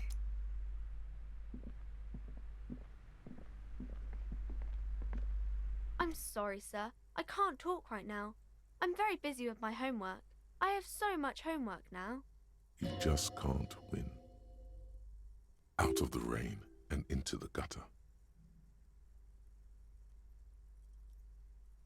what are you missing here? Why does this feel familiar? Because you know each other. Oh, I She's been succeeded. talking to you Nice. so openly because you've talked before. Hang on, so you know me. We've met before. Yes, I used to stand out there all the time, before Mother told me to focus on my homework. You've been running around all week without your shirt on, sir, apologising to everyone. I don't really understand what you've done wrong. I'm sorry. Did I ever talk to you? Of course, you've stopped by a few times. You certainly look better than the last time I saw you. What do you mean better? I look like shit. Yeah, but you don't have party eyes anymore. Party eyes. Yes, of course. That makes sense. Party eyes? You know, like a cat in the dark, all big and wide-eyed. It certainly looks odd on a man. The swiveling eyes of a loony drug addict. That is what she meant. You were probably gurning too. Good thing she didn't say party eyes loud. Her mother's nearby. Fuck yeah. You should get some party eyes right now. Fuck Snap yeah. those sequins on you, boy.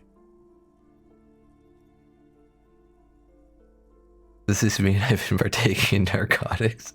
Oh, baby. That's not what you have to worry about. Worry about the important thing. So, yeah, why didn't you tell me you knew me to begin with? I didn't know I had to do that.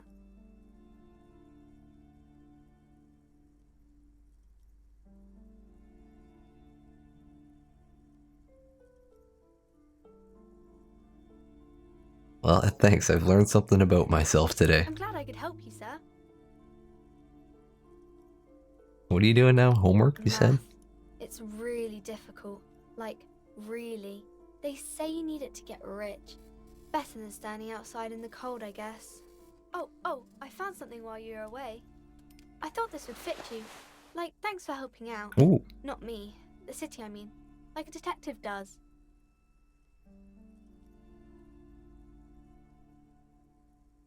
A detective hat? Yes, just like the one Dick Mullen wears all the time. You'll look way more serious with that. You don't like my hobo hat? I have to get back to my homework now, before Mum notices. Man, this is hard. Alright, well, thank you.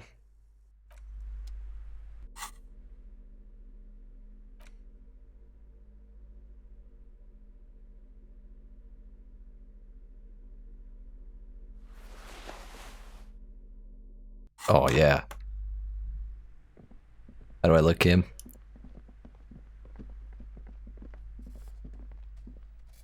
Alright, so one of these shelves... filled to the brim with crime novels featuring the supposedly... No. This one? Shelves full of biographies of... No.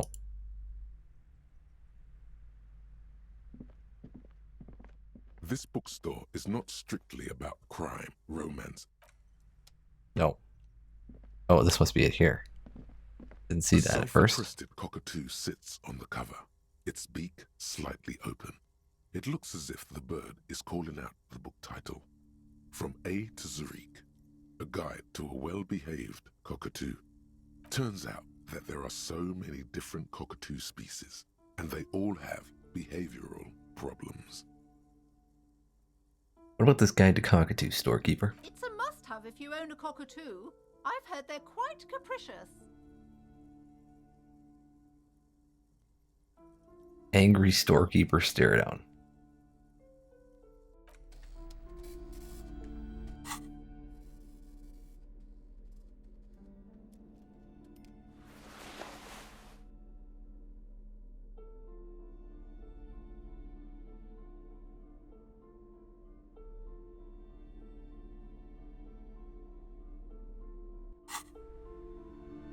A sulfur-crested I don't know why these sits gloves on the cover, make it easier, its but... beak slightly open. Slowly, you move your hand toward the tome of cockatoos. Do we really need to do this? I think not. Kim? Kim? I'm picking up the book so that I can buy it. I'm not trying to steal it. I'm just reaching for it. I was gonna pay for it. Enthusiast, good choice. I knew it was a good idea to keep that around. Fucking Kim, you goddamn square.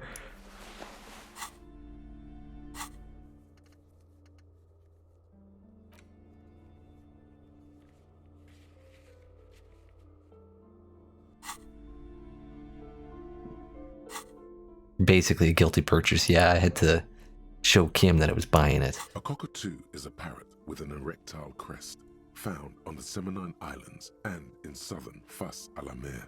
Known for their intelligence and general precociousness, cockatoos are popular birds in aviculture. However, they often exhibit various behavioral issues. This book talks about the delicate nature of toos, as well as introducing some of the most popular species among the bird enthusiasts. The funeral cockatoo, the major majestic cockatoo, and the most common bang bang cockatoo. It's colorfully illustrated. Where to even begin? All cockatoos are known for their needy natures, requiring attention for at least 2 full hours a day. They love to talk and have been described as lovable clowns who just don't know how to wrap up.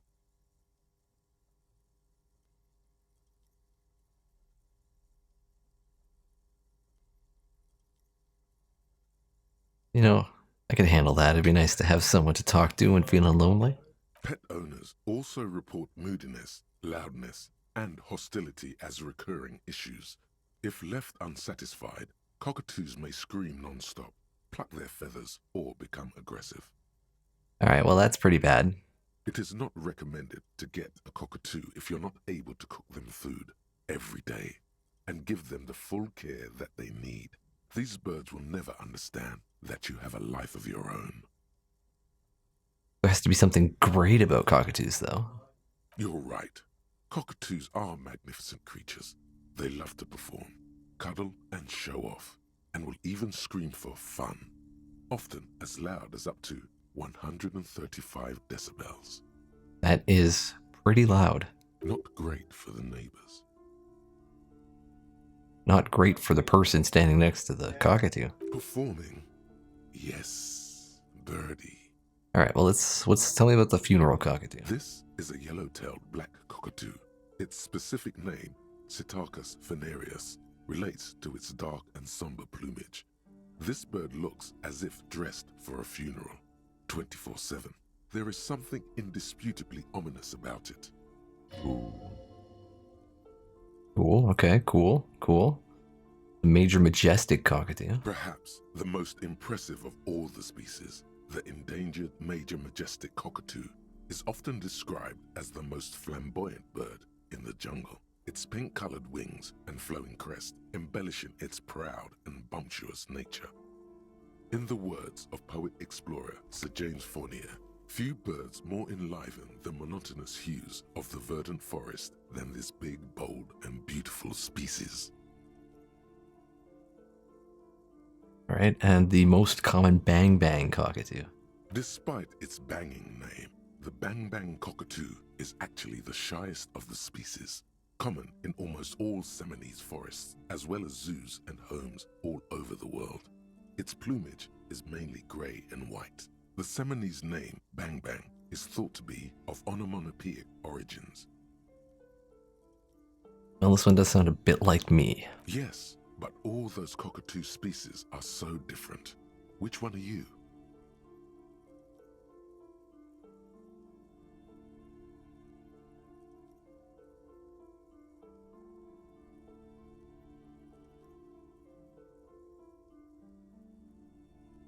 What if I'm just a fuck up and a cockatoo?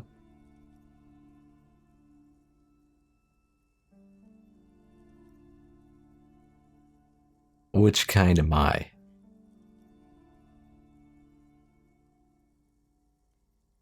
You know, I feel like I'm the more gray, common bang bang. That's me.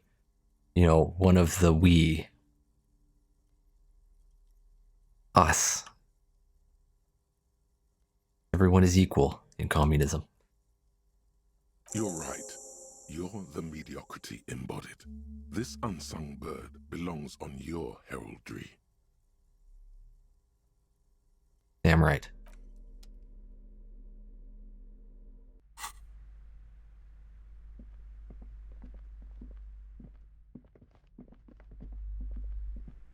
Fucking Kim making me buy that goddamn book.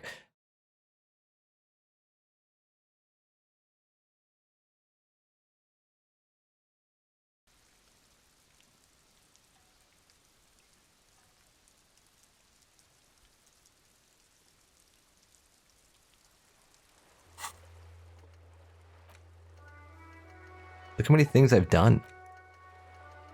Tuesday I didn't do fuck all. But our Tuesday's today. Monday I did a fuckload. I'm gonna do one more today. We've done a bunch of shit though.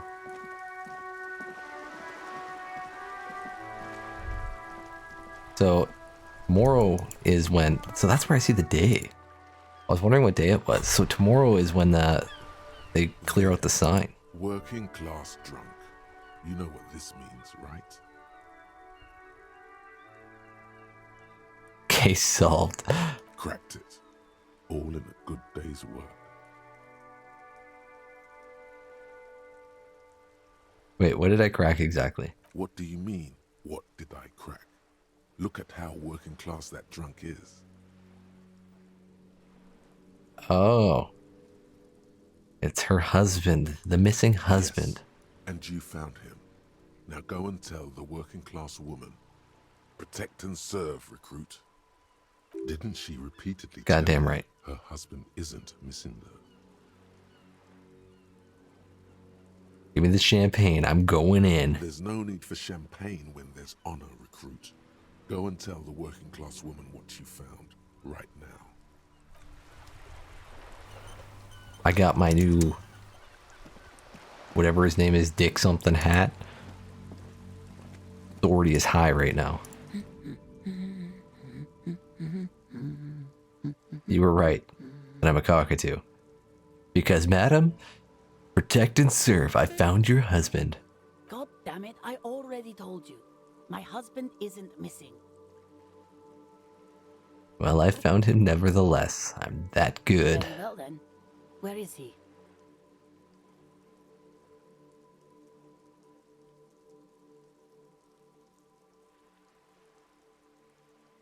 There, point to the working class drunk down near the sea. Me? I don't follow. I found a working class drunk and I thought he might be yours. Right, because working class women come with alcoholic husbands. You know what? Remember, about that what, never ever say what. Something bad, I guess. I'm sorry. I say stupid things sometimes. I didn't mean to annoy. Right. I do have an alcoholic husband. Although not that one. Didn't you say your husband was kind and helpful? I did, and he is. He's also an alcoholic. Is he missing as well? No, he's not. Or maybe he is, I don't know. He's probably in the park or in Shamrock somewhere, drinking with his friends. I haven't seen him for... Well, to hell with him. Completely forgotten about her books, staring blank into the distance instead.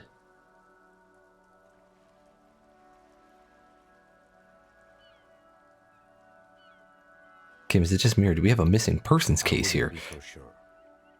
Now, just to be completely clear, do you want to report it to the police? Report what? He's just out drinking with his friends. I'm sure the police has better things to do than to chase down local goofballs.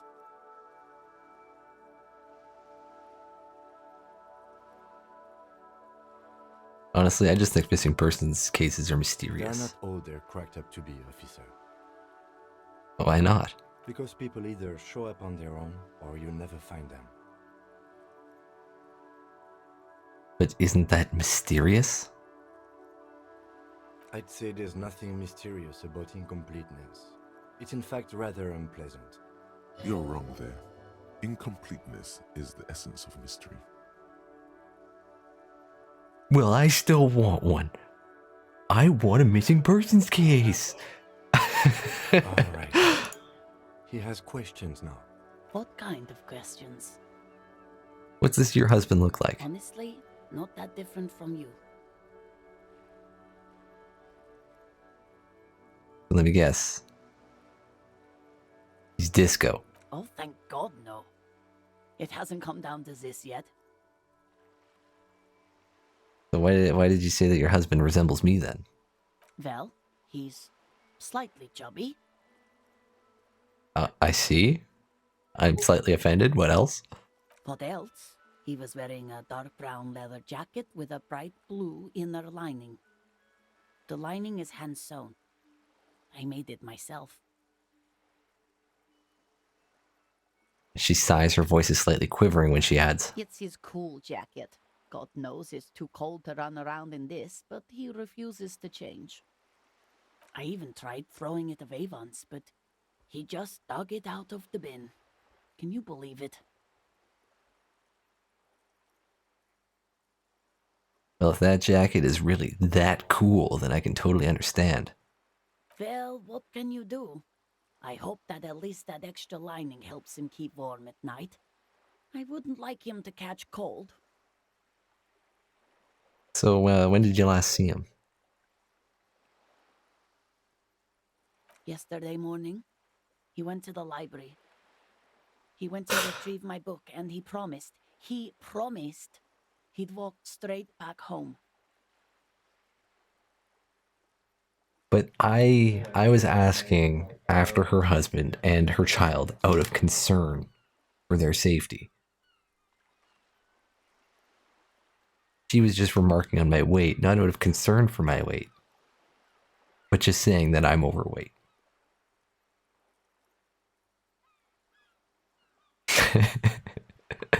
she's probably out somewhere smoking cigarettes. Yesterday morning he went to the library. Recollection, he went to retrieve my books and he promised he'd walk straight back home. Because we talked about this. We talked about not wandering off again. I don't know what to do. I honestly don't know what to do with his addiction. Just makes me feel weak. Gone for around 36 hours then. Damn, this is a missing persons case. She turns away from you in an attempt to recover. I got it. Thanks. So you are going to look for him. I will bring him back home to you. Thank you. Please do. Even though I'm sure he will return home by himself. I'm still sure of that. I'm sure he will too. When he does, would you let Precinct 57, Kim Kitsuragi, know? I will. Of course, officer. As I said, it's probably nothing. And yeah, you were right, I'm a cockatoo. Excuse me? I went and read up on them. Just like you said. I even decided on what kind of cockatoo I am. Want to know? I don't know. The most talkative one?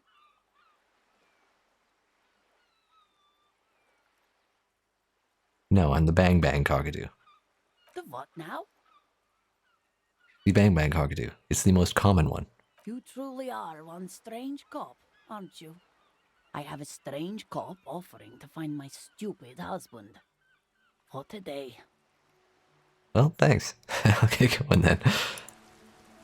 We're gonna go look at the body. We just have to turn in some quests here.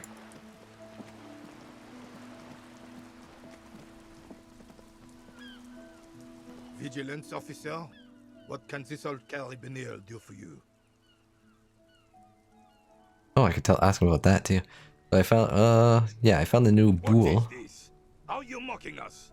This isn't for pétanque. Now, no need to get angry again, René. I'm sure the officer tried his best. It's not like there's a bull kiosk here in Martinez. I really did try. Trying is worth as much as is accomplished. In this case, almost nothing. It's round. It's a ball. Fine. You try to right a wrong. It's still a gram better than actual nothing.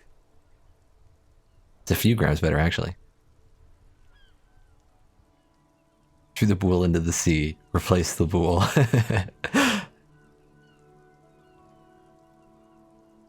You know, before I get him to inspect that, I'm gonna just try this. Because this might give me another plus to this, I don't know. Still, all you see is an old soldier refusing to replace his uniform with a civilian attire.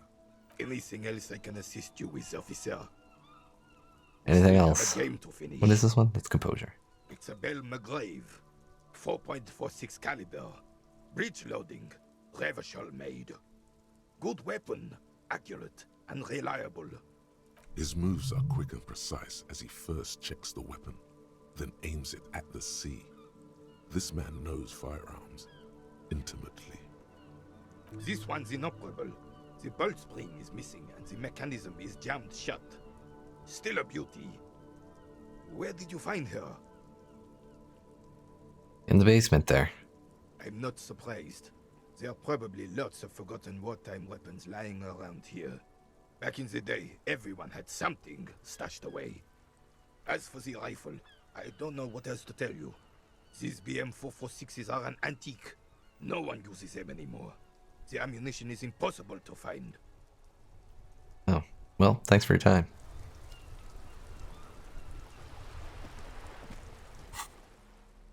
Do I have anything for composure?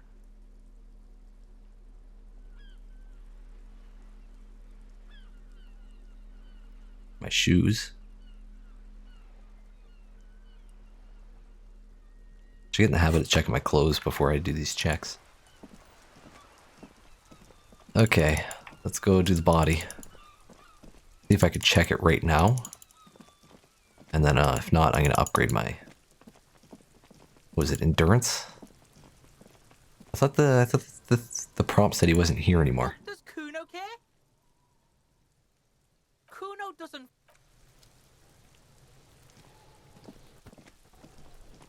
There he still is, looking right through you. Yes, endurance. With his white eye.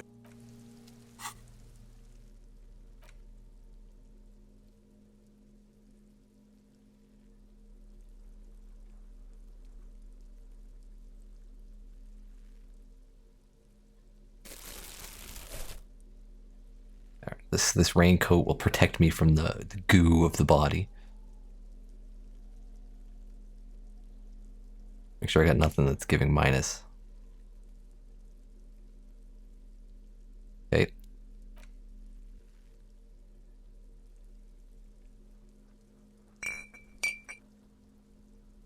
I don't know how to actually use this.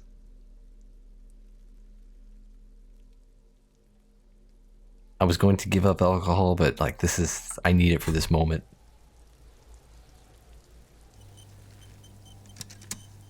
Well, hello. Someone seems to have found himself a bottle of alcohol. Here's where the magic happens. Light reflects off the green glass of the Commodore red. The gods have been generous. Better pop it open before they change their minds. Wow, the gods of mass production have made this alcohol container laughably easy to open. A child could have done it. Okay. I need it for this moment. Hang on, I gotta do this first.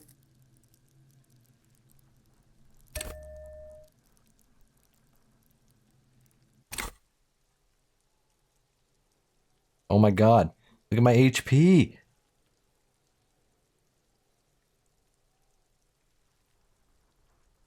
There's a satisfying pop as the cork jumps out, and the hair on your back rises like an army at attention. You've been here before. Welcome back, detective. You're home now. What will be the repercussions if I take that sip? Some mental stuff. Nothing to be worried about.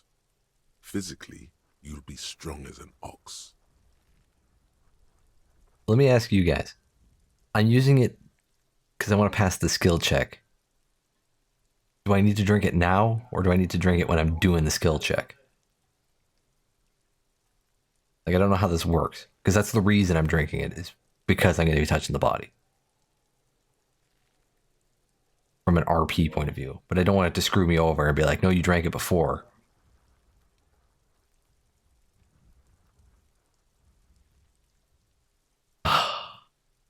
You're useless, Hertrip.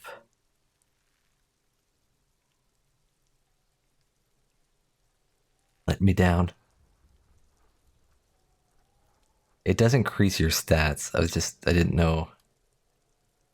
Because it can't be forever. Maybe it could be, I don't know. Okay, so I'm gonna take a sip. The golden sun melts down your throat. Its rays filling your nostrils with sunshine. Your stomach melts from it into a happy, gooey mess. So does 30 your experience. mind. All the bad things are melting. You're you again. A real cop. A real detective. Incredibly well done. Goddamn right.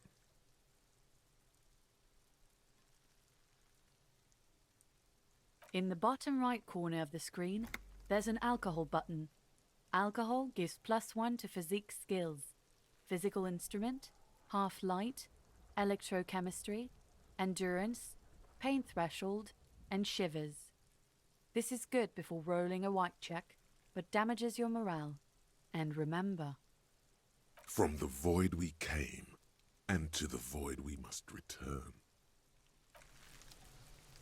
There he still is, looking right through you with his white eyes. The body below is entirely dedicated to that corpse smell. Emitting it is all it does now.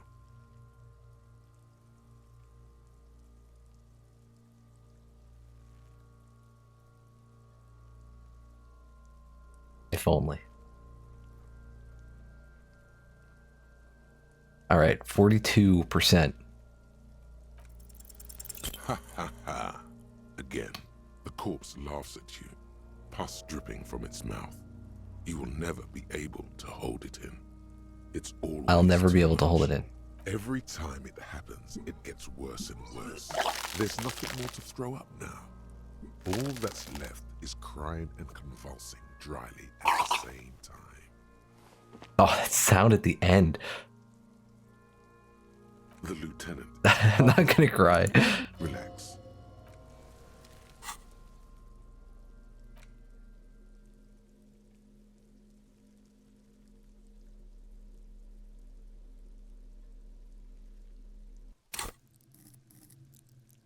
I can upgrade physique once more. Or endurance once more.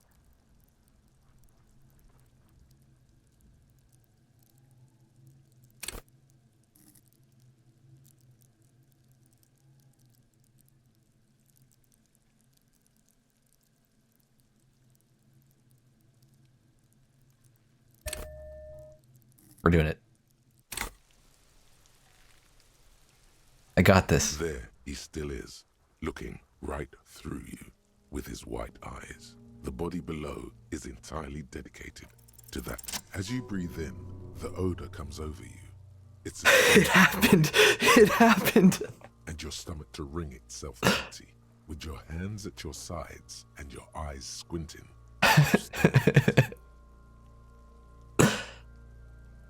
They always do that. After 7 days, yes. We are deep in decomposition here. Eight days. 8 days. The man before you is naked, but for a pair of underpants and enameled boots. His skin is greenish, marbled with decaying veins, and blotched by lividity. A fading web of tattoos covers his chest and shoulders. The cargo belt used to fasten him to the branch above appears industrial in strength. That's just, you don't, you gotta learn to like the alcohol. It's got 58 minutes left. +1 physique. What does that do to my skill point after? Because it's gonna go back down to 1, but I'm gonna have 2 skill points in it, and the max is supposed to be 1. I have a lot of HP.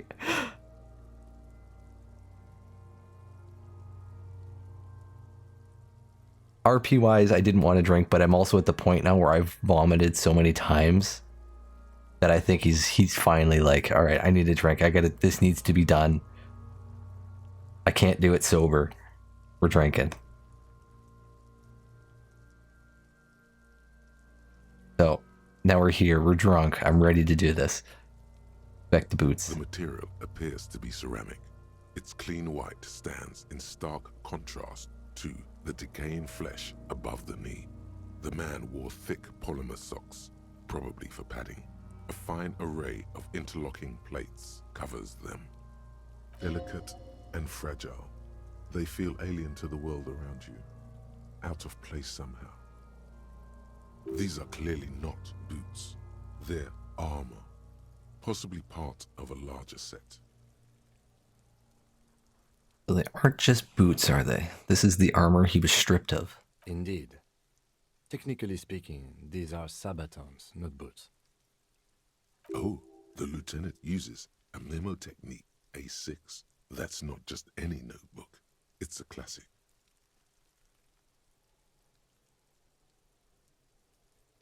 Forget about the notebook. Tell me about the armor.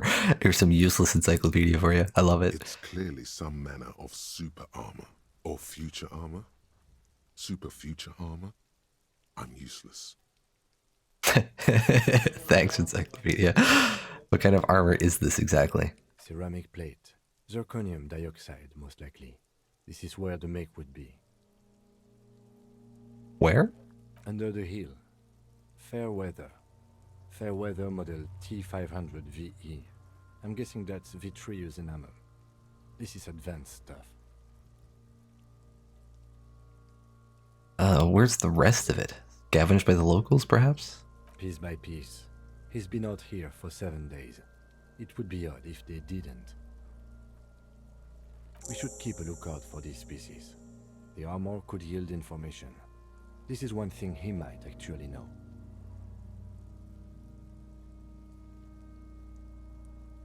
Maybe he was just wearing these boots and there's no rest of the armor. No, I think he had something precious underneath the clothes. They had to remove the jeans and shirt we found to get to it. And this kind of armor is often worn under fabrics. Nice. That makes sense. What if they told him to strip before they hung him, to demean him? They usually hang them completely naked for that. La puta madre, the Mazda, the Besmerties, and the like. This one still has his underpants. Fucking talking about underpants. Clearly, Kuno would like to interject something here, but there's not enough for him to hold on to.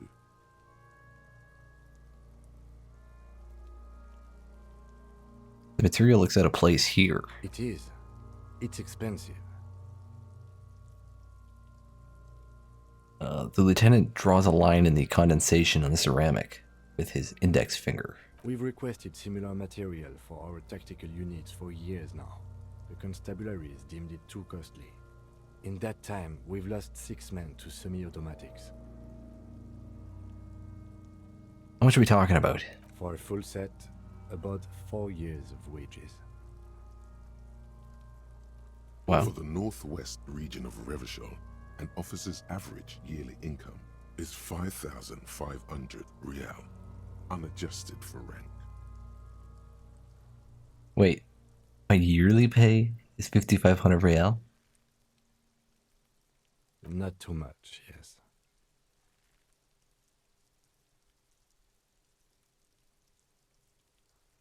Sounds puny. No wonder I can't pay my hostel bill. It's a sorry situation, I agree.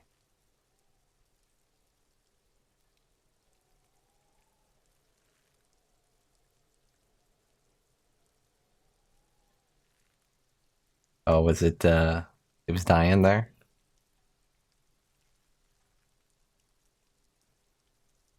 That would be my Wi-Fi.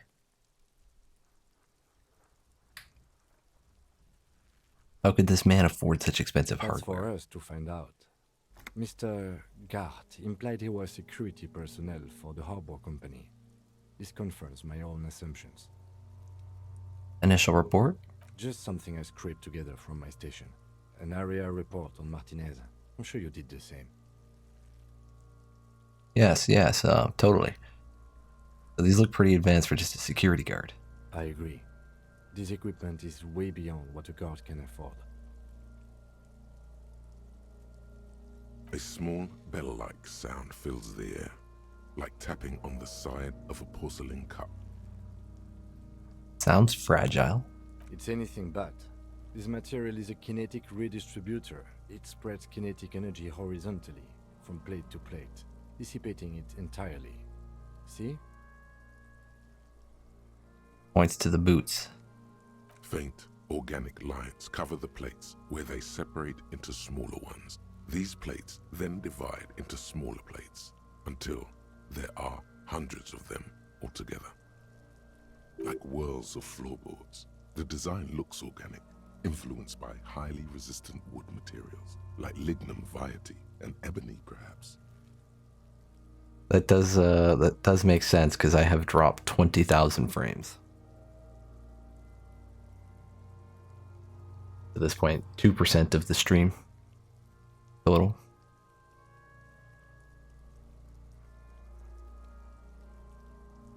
What does this remind me of? If trees were made of porcelain, this is what their cross-sections would look like.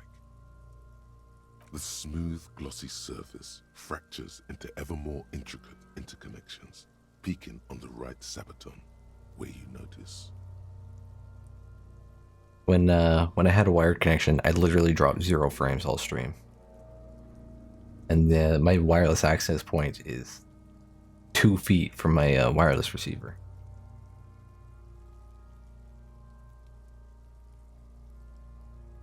So it really has no reason for it to be shit, other than Wi-Fi itself is shit.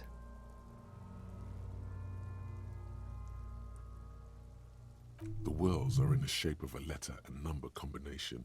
E50, 100, 1000. Looks like there's a serial number on the right sabaton. Good. Can you read it to me? He tips the drying ballpoint of his pen on his tongue. X5415 6745 678222. We're not lying. Oh my god. We're not doing that. We have a make and a number. That's something. We can use the radio in my kinema when we're done. Either station can chase it for us. Alright, let's pull the boot off. This feels dangerous. Are you sure?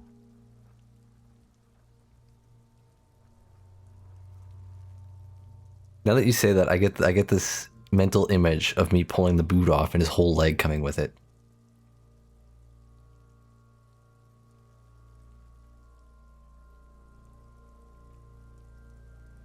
Well, that's exciting, Hardship. I have fiber, but my bottleneck is my wireless point. Fiber's good. Mine's been really good.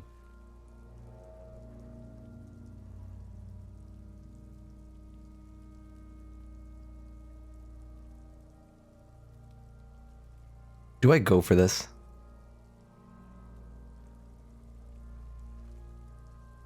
No, I better not even try right now. The sabatons dangle off the man's decaying form, ageless and synthetic. I'll grab it after we get the body down.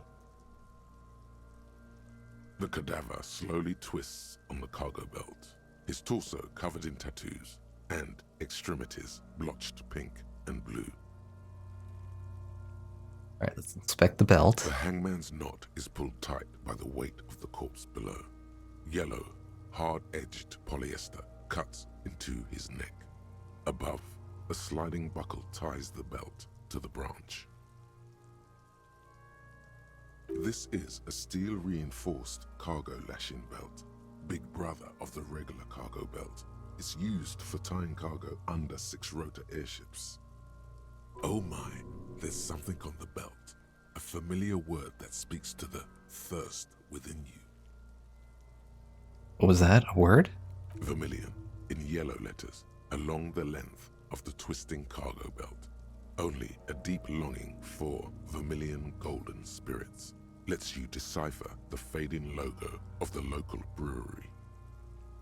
No, no. This is a bad time for a drink. I had my one drink. I got over the initial decaying corpse. I gotta quit. Bad time. Extremely. Don't ask me how I know, but this is a lashing belt used for airlifting cargo. Airlifting? I thought it was used on lorries for strapping cargo to them.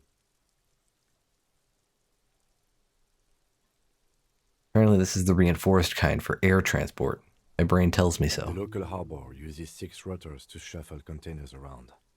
I get the sense they use whatever was on hand, without paying much attention to not incriminating themselves.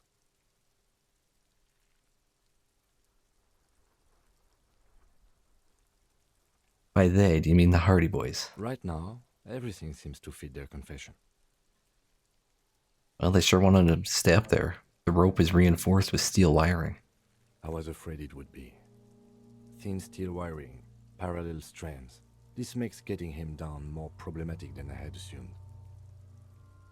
How did they even get him up there? A noose is one of those things that's easier to use one way around.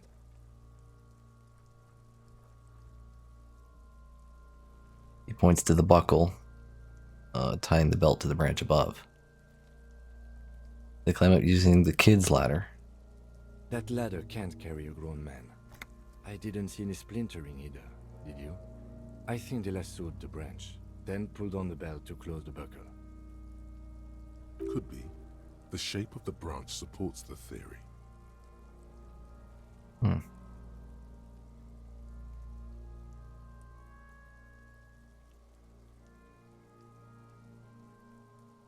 The cadaver hangs from the cargo belt, limbs limp and torso covered in tattoos.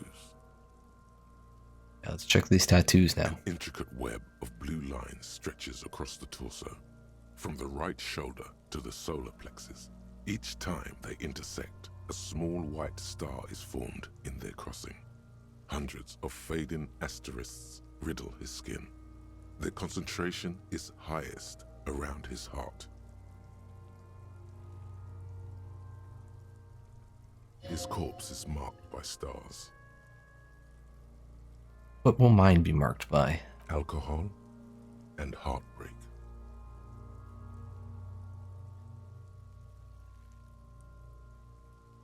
It's a national pattern? I remember the star with the antlers was communist before. Of no nation that I know of. If anything, it reminds me of religious illumination, last or penultimate century. Men who live harsh lives often turn to innocentic worship.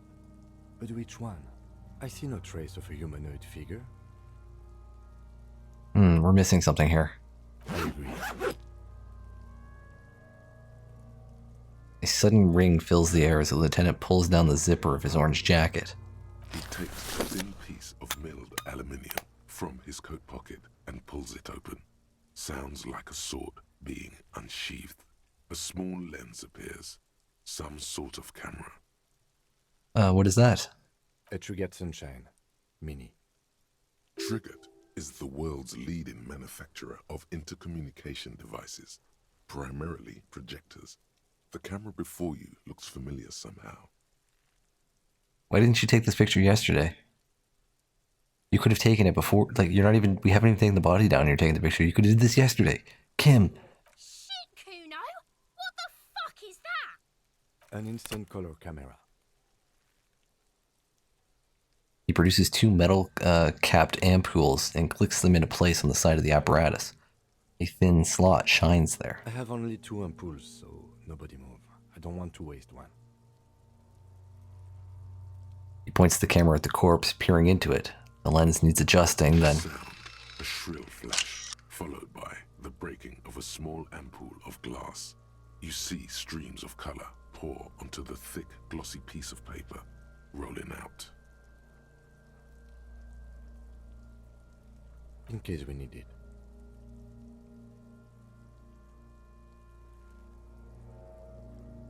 The lieutenant says and shakes the paper, letting it dry in the in the cold wind.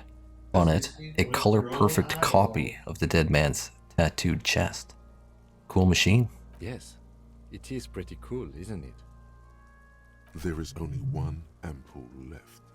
Use it wisely. Okay, what do we need this photo for? It contains insight to the victim's person. By his build, I'd say this was a man of physical violence. The story he wanted his body to tell was important to him. It is his letter to us. Someone should decipher it. We'll need to show it around. Okay. Can I have it? I should look at it later without the corpse smell. Just don't lose it. Damn, I lost that photo. The glossy-eyed corpse looks by, his mouth mute and his skin as colorful as the chemical rainbow on the photo paper, teeming with opportunistic organisms. Let's look him right in the eye. I've conquered this man. The smell. His eyes are milky white and blind to the world, protruding comically from their sockets. There is no one home, just subaquatic terrors there.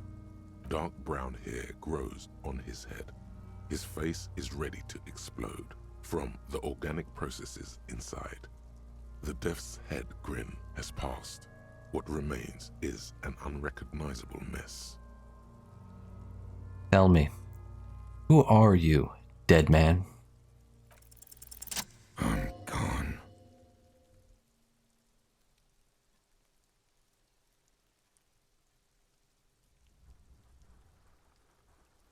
Where have you gone? No, I can see you're gone, but who are you? I'm a joke. Look at me.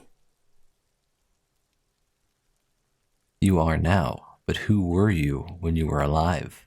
A killer. A motherfucker. And a killer. Go ahead, Cobbo. Where have you gone? Into the wild pale yonder. Where is that? In the past. Way out in the west. What is happening? What do you mean? I'm talking to you. It's the power of your... Black, frothy liquid starts bubbling on his lips. That's gross. Imagination. Go ahead. Ask me more questions. You fucking love questions. Yeah. Why do I love questions so much? Because you're a copperoonie. Look at all of them go. Do you want more questions? Yeah. Give me questions. Here you go, you loony.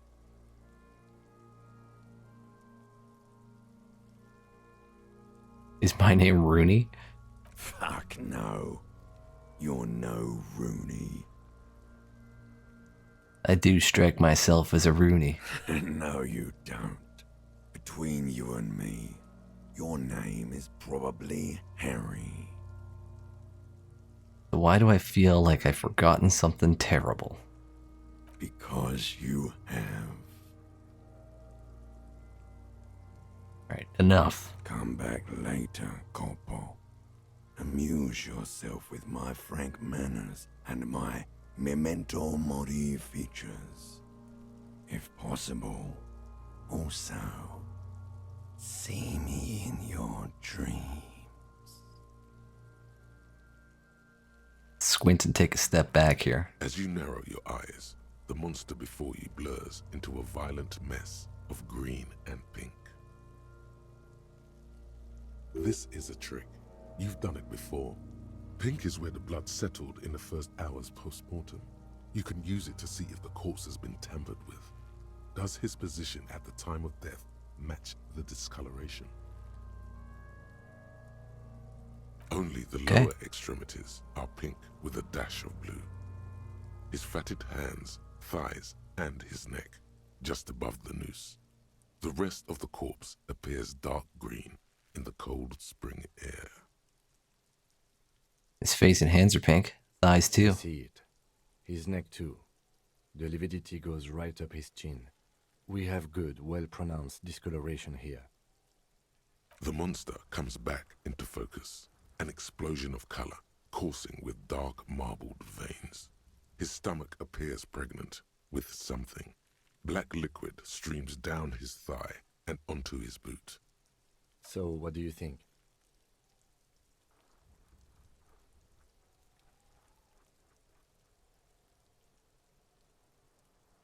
I think he was upright after death. His hands, feet, and neck are discolored. Agreed, especially on the neck. The belt acted like a tourniquet, keeping the blood in his head. The hypostasis supports a hanging.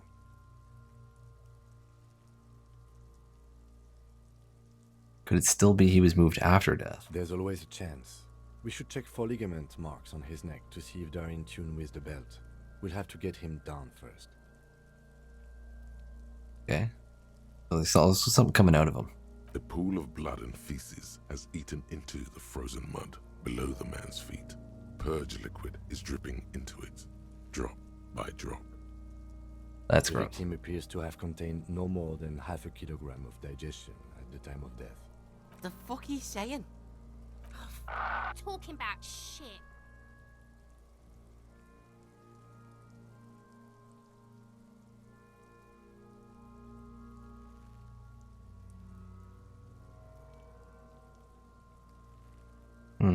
Maybe he went to the toilet sometime before death.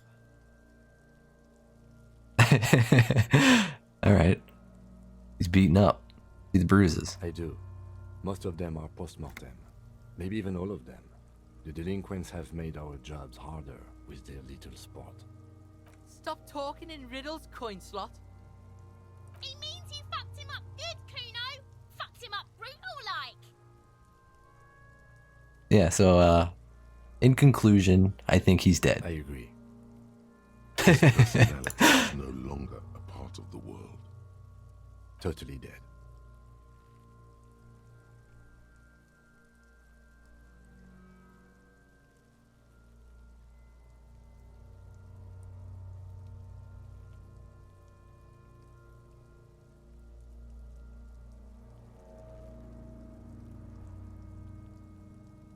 Yeah, the world no longer stores his personality in its composition. There was a time for that, and it ended 7 days ago. That sounds about right, yes. So fucking weird. Alright, let's back off, catch my breath here. There is no breath to catch. Only the cadaver filling the air and your nostrils. He slowly... You have anything else to say, corpse man? Decomposing. Of course. You have questions. Come back later, Corpo. So how do we get him down? Are you sure we finished the preliminary examination of the cadaver? We might miss some of these things once he's done.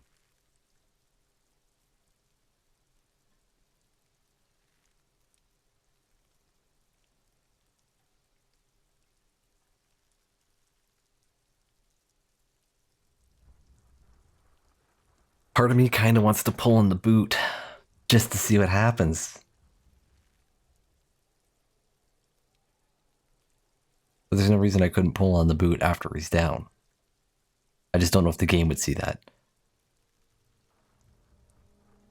Alright, we're just gonna go ahead with this. You have a plan for getting him down? So am I.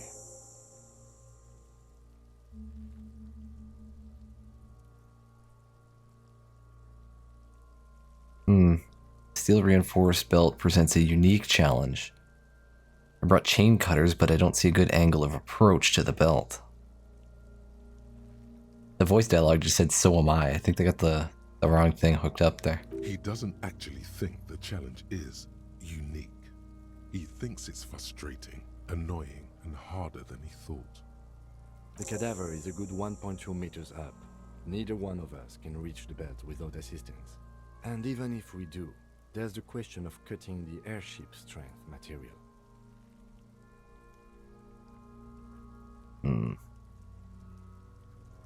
Could saw the branch. Seems like a lot of hassle. Let's not do it. You could shoot him down. Ask for help from the harbor. What of ideas? Let's have another look at them. Can someone else do it? Else? You mean like the police?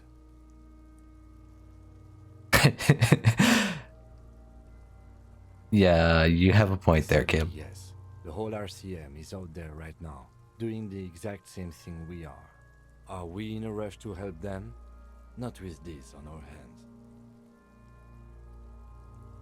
I know it's hard, but I assure you, the others won't come to help us. And we have a growing sanitary concern here. We need to get him down, fast. Could saw the branch. Climb up there and saw the branch? I guess it seems There dangerous. has to be a less risky way, with less falling down of trees.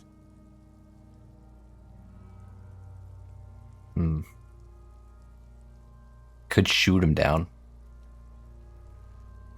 Maybe we could ask for help from the I was harbor. really hoping we wouldn't.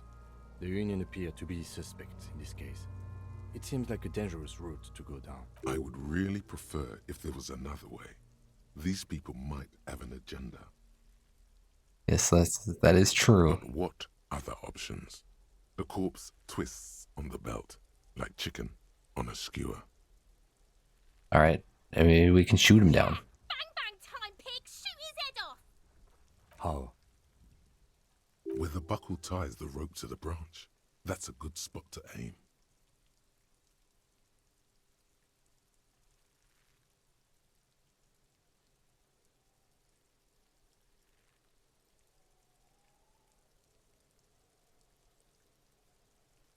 There. Buckle holds the belt together. Where? Ah, yes, I see. If the shot hits that, there might be a chance to release the belt. Yeah, now we're talking. Entertain a Kuno with some shit. They'll miss! The pigs will miss Kuno!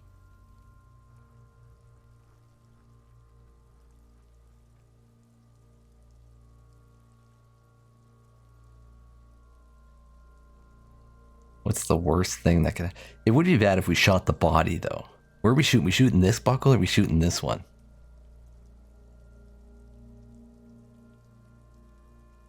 You know what, Kim? I feel like I'm the fuck up here. And I feel like if I ask you to do this and you hit the body or something, it would reflect poorly on you. I'm the fuck up. Let me take the risk here. Let me try. The lieutenant's brow is furrowed. He appears too deep in concentration to even notice what you said.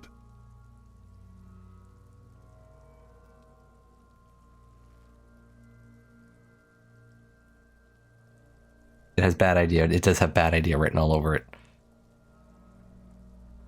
Let him choose. With his elbow sharp, the lieutenant unzips his jacket and produces a lightweight firearm. He drops a paper cartridge in the barrel, separates the scouring stick, and gives the cartridge 5 tucks, securing it in place. That's a Kiel A9090 Armistice, mass-produced muzzle loader, ascetic, frugal, one of the most common firearms in the world. He then steps back and assumes the fellow's desk position, taking aim. The corner of his eye twitches. His finger is on the trigger. I'm like twitching here. Easy does it, partner. He's gonna fucking miss! The king's voice is drowned in a shrill blast that echoes off the walls of the surrounding tenements. A cloud of smoke slowly parts in the air as the lieutenant steps back and says to himself, God damn it. Did you miss? Entirely? A lot of things were wrong with that shot. The fellow's test was the wrong choice. His shoulders were raised, but above all, he cannot trust his eyesight. Fucking idiot! Mookabat asshole! Kuno could have hit it easy, but then Kuno's not fucking handicapped, is he?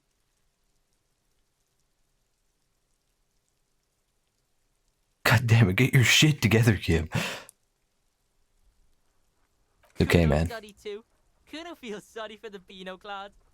The lieutenant doesn't say a word, just looks at the gun in his hand. Alright, what now? I have to say, it's beginning to look unlikely we can get him down without assistance. You know, you don't feel like too bad of a shot yourself. Can I have the gun? I kind of want to try now. Bad as it is, us shooting firearms like punks. Go ahead, I'm not stopping you. Oh god, he's actually letting me. They only have one gun. This is the sorriest pair of pigs Kuno's ever seen. Take it, you fucking banana pointer. Take it and shoot yourself in the mouth. Let's feel the weight A first. cold piece of bakelite and gunmetal is surprisingly light. Your fingers fit right through the guard. I'm drunk doing this too.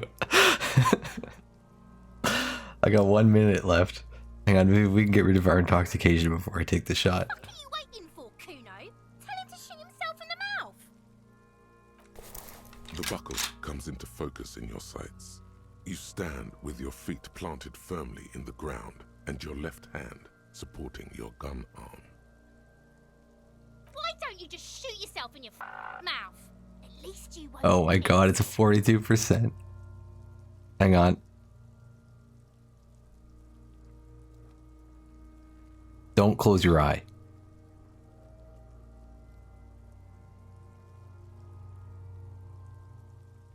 You want both eyes open when you shoot a gun.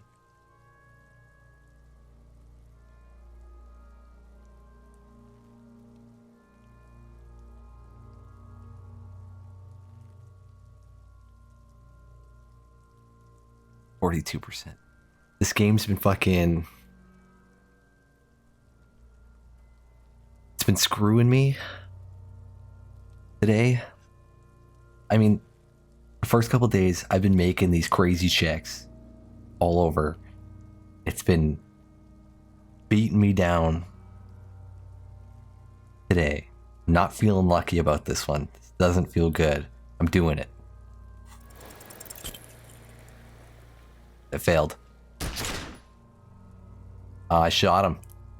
A plume of You don't smoke just shoot erupts yourself. from the barrel. Your hand goes numb Oh. from the explosion. With your ears still ringing, you lower the It weapon hit him to right see there. what happened. You missed the belt, but hit the corpse straight in the chest. Bits of ribcage protrude from the skin. No blood, only a murky sludge dripping down his belly. The sudden sting. Well, that's gonna takes fuck you up the by autopsy. water. Oh my god, he's gonna fucking cry. I knew it. Ask for another shot. You'll get it with the next one. The goddamn light reflected off some window. Surely. There's something wrong with your weapon, Lieutenant. It keeps missing. Is sufficiently precise, officer. Especially No, at no. close range. We both missed. Just say there's something wrong with the guns so the kids don't think we're fucking stupid. It's not the gun's fault you can't shoot. It's your pig hands. Pigs don't have hands. They have like fucking hooves or something. Kuno has hands. Kuno can shoot that shit down for you. Lieutenant, we should trust Kuno with your service weapon. He says you can shoot it down.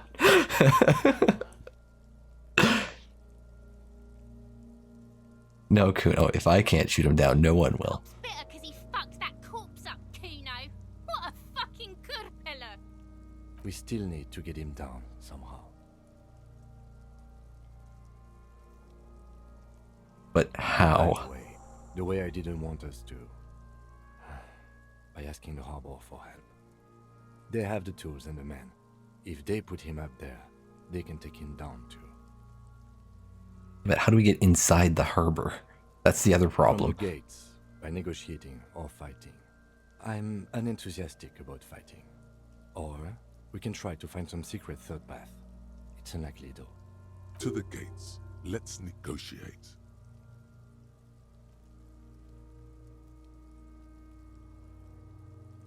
Well, let's get to it then.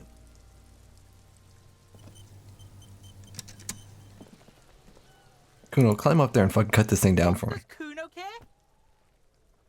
Kuno doesn't. What do I got going on here? Yo, at least I got the photo of it before I fucking shot him up. Oh my god. Getting the body down.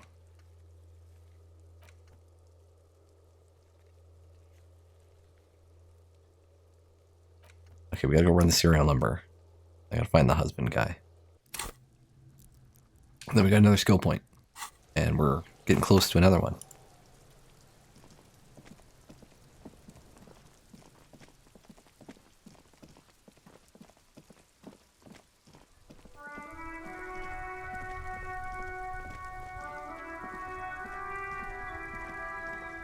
Inside, you see a set of steering levers, a radio microphone, a pull-out toolbox, and the soft glow of the fuel preheater gauge. This is Precinct 57. How may I assist you? Could you run a serial number from a pair of armored boots for me? Sure, officer. What's the number? And the make of the armor, if you know it.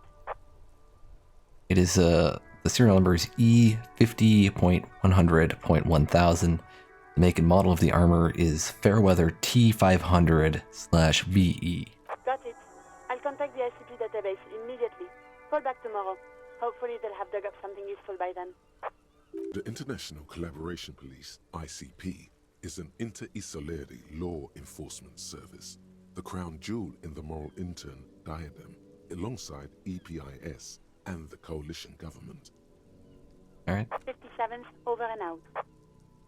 In the cabin, you see a set of steering levers, a radio on a... Alright, we made some progress at least. Now I gotta fucking get in here. My character's feeling sad.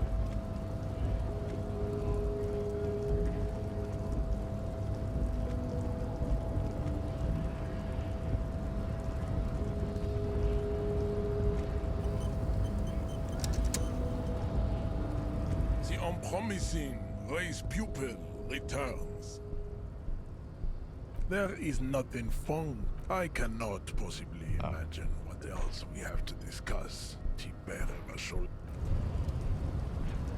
Can't. I'd have to be able to fucking punch him out, which I really don't see happening.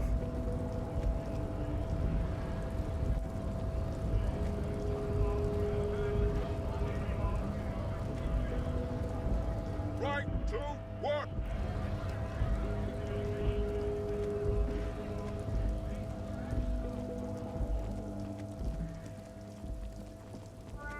The woman You still has her eyes fixed on the photograph in her hands. In the background, the radio plays. Nothing. Her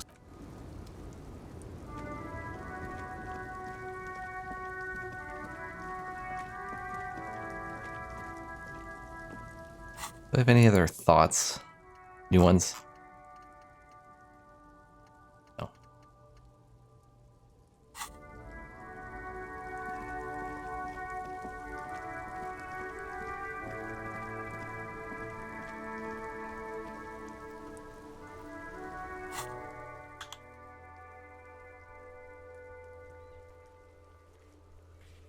Apparently I can retry the mirror again.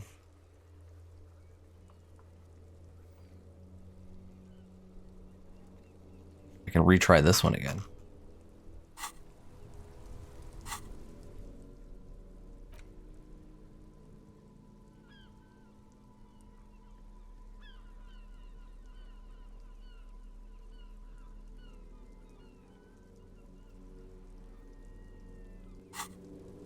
Which skill is the mirror, actually? It is electrochemistry. Okay. We gotta make ourselves look cool as possible.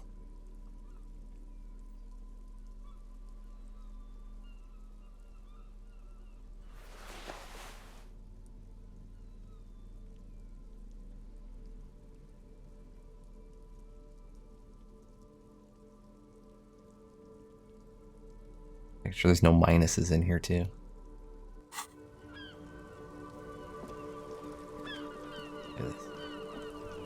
We got our yellow raincoat on with our yellow pants. Sweet shades. It was like, last time I was there was like a 17% chance. And I've since put up a couple skill points. Oh, I'm going in the wrong building. What am I doing? I don't know where the mirror is. I'm lost. Don't mind me.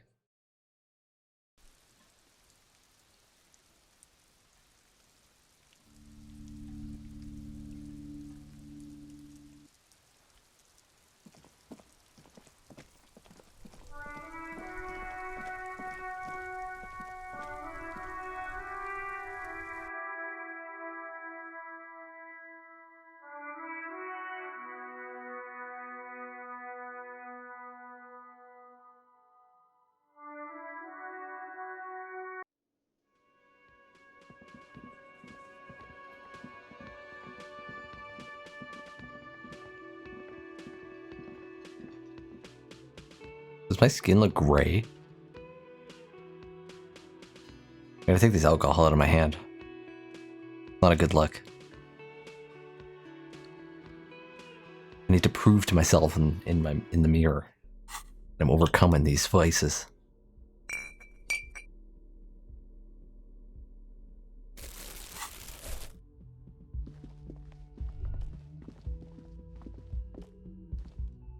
You should pick that fat, juicy cigarette butt from the tray, light it up, and smoke the living shit out of it. The what? The living shit. Your mesolimbic reward pathway does not mince words. It wants smokes. No, I don't. No, I know.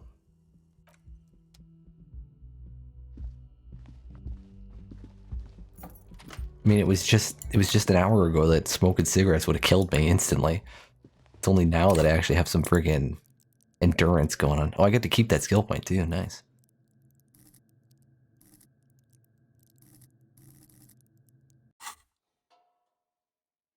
All right, Kim. A mirror hangs on the bathroom wall. It's barely covered in steam anymore. It does seem like it would be a fun playthrough. Adorned with the expression. 28%. Still not happening. It won't come off that easy.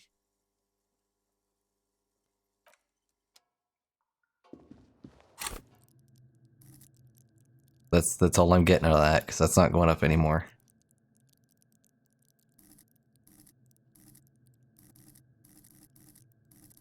Like, I think this game would be fun doing another playthrough as, like, just the total fuck up. You know, all the drugs, alcohol, being the fucking womanizer or whatever. Misogynist.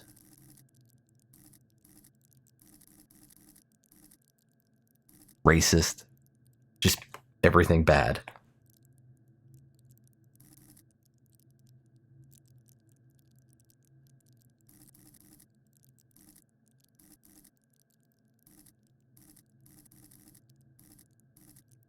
I'm almost tempted to pick up physical instrument.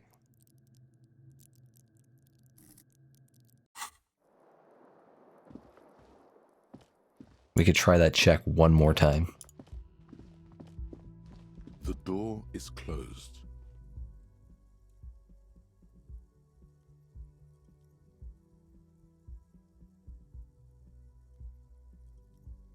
Still nothing. The lieutenant gives you a quick.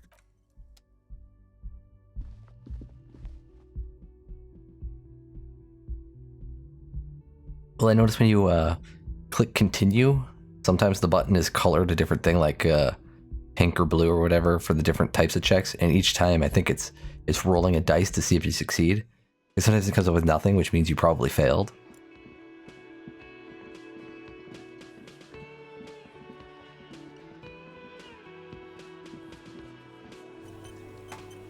Yeah, talk to these guys real quick. Looks like the circus left town, but the clowns are still here.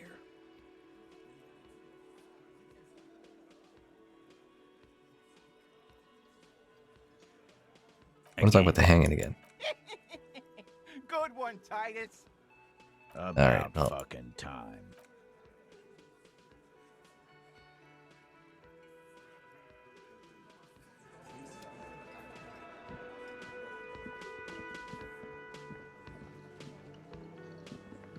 Yeah, we still didn't find the key for this You thing. see a heavy steel door with a prop. The door does not.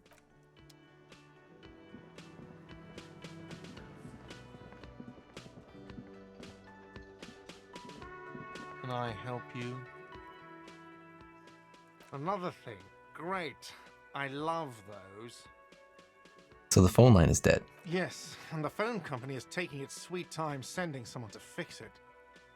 Losers. That's pretty strange. It's not strange, it's inconvenient. So, is it true there was foul play? I'll do that.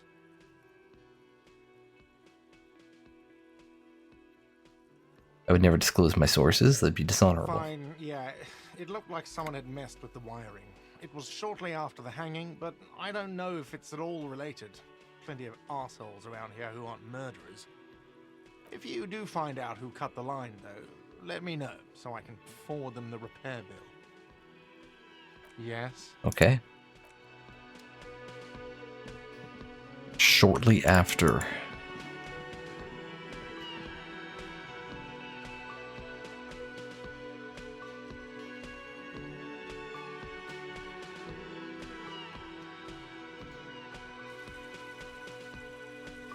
Really like the music in that place. Good music.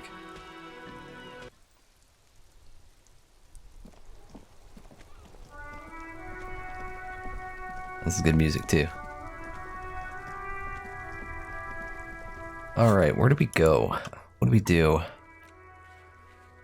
We gotta wait a day. On Wednesday. Smoker on the balcony is after 2100.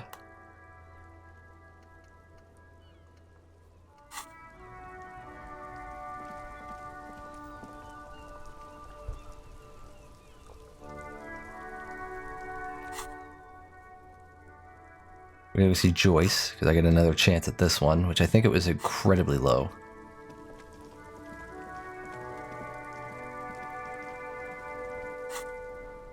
That was conceptualization. Put on a nice shirt.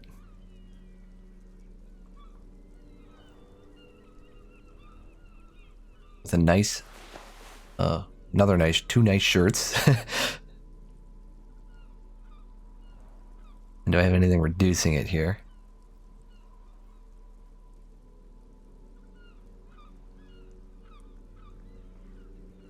I don't know what this is. Indirect modes of taxation. I don't know what that means. But I like it, so I'm wearing them.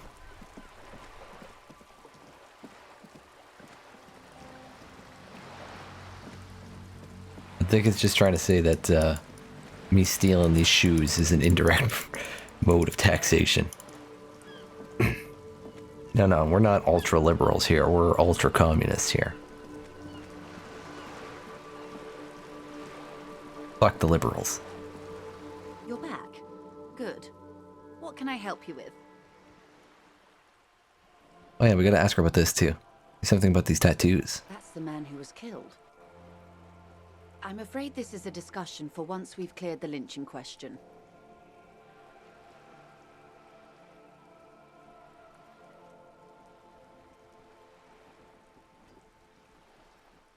So you know something about the tattoo. Better not tie the fourth day to the bat's day on this. I hope there is something else I can help you with. That's the man who was killed. I'm afraid this is a discussion for once we've cleared the lynch in question. Yeah, how is this tied to the lynching? Tie the fourth day to the bat's day on this. Oh, I'm just gonna say the same thing, okay.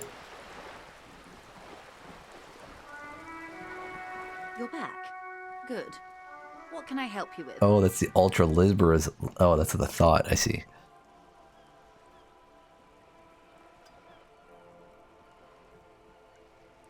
So it gives me that thought. I don't even remember what that was under. Was that under More lessons in basic reality? Ooh, 97. Go ahead. Oh, because I got jamais vu. What is all of this? The scent, the sound, the air. What world is this? What world? The only one, I suppose. The world of matter. And its pale antipode. The camera of her mind glides over the surface of the water. What do you see? Great bodies of water. Forest-covered surfaces.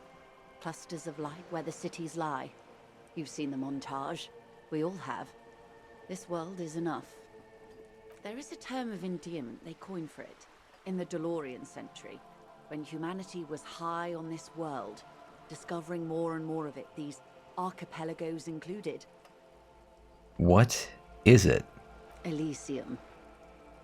Elysium.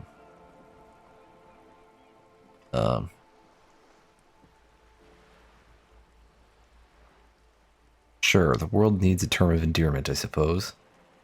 It does. There are those who would call it hell. What is hell? A term of hatred that originates, like many such things, with the Mesk petro-fascists. Okay. I don't feel like I've got the whole picture yet. Oh, you want a picture of the world? There is no complete set yet, dear. They're having some trouble reaching orbit. How come? Great things are difficult to achieve. For now, we're viewing the world from the inside, sideways. Inside sideways. What shape is the world then? We used to think it was a sphere, but that is beginning to look less and less likely by the day. You wouldn't know it from the tabloids, but the ORG nations have been launching weather balloons into the lower ionosphere since the 30s. So the world is flat. Occident retrograde. There's a steadily increasing trickle of images. Between the big three scientific contributors, they're piecing together a dark grey corona. A dark grey corona? Yes. Pale covers 72% of the surface. There are grey flares and prominences, even arcs above entire isolas. The images are blurry, but if there was a sphere in there, it certainly looks like it fractured a long time ago. Oh my, what? Oh my god, wait. What the hell are you telling me? You seem to be spooked. Please don't be. Voice becomes homely, calm. That's a moment pass. The pale. What do you mean, corona? They say there is a rarefied envelope of matter surrounding the darkened disk of our planet. That is, if we are still living on a planet. Or, to speak more plainly, imagine vast swathes of land disrupted by nothingness. I am sorry, dear. It must sound quite terrifying through the acute encephalopathy. Even scientific positivism isn't entirely convinced about what we're dealing with here. But this is one of the greatest questions of our time. Maybe when they get the complete set together, it will jolt us out of our rut, bring us together, however naive it may sound. A fractured corona doesn't feel like it's going to bring anyone together. You have misimagined it. I don't have the power to convey to you the effect and geometry of the images that depict our world from below low orbit. It's like the crowning of the world. It's insane. Very disco. You'd love it. Well, you say it's disco. See? Everyone finds something worth holding on to in this world, however wasted its opportunities. Suddenly, you're conscious of yourself standing there, on whatever this all is. Your arms hang down by your sides. The lieutenant observes you both, silently. He adjusts his glasses. You said pale. What is pale? The pale is not, technically speaking, part of reality. Yes. Also, I think we've had enough excitement for today. Remember, we have a cadaver to attend to. Of course, Lieutenant. Let's try something else. Okay, okay. The lieutenant glances That's at it for you today. from the corner of his eye. Talk to Joyce about the pill without Kim. You could sneak back later when the lieutenant is not here, unless you can convince him to step aside.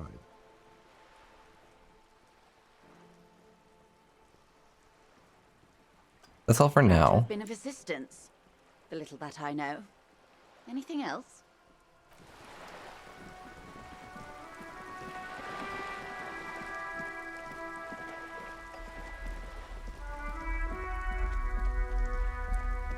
What's incredible? I'm a great guy. I don't know what you're insinuating here.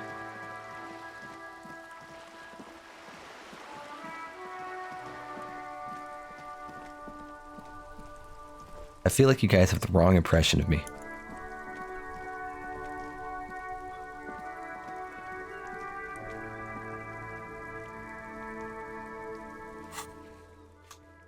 What else we got going on here? Warded door?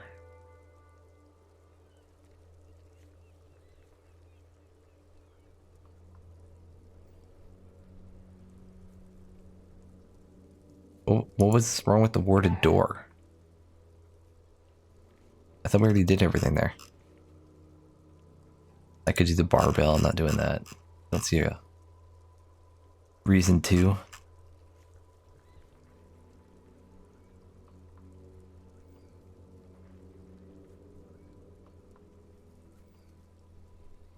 Oh, okay. Well, there's no reason to do that. Oh my god, this thing.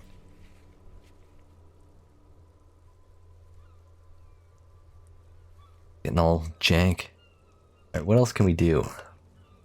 I have a skill point.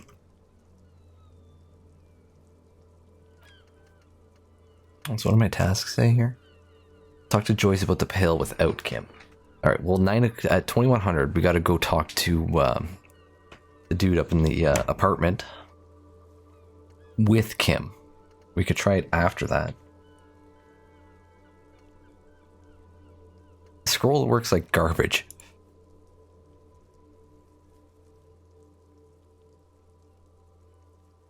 There's one that you thought I should be able to retry. I might have retried it when you weren't looking. If it's... Is it one of the gray ones?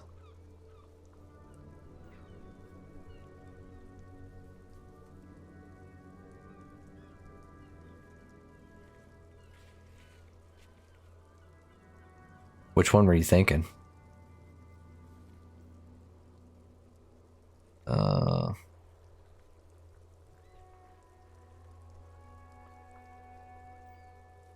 This shouldn't even be in here anymore because the book isn't there anymore. Oh, it's a spoiler backseat for you to say, I see.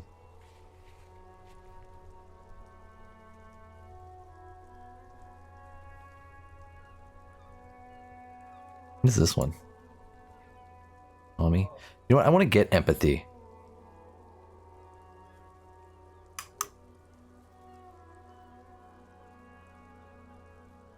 I want to talk to him and I want to try and fucking empathize with Kuno again.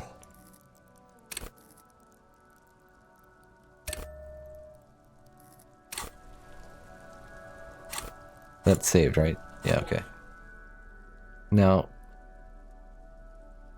am I wearing anything that's going to reduce my empathy? No, okay, so do I have anything that'll increase it?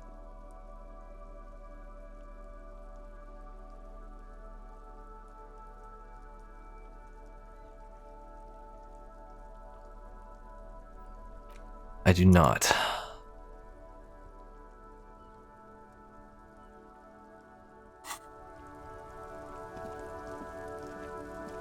Now it's turning into We can try it. Kind of a snow. That's really bad. Man.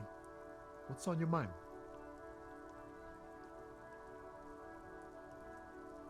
Fuck it. Ease into it. Don't go too far. Ooh. This seems like failed by 1.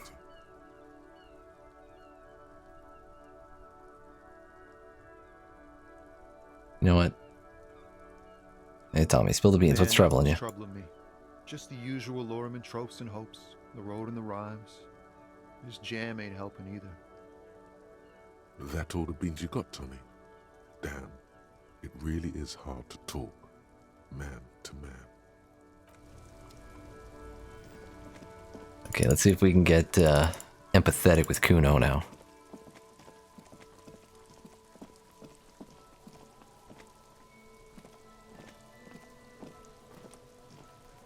Kuno, you got some feelings to share with me. Kuno care? Oh, it's even worse. It's not Kuno. Oh my god!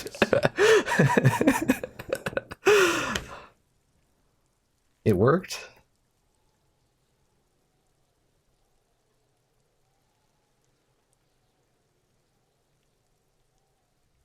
Interesting. How? Kuno is by far the worst of the two. Kuno has no problem being near you, but the other hides behind the fence, afraid for her life, like she's done something very bad. Also, Kuno hasn't stopped talking to you, even enjoys it from time to time. When you talk to the other one, it's like talking to a cornered animal. She only hisses and says murder was the case that they gave her. All in all, Kuno respects madness. You cannot hope to outdo her on that front. You must win yourself a few minutes with him alone. Act on it. Try and separate them. Hey, Kuno, come here. Fuck you whispering about? He's whispering too. He's going with it. But watch what happens. Fuck you whispering about? She puts extra stress onto that word, expecting it will make you uncomfortable. If Kuno wants to whisper, he's gonna fucking whisper, okay? Let's whisper, pig. This is it. You've got him. But be careful. You can still fuck this up. Don't make Kuno look bad in this.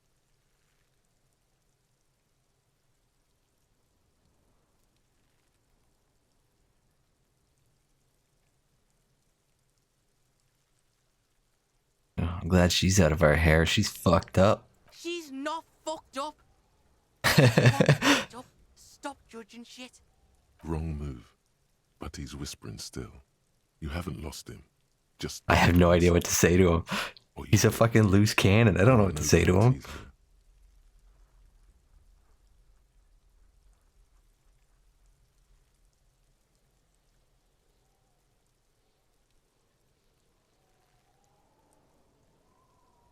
Like if I say she's trying to control him, that's like it's making Kuno look bad, like he's being controlled.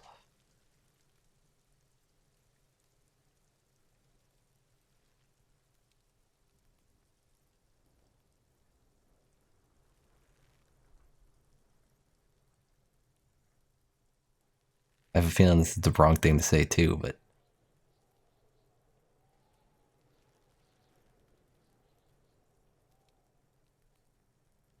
the way that he fucking snapped here when I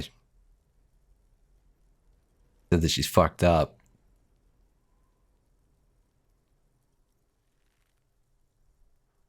Makes me think this is the wrong option too.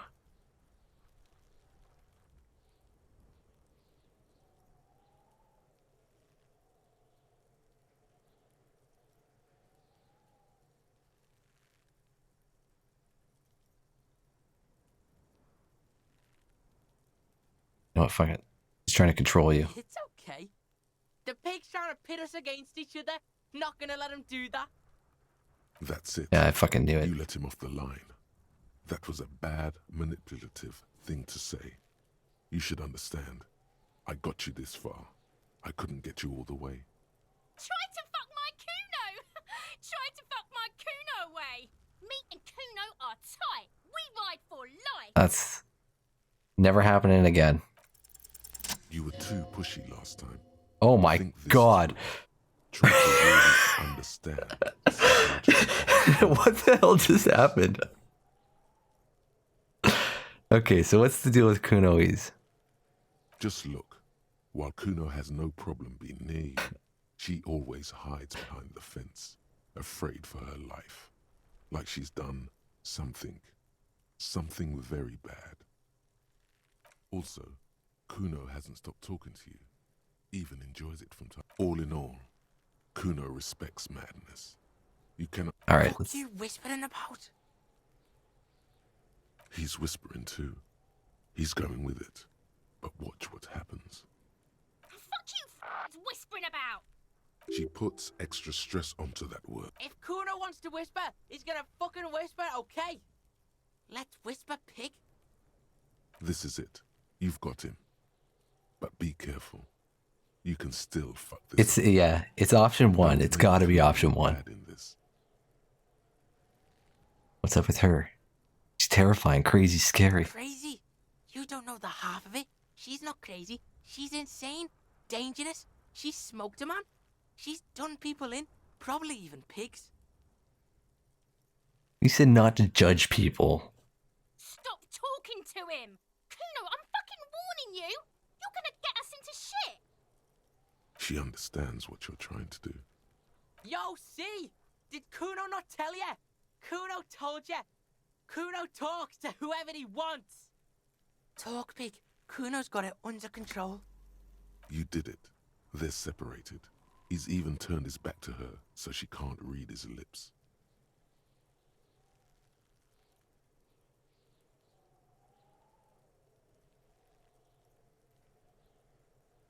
What do you mean she smoked Kuno someone? means she killed someone. That's right. She's a killer. Like, actually a killer. He's meant everything he said before. But right now, he not only means it, he is sincere.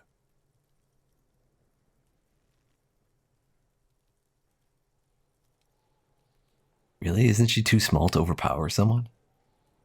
Are you getting this? You think I'm fucking telling you a joke here? How hard do you think it is to kill a fat ass? Sweet talk him, then knife him. She's probably killed a pig too. I mean, I'm pretty sure she has. Come on, she hasn't killed police officers. I knew you pigs were too naive for this shit.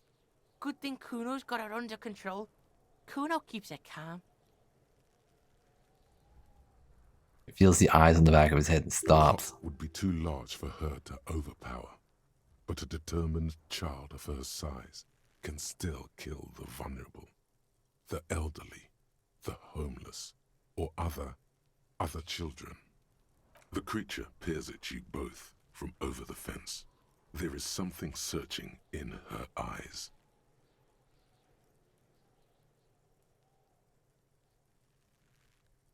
What's that language she uses? Fuck knows. She says it's the song of her people or some shit. What people? Crazy people. The fucking Nakis. I don't know. It's Suruese. The Suru are an indigenous ethnic minority in the social democratic powerhouse Vasa on the tundra and tiger-covered Isola of Katla. Far, far away from here. As far as possible, really.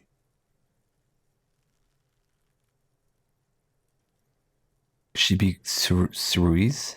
Suruese? Like that man from Helmdall shit? She could be. She could be that Helmdall shit. Revelshot does have a small Suruese community, or she climbed into a yakberry crate and was shipped over accidentally.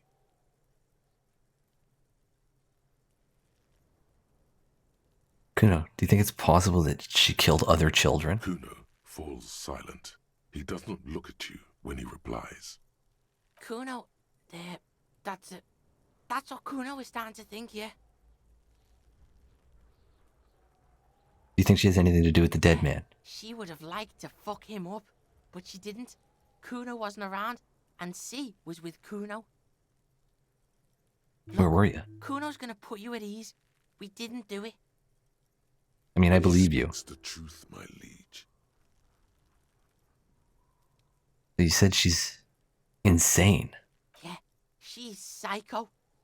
None of that kiddie psycho, cat burning shit. She does the real deal. Whoa. Yeah. He watches it sink in. What's the real deal? Snuff radio shit. Believe me, pig, Oh. you don't want to know. I know what this is. Yeah, there was one of them here. And he doesn't even want to think about it. This isn't just another boast. So she's not your sister then. Fuck no, she's not my sister. She's just a stray who got in, like a mad dog or some shit. Stray. She was just there. Went to the apartment building behind the fence. Sits her next looking at the building. In the hallway, dripping wet, by the fucking shoe rack, in the dark. That hallway there with the janitor closet. I'm not gonna point. I wish she dripping Kuno's wet. got no fucking idea. Her hair was all wet. I think she pissed on the floor too. She was there for 3 days, in the corner, every time Kuno went out. Said she got in. How? I don't know. Someone left the door open. Kuno comes home and she's sleeping under the desk, under the pile of clothes, like a dog. What about your parents? Kuno's dad doesn't give a shit. Doesn't even see her there. Or thinks it's fucking Kuno. Shit's all on Kuno. How are you dealing with all this? How's Kuno dealing?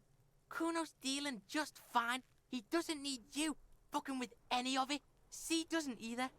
Kuno's got this shit under control. You need backup, I'm here for you. Listen. C is Kuno's go-to. Kuno's protecting her. You fuck with C. You fuck with Kuno. You threaten her. You threaten to take her away.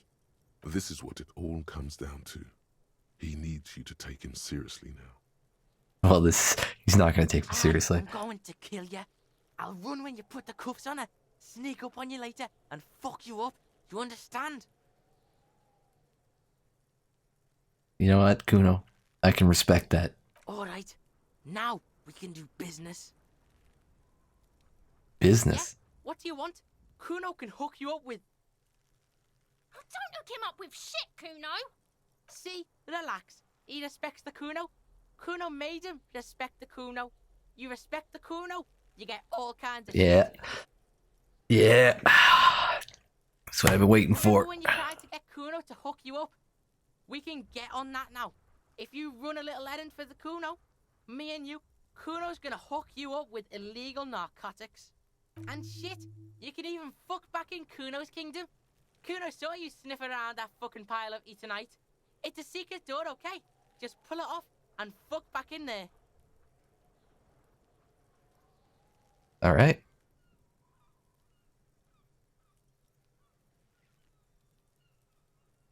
Kuno gets it from his dad.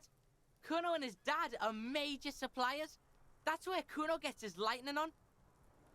Problem is, Kuno and his dad had a little falling out. Now junkies clawing at Kuno's door. Streets going mad. Kuno's got to throw his dirty popo man at it.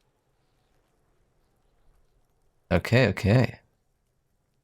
Dirty popo man is you. In there is Kuno's violent dad on steroids. Kuno's dad does steroids and speed.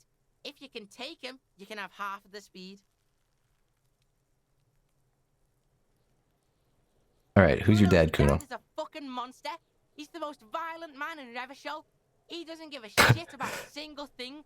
He drinks too.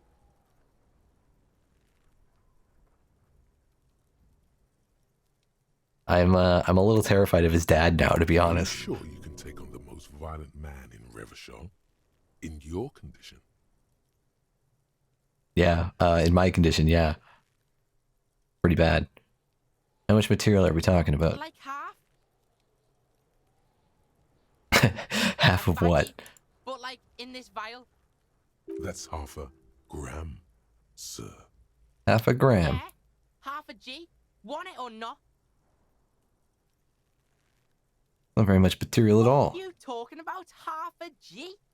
This shit is giant, grade A shit.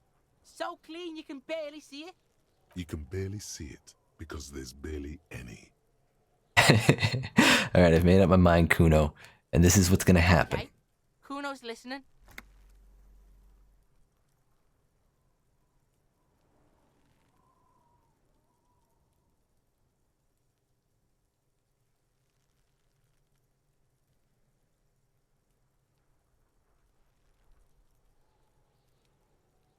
I'm going in there, all guns blazing, to get that speed because I need it.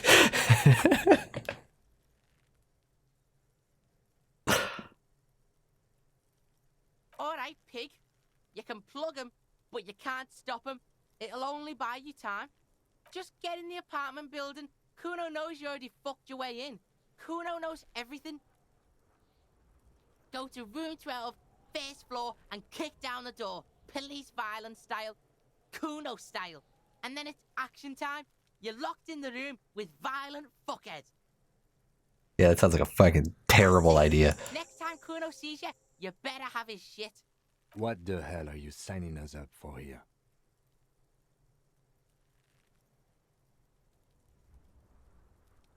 Come on, Kim. Obviously, I'm not going to take it. We just need to get drugs away from a minor. I'm going to take it. Alright, I'm off. Fucking care.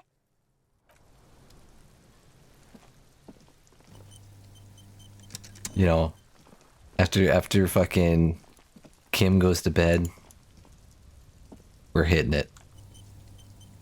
So can I go in here? The pile of Eternite looks stranger now that Kuno told you about his pad. Ah, +10 from Kuno. Because, unless Kuno lied, you should just be able to pull the panels aside. There it is. You see a shabby little door.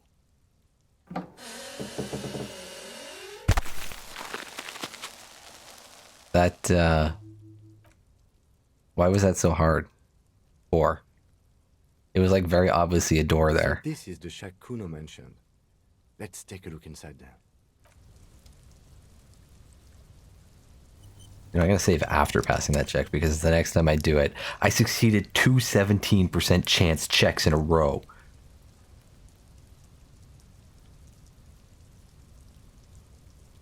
So, if I reload, I'm failing that 97.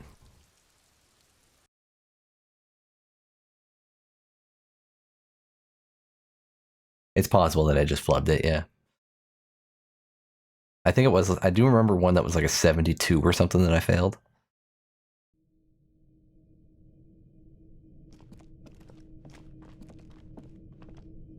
Oh, Kuno wants to be a pig. An empty tube of Magnosalam magnesium supplement. Ah, sweet. Rub on your chest to live a happy, magnesium-rich life. A silver plate with traces of bone yellow powder. Sweet amphetamine. Maybe this Kuno kid knows where to find more. The lieutenant isn't studying the powder in the mirror. He's studying you. There's a good vague way to ask where he stands on drug use. Professionally, I mean.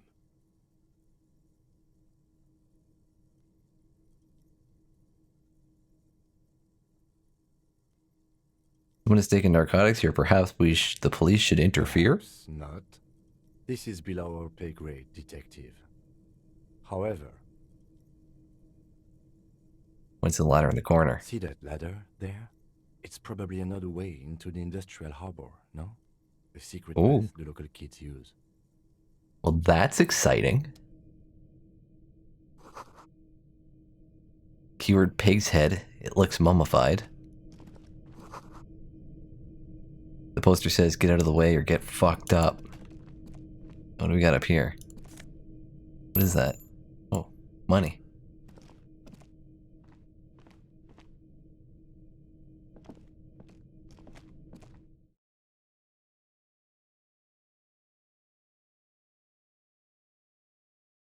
Just see here.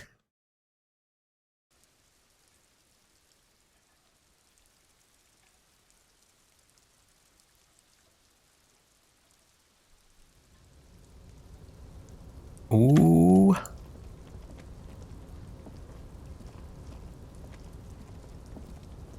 Lets me like walk all the way over. I get experience each time I click these things. Doorway is going to collapse soon. Restoration pillars keep the ruins together. Postcard, Grand Coron 37.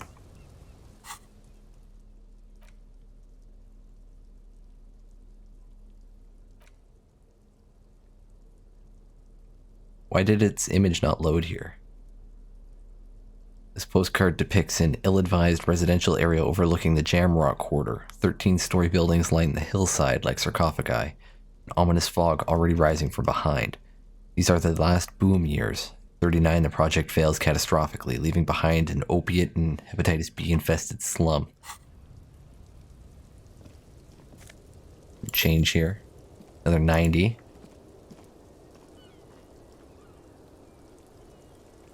I want to know how she got up here. How do I go out this door? I didn't see stairs in there. You go up. She's probably got like a thing in her room. Like specific to her room or something. Stupid.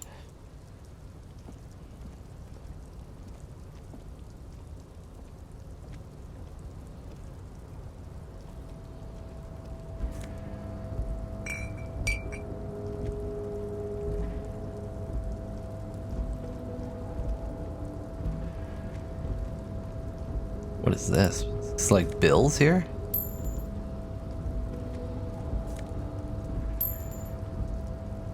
Okay, 3/4 of the way to our goal.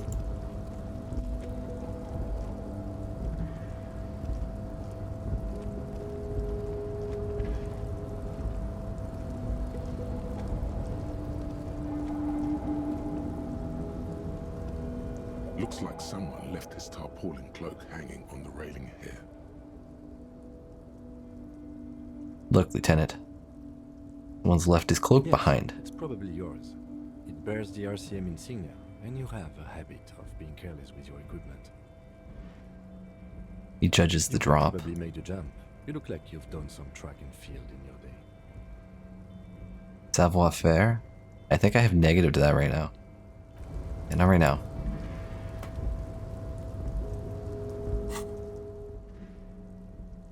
Yeah, I had -1. These bad boys. I think I have something to increase it. That's -1. Maybe I don't.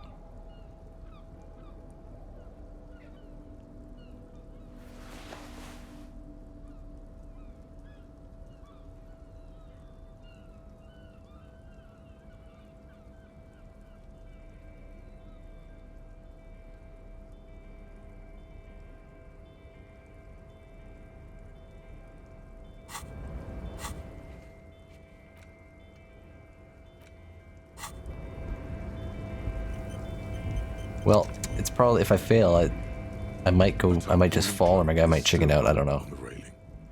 Let's look around first. It's 28 now. I'm not going to succeed. I succeeded 217s. I've peaked. The lieutenant looks at the enormous crane towering in the distance over the container yard. The look in his eyes is a mix of the engineer-like interest and the wonder of a 6-year-old seeing a horse for the first time. That machine is a Kvalsund 1020 HK. Kvalsund 1020 HK. Is it? Kvalsund makes a lot of heavy equipment, but this is phenomenal, even for them. But I digress. We were focusing on your cloak here. He looks at the sad piece of fabric flapping in the wind.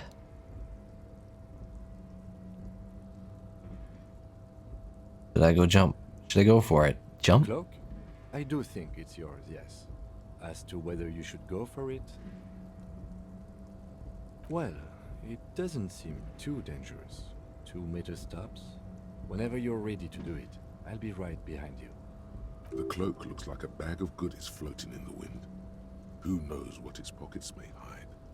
My badge could be in there. Alright. Let's attempt it. See how cool we look.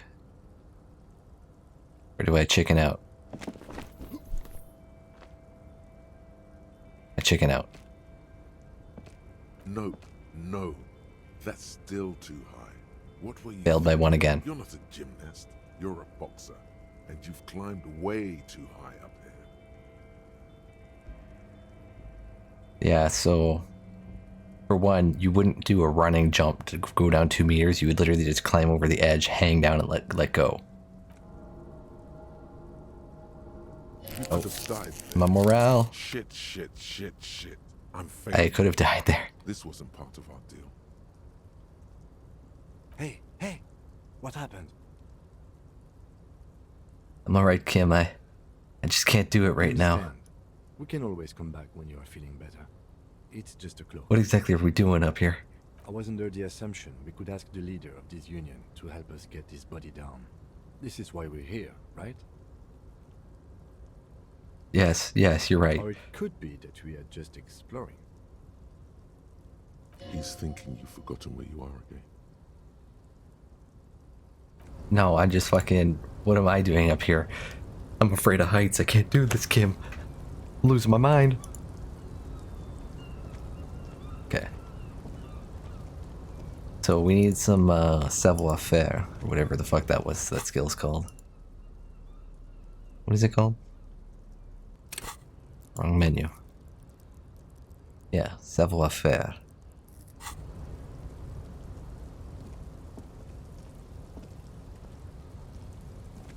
Which there is like to do.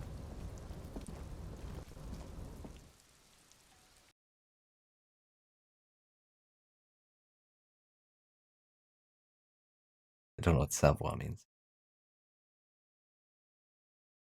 Off the top of my head.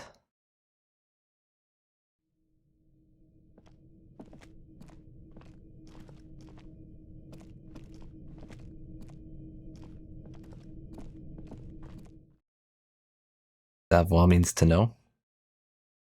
So it's to know how to do, basically.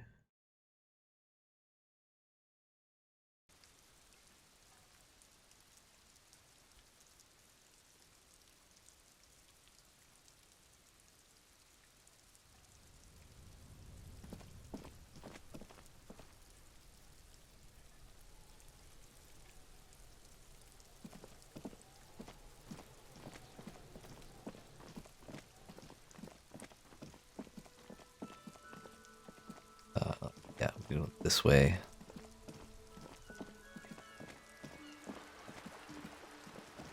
Alright, I'm gonna have to stop here, I think. But before that, because I know it's gonna end badly, I'm gonna drop a save before I do it, but I want to go in apartment 12. We're gonna bust in. Because I think it'd be funny, and we're gonna pick the stupidest option.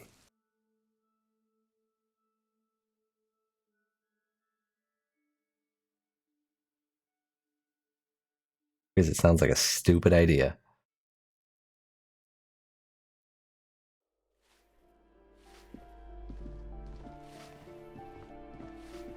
I don't know which one's which, though.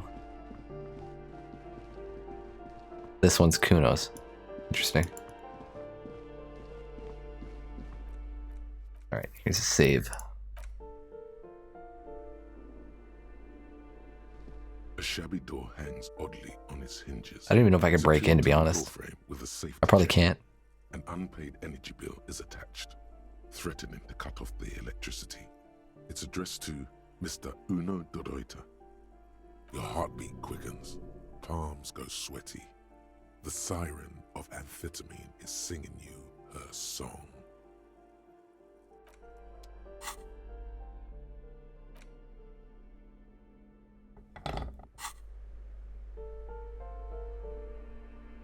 A shabby door hangs oddly on its hinges, secured to We're the good. doorframe with a safety chain. An unpaid energy bill is attached, threatening. I'm just going in. The cutter goes through them like dead leaves. I know there's no stopping you, but let's at least make this quick. Not even picking the options because this isn't gonna stand. Oh, he's not here. Not even here. No, he's sleeping. Yeah, I can hear him fucking snoozing. We're not searching anything. We're just going right to the fucking dude. I want to pick that so bad. A bundle of clothes heaped on the bed. A stained parka, some towels and a duvet. Some socks even. And it's snoring. You're not even going to comment on the snoring? There's clearly a person under there. Look at that pile of clothes. Can I fucking...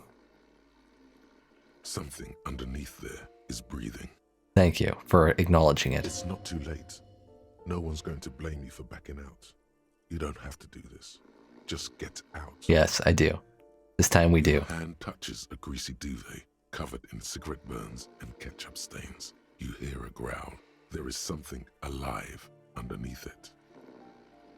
Wake the fuck up, motherfucker. A 60-year-old, fat, red-headed man passed out from large amounts of alcohol and God knows what else. The smell of shit rises from his mouth. You don't have to take him down. He's already down. This thing even alive. Look, it moves. A groan rises from the man's throat, dry like a death rattle. He's trying to say something in his sleep. I thought I was just gonna come in here and beat the shit out of him, and I'm kind of sad that I don't get that option. Why can't I just why do I have to try and listen?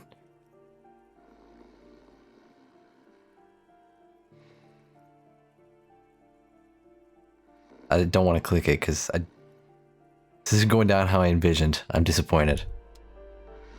We're just gonna leave it.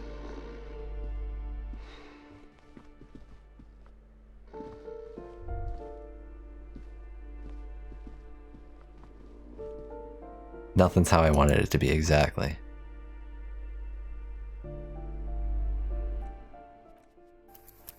Alright, we're going back in time here.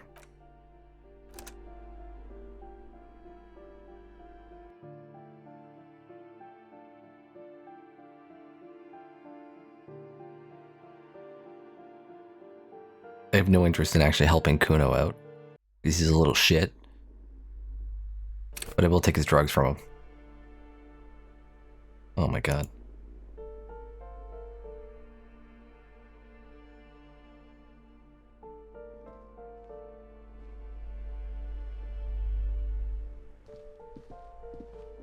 Yeah, why would I buy followers when I could be famous instead?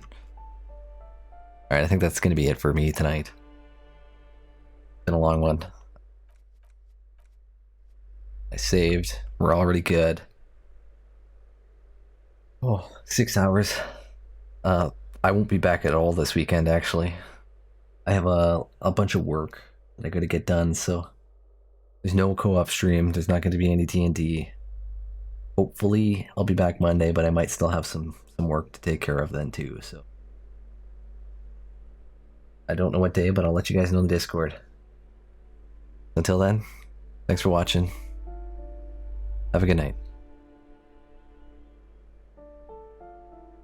And they can try doing it without me. It'd be interesting.